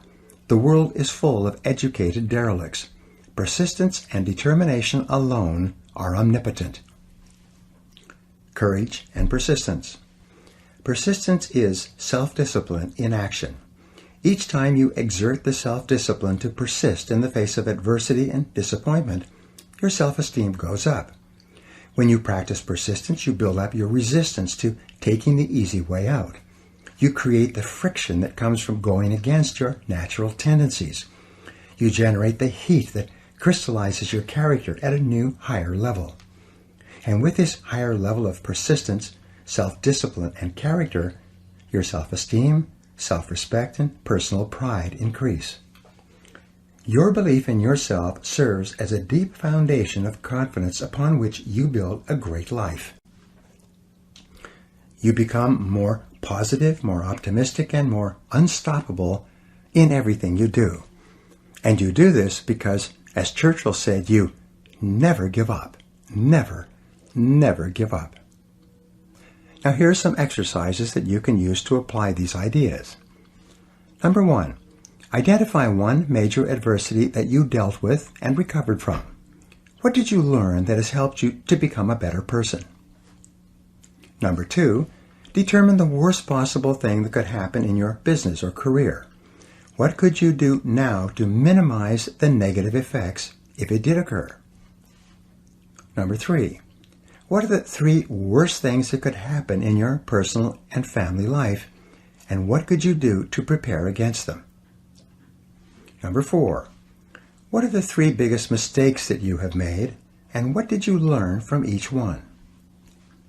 Number 5, what is the most effective way you could respond to your biggest problem today? Number 6, in what areas should you be prepared to take action and move forward rather than playing it safe? And number 7, what one action are you going to take immediately to face your fears and to move forward toward the achievement of one of your most important goals? Chapter 7, Self-Confidence in Action. James Allen said, "Above all, be of a single aim, have a legitimate and useful purpose, and devote yourself unreservedly to it." One of the most valuable experiences you can engage in accomplishing any goal you can set for yourself, is to ask yourself, what is my limiting step? What is the one factor that determines the speed at which I achieve my goal, or whether I achieve it at all? Your ability to identify your limiting step is one of the best demonstrations of your intelligence, and your capacity to eliminate this limiting step is one of the best demonstrations of your overall competence in achieving anything you want. Self-confidence is critical.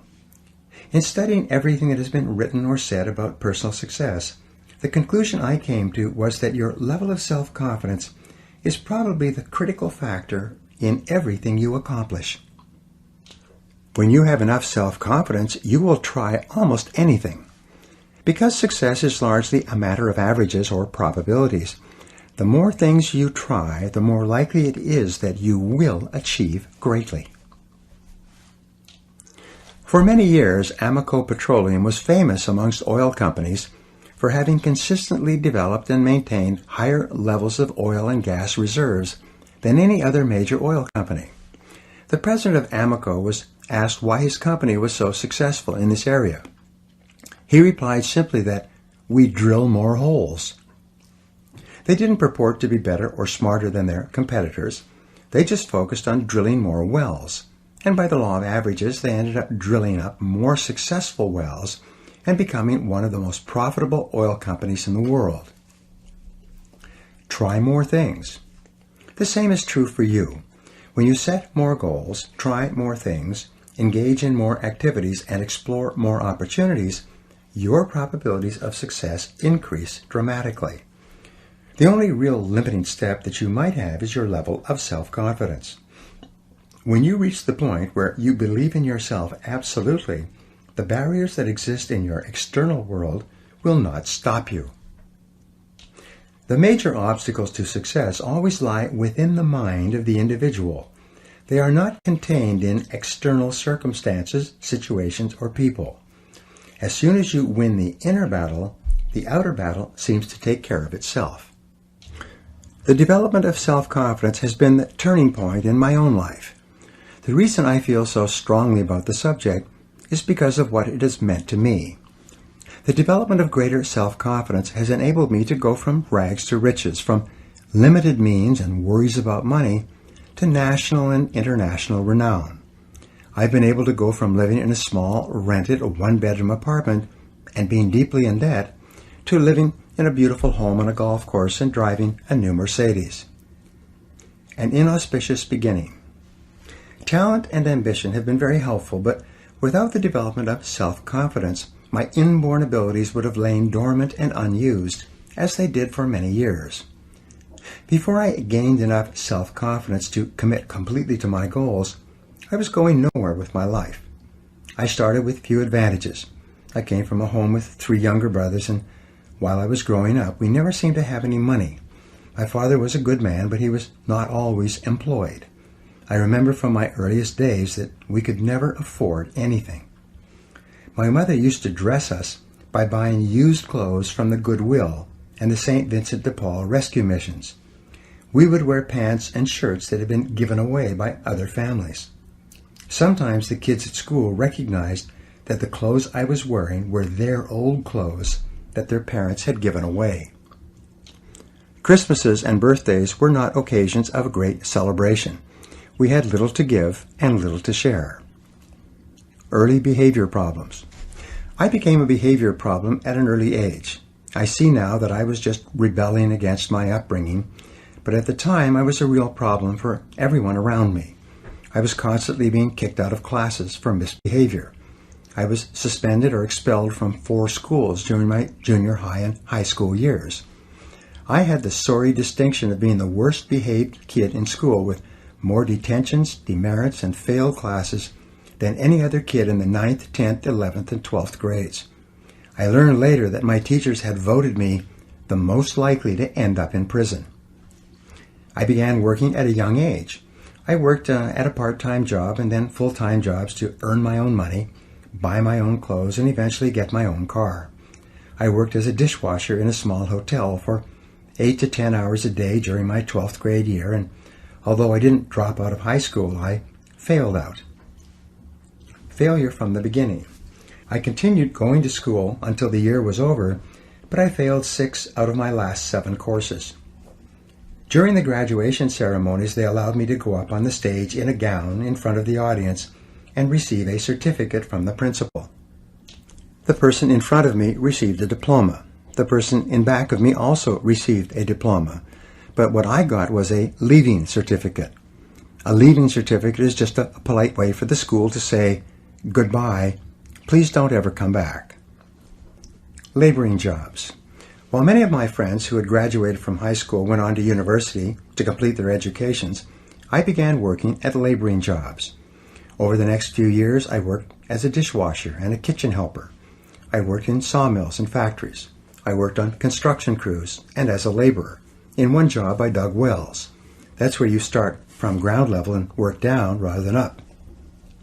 I worked at washing cars and as a galley boy on a ship. I worked in gas stations and as a mechanic's helper.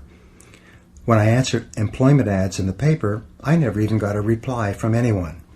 My job applications were just thrown in the wastebasket. When I was 23 years old, I was an itinerant farm worker, sleeping on the hay in the farmer's barn and getting up when it was pitch black to eat with the farmer's family before the workday started. Selling from door to door. In my mid-20s, I was still drifting, and in order to eat, I began selling office supplies from door to door. I did poorly. From there, I went to selling other things. I remember making calls for an entire month without making a single sale. I lived on loans and charity from family and friends. I had virtually no possessions, very few clothes even, no money, no high school diploma, no marketable skills, and no experience of any real value to anyone. I was going nowhere fast. Meanwhile, all around me, I saw people my own age and younger who were doing well. They were wearing nice clothes, driving nice cars, and working at well-paying jobs. They were moving onward and upward in their careers. They had offices, and some of them had staffs. Several of them had gotten married and had homes and families and cars and furniture and what appeared to be pretty good lives. The big question. From the age of 15, I had been wondering why it was that some people were more successful than others. While I wasn't making much progress on the outside, I continued to read and search for the answers to this question, and I began to experiment with some of the ideas I discovered. My first turning point came when I realized that my problems at school and in getting along with other people were as a direct result of my own personality. I realized that if I wanted things to change, I would have to change. I began to understand that my unhappiness and anger and frustration at my childhood experiences had caused me to develop a negative personality that turned many people off. And I accepted that any change that was going to take place had to begin with me and was up to me alone. No one was going to do it for me. No one would help me. No one else really cared. If I wanted to be successful and popular with others, I would have to go to work on myself and become a different person. The big turning point. The second turning point for me came when I was poor and 20 years old, living in a one-bedroom apartment and working at a laboring job during the day. I realized that I was completely responsible for my life and for everything that happened to me from then on. If I wasn't happy with my income or my work or my education, or my future prospects. It was up to me to go to work on myself and make the necessary changes. They wouldn't happen by themselves. The importance of goals. The third turning point came for me when I discovered the importance of setting goals and of making clear decisions about what I really wanted in each area of my life. When I first stumbled across the subject of goals, I thought they were something that they had in sports. The idea of setting them for myself wasn't quite believable. I had so many problems and excuses that I felt that goal setting was really just an exercise in futility. It might be a pleasant entertainment, but nothing would come of it, considering my situation. Because I had low self-esteem and limited self-confidence, the first goals I set were not very high. They were consistent with what we talked about in the second part of this program. But I looked upon the exercise as more of an entertainment than as an important stepping stone to success. I remember sitting in someone's cheap hotel room many years ago. I took out a piece of hotel stationery, wrote out a series of goals, put deadlines on them, and then made a simple plan for accomplishing them. I promptly lost the sheet of paper, but exactly 31 days later, just as I had written, and as a result of a remarkable series of coincidences, my goals were all achieved. I was in my 20s at the time, and I still remember the feeling of astonishment I had at that time. I felt that I had learned about a secret power that I could use to accomplish almost anything. 3 great ideas. I had learned 3 important ideas. First, accept complete responsibility for yourself and for everything that you are and ever will be. Second, accept that you can change your situation only by going to work on yourself and learning the things you need to know to be better.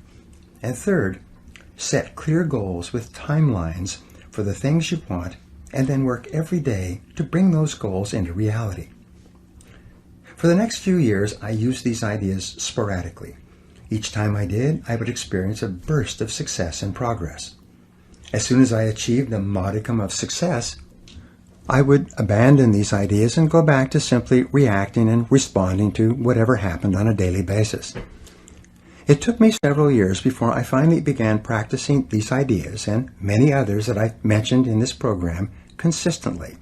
I then began to get results in a systematic and consistent way. We sabotage ourselves. I learned later that our natural tendency is to work hard until we find a method or technique that works for us, whether in life or work or relationships, and then, for some perverse reason, we promptly abandon the technique and go back to behaving in our old way, in a random and haphazard manner. A mental exercise program, like goal setting and positive thinking, is very much like a physical exercise program. If you expect it to really work for you, you have to practice it persistently every day and keep at it indefinitely. When I began to apply these proven success principles to my life and worked on them every day, I was able to bring about almost miraculous changes in every area of my life. And so can you. And here's the point. I learned, in retrospect, that the reason why I suffered so many frustrations and why I drifted away from using these principles so often was because I lacked self-confidence. My conscious mind told me that these principles made sense, but my subconscious mind, my storehouse of memories and emotions and previous experiences, was telling me that I wasn't good enough and that success was not really for me. As my friend Zig Ziglar says, I was engineered for success but programmed for failure. I wanted success on the outside, but I didn't believe I was capable of it on the inside. You can develop any quality. The fourth turning point for me, and the reason that I have recorded this program for you, was my discovery that I could develop any quality that I thought was necessary for my success and happiness. I learned that by hard work and repetition, I could overcome and override my feelings of inferiority and undeservingness and build up my feelings of self-esteem and self-confidence. I could identify and then alleviate my own bottlenecks or limiting steps. By working on myself every day, I could build myself up into the high-achieving, happy person that I really wanted to be. by taking my foot off my own subconscious brakes and putting them onto my conscious accelerator, I could begin to move ahead rapidly in life. And the key, the spark plug, was the conscious and purposeful development and maintenance of high levels of self-confidence and the self-esteem that goes with it. The secret of success. Every successful man or woman that I've ever talked to or read about has come to pretty much the same conclusion. By every measure, you have more talent and ability than you could use in 100 lifetimes. You too can step on the accelerator of your own potential and begin moving forward at a speed that will amaze you. Many people who have listened to my programs or gone through my seminars have come back to me and told me that they cannot believe how fast their life begins to improve when they begin to apply these principles on a daily basis.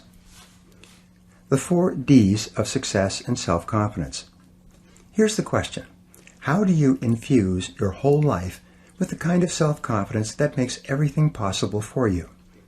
It is contained in what I call the 4 Ds, which determine success in anything you really want to accomplish. The first D is desire. You must really want to become a totally self-confident human being. You must build up your desire by thinking about it and talking about it and working on it all the time. Your desire must become so intense that it overrides your fears of failure and rejection and inferiority, and it becomes the dominant emotion governing your behaviors. Intense desire is the starting point of all personality modification and goal attainment. The second D is decision. You must make a do-or-die decision that you will go to work on yourself and keep at it until you achieve the kind of self-confidence that enables you to do and be and say whatever you want. You must burn your mental bridges.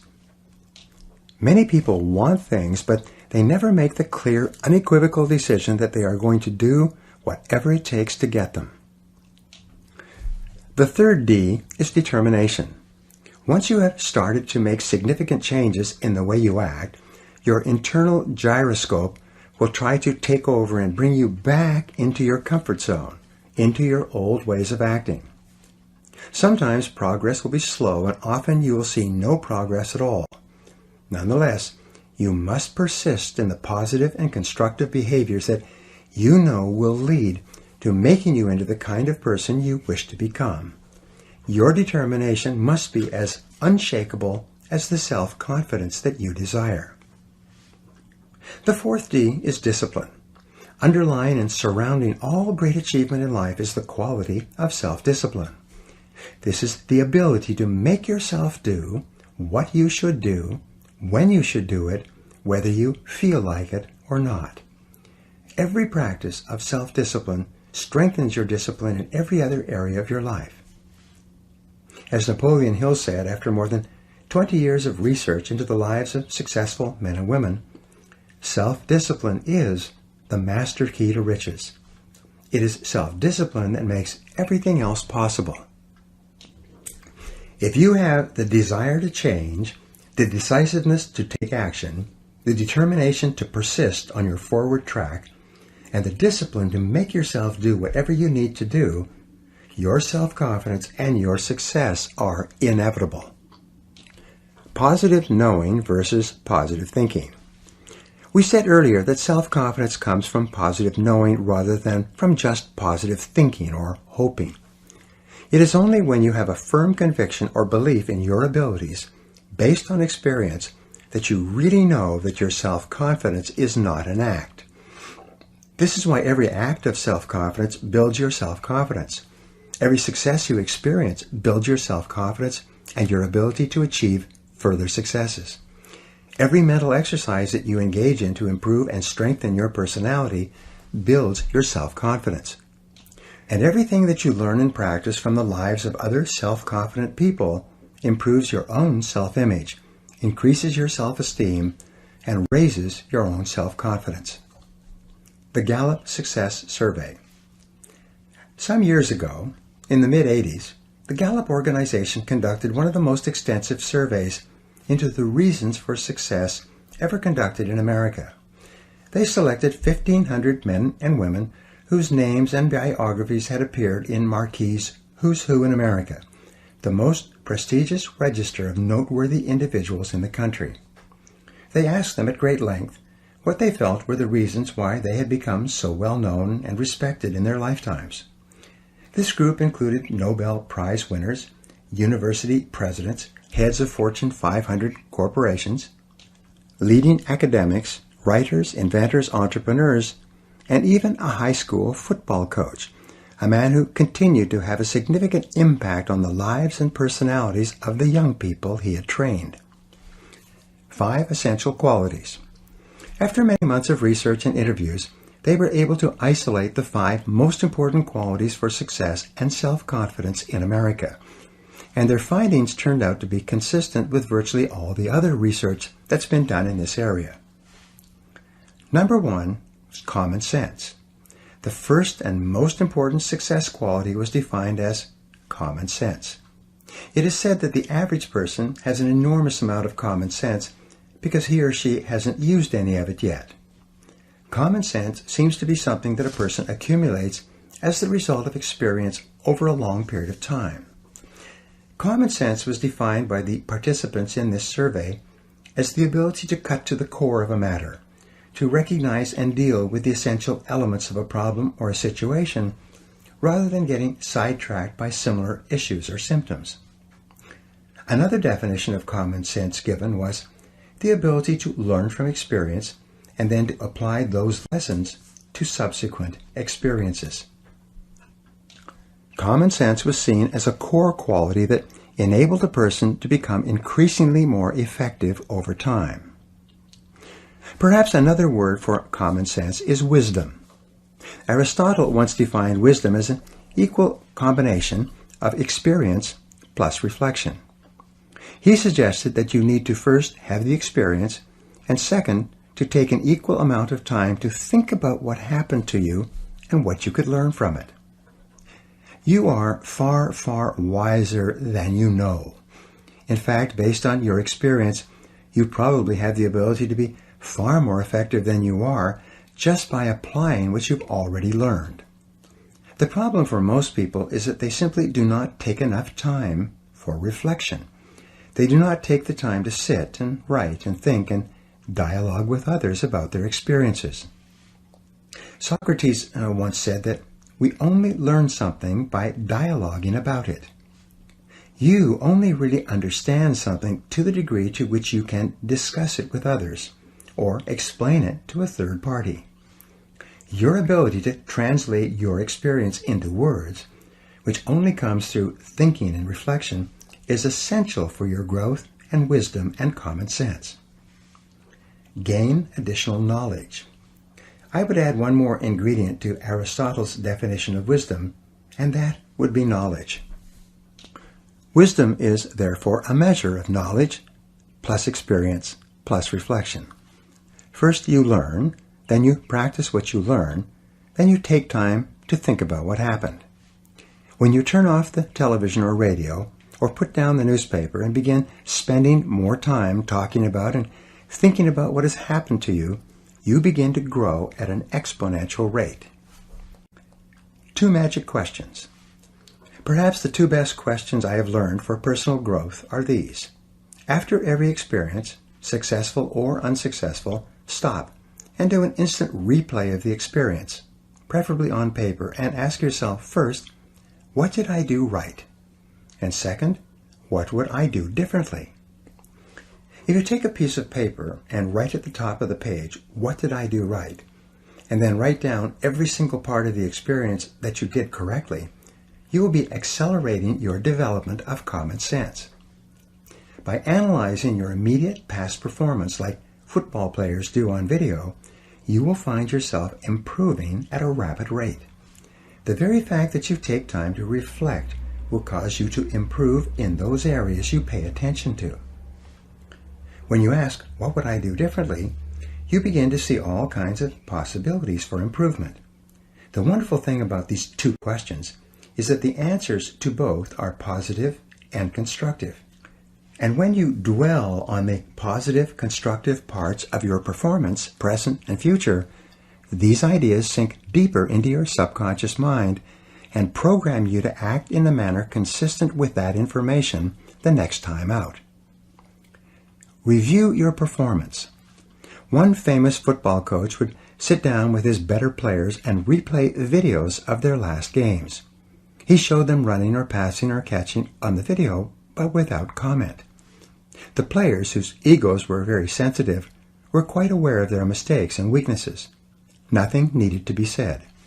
As a result of reviewing the videos together, the players became better and better, and the coach was seen to be a great builder of men.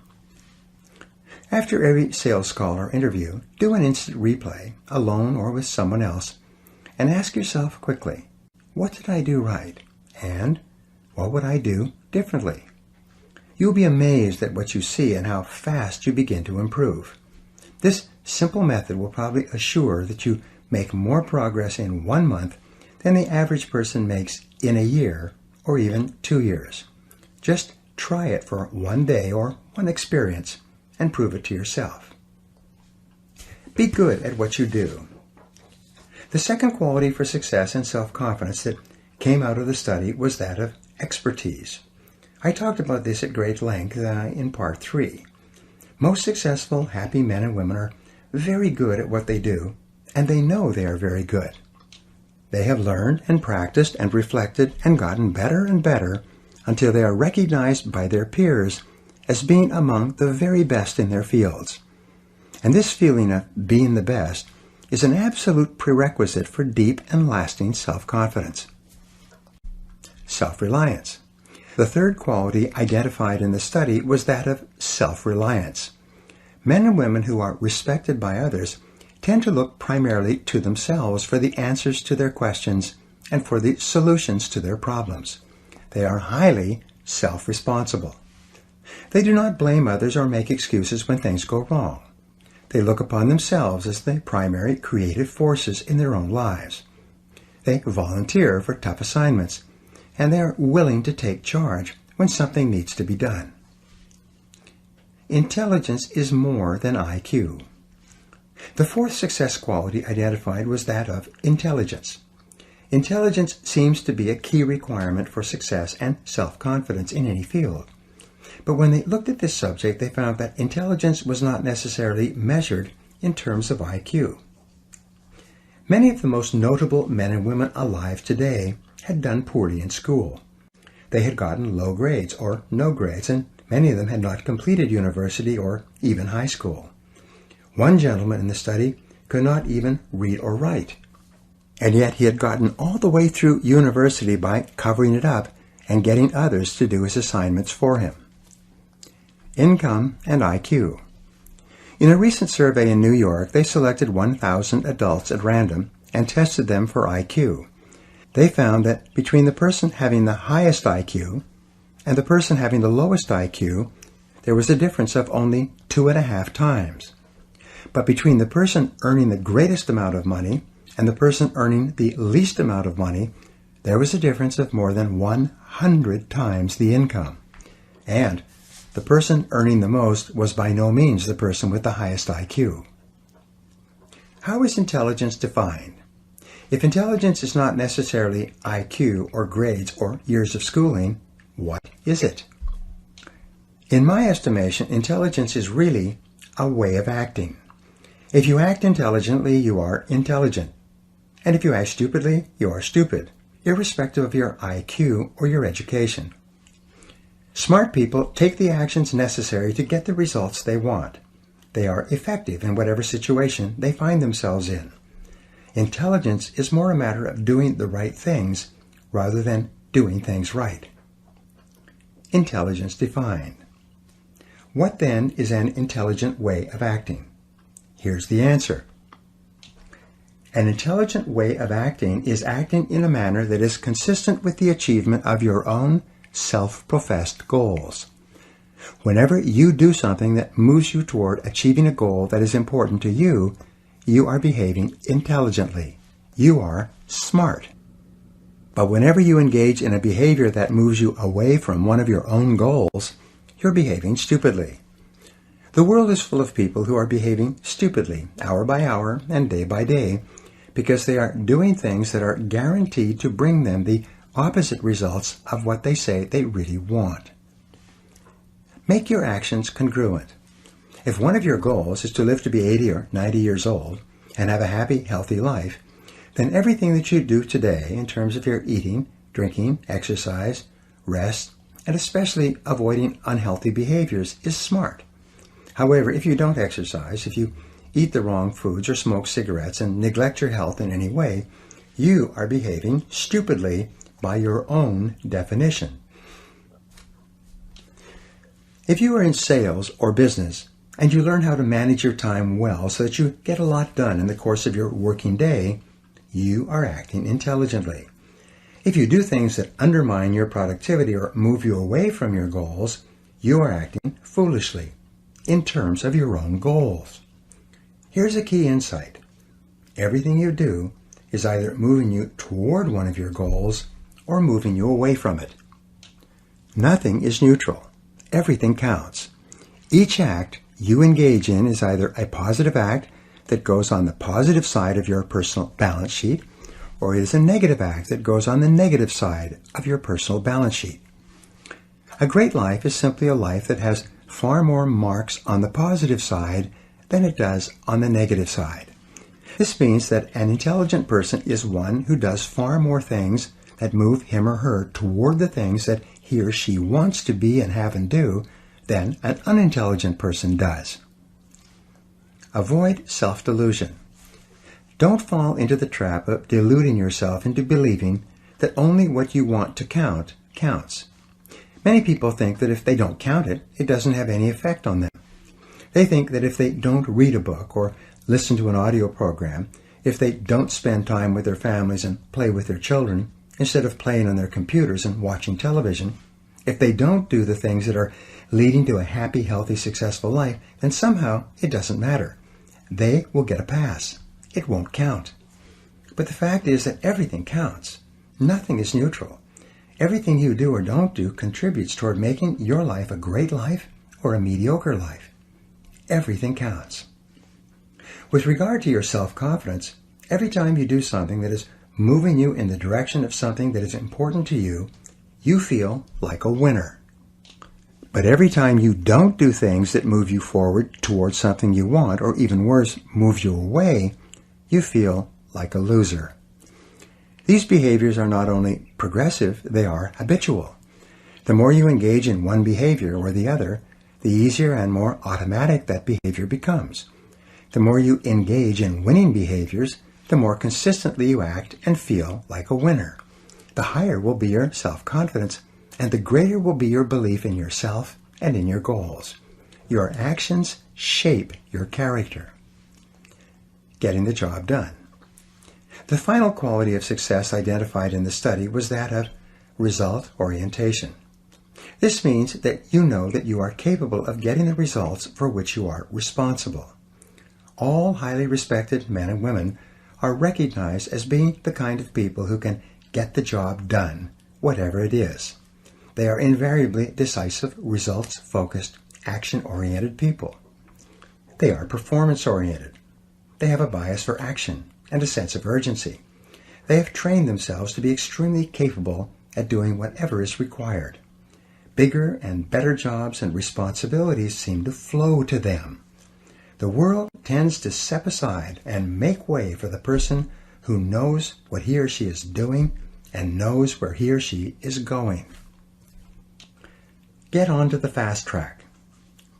One of the most intelligent things that you can do is to get better at the most important things you do to get the results that determine your success. The better your results, the higher will be your self-confidence and self-esteem. You'll be promoted more often and paid more because you will be producing a higher quality and quantity of work. You'll receive more and better job offers. You'll be immune to economic downturns because your services will be so valuable. By becoming intensely result-oriented, you will guarantee yourself a future of success and prosperity. Do what the top people do. you will notice that everything that we have talked about in this program somehow impacts on the 5 qualities for great success in America. I explained earlier about the importance of selecting your values and organizing your entire life around what you believe to be right and good and true. As long as you know that you are living consistent with your highest principles, your self-confidence rests on an unshakable foundation. I have talked throughout this program about the importance of setting clear goals and deciding exactly what you want in every area of your life. You know that big, important, challenging goals, clearly defined, with written plans for their accomplishment, improve your overall self-concept and build your self-confidence. Plan your work and work your plan. When you plan your work and work your plan, and dedicate your energies to completing high-value tasks, you start to make rapid progress toward the attainment of your goals, and your self-confidence goes up. Every time you resolve to go the extra mile, to do more than you're paid for, to put in more than you take out, to go beyond what is expected of you in your job and in your relationships with others, you feel terrific about yourself.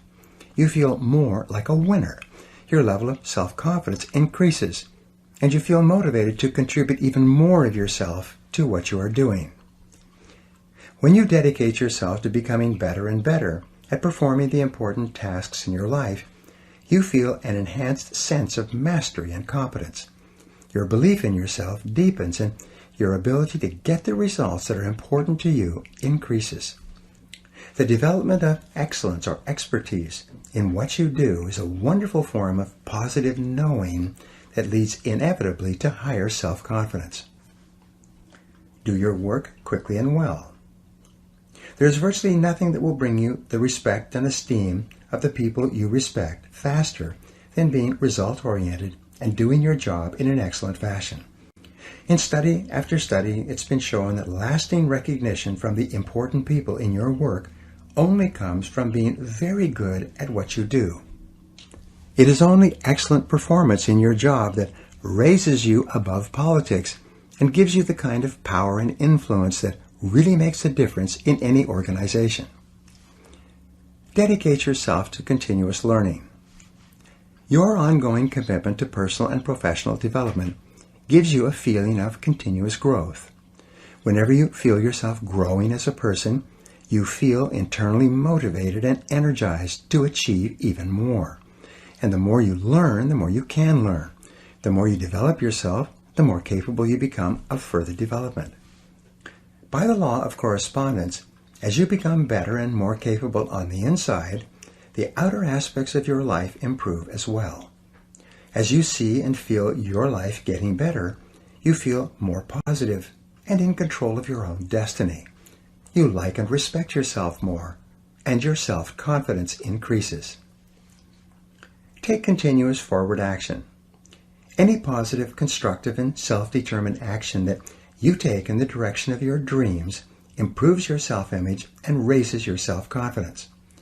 When you discipline yourself to do exactly those things that lead you in the direction of what is most important to you, you develop a sense of strength and self-assurance that is evident to all the people around you. Every positive action generates the positive emotion that goes with it. When you keep your thoughts and your actions consistent with your highest aspirations and your most valued goals, you are progressively building the unshakable kind of self-confidence that enables you to accomplish almost anything. Be your own cheerleader. When you get up each morning, say to yourself, "This is going to be a great day." Make the development of a positive personality your overarching goal and organize all your behaviors in that one direction. Remember, you are demonstrating the highest intelligence when everything you do contributes toward generating the feelings of self-confidence and self-esteem that you desire. Talk to yourself positively all the time. Say to yourself, "I can do it, I can do it." Or say, "I feel healthy, I feel happy, I feel terrific." In your conversations with others, keep your words positive and upbeat. Get away from people who complain and criticize. Make it a game to find something nice to say about everyone and everything. Positive words lead to a positive mental attitude. Create a positive, suggestive environment around yourself. Create clear mental pictures of the person you want to be and the things you want to have. Read books that expand your mind and increase your abilities. Listen to educational audio programs in your car. Get around positive people and get away from negative people. Control your mental pictures. Prior to every event of importance, mentally rehearse and see yourself performing at your best in the upcoming situation. Recall and relive a previous excellent performance. Before falling asleep, think about the things you did right during the day and the things you are going to do better in the days to come. Soak your mind in positive images of you at your personal best. What you see is what you get. Whenever something happens that throws you off balance, stabilize yourself by thinking about your goals. Because of the law of substitution, you can only think one thought at a time, and if you think about your goals, your mind will instantly become positive again. Make a game of rising above the petty frustrations of people and traffic and unexpected setbacks. Say to yourself, what can't be cured must be endured. And get back to thinking about your goals and about what you can do right now to move toward them. Develop discipline and courage. Whenever you have the choice of doing what is fun and easy rather than what is hard and necessary, force yourself out of your comfort zone in the direction of your dreams. Consciously resist the temptation to go easy on yourself. Remember that the comfort zone is the greatest enemy of human performance and human potential. It is only in the area of challenge and risk where you force yourself just beyond what is comfortable and easy for you that the possibilities of success await. Each act of courage and boldness on your part not only builds additional courage and boldness, but it also builds your self-confidence. The more often you dare to go forward, even in the face of uncertainty, the more likely it is that this type of courageous behavior will become a habit for you. You can gradually act yourself into feeling unafraid in almost all situations. There will be very little that you won't risk or try. You will develop such confidence in yourself that you absolutely believe in your ability to succeed, even against difficult odds. And because success is based on the law of averages, you will ultimately succeed and succeed greatly. Take excellent care of yourself. Be sure to take good care of yourself physically every hour and every day. Eat the right foods, drink lots of fluids, get lots of sleep, and exercise regularly. If you're not happy with your physical appearance, go to work to improve it. Set a series of goals to be at your perfect weight, to wear the ideal clothes for you, and to be perfectly groomed in every respect. Your self-confidence is strongly affected by your self-image. Your self-image, on the other hand, is largely determined by the way you think that other people see you. When you work hard on yourself and take the time to produce an image that you know that is attractive to other people, you feel wonderful about yourself and your self-confidence goes straight up. And it doesn't matter where you're starting from. Your main job is to decide where it is you want to go and then make a plan to get there. Speak up with confidence and clarity. In your conversations with others, be sure to speak up clearly and express yourself openly and honestly. In one-on-one conversations, in meetings, or with groups, the more competent you are at speaking out, the more competent and more confident you will feel. If shyness is a problem for you, set it as a goal to get over it. Take a Dale Carnegie course on human relationships, or join Toastmasters and learn to speak on your feet. Either one or both will make you a far more positive, outgoing, and self-confident person. Practice no-limit thinking. You can develop unshakable self-confidence if you really want to and if you put your mind to it.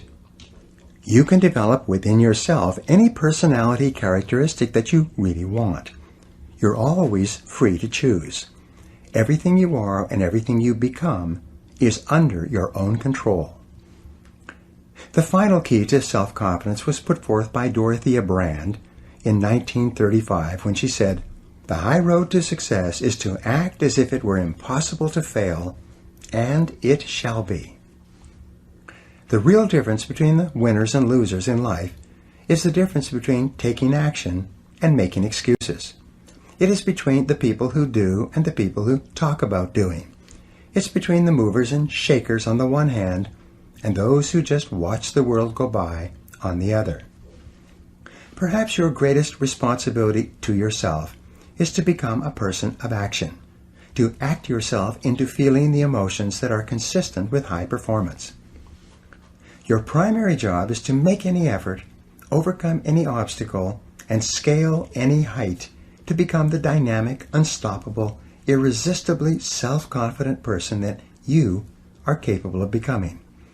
And when you have developed in yourself this unshakable, irresistible quality of self-confidence, everything else will be possible for you. Now here are some action exercises to put these final ideas to work in your life. 1. Resolve today to act as if you had all the self-confidence in the world. Say what you think, ask for what you want, and persist until you succeed. Number 2. Write down your 3 most important goals in life right now. Then, write down 3 steps you could take to achieve each of these goals and take immediate action on at least one step. 3. Identify the 3 most important results you achieve in your work and resolve today to work on those activities most of the time. 4. Create a clear mental picture of yourself performing at your best, calm, confident, and optimistic, and replay this picture over and over throughout the day. 5. Dedicate yourself to continuous personal and professional improvement, getting better every day. 6. Accept 100% responsibility for everything you are today and for everything you become in the future. Refuse to blame anyone for anything. And number 7, resolve today that you will never give up, that you will persist over all obstacles until you succeed in creating the wonderful life that is possible for you. Thank you very much for listening, and good luck to you.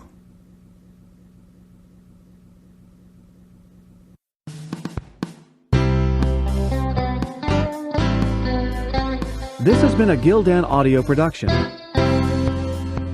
For more affordable life-changing audio programs, visit our website at gildanmedia.com.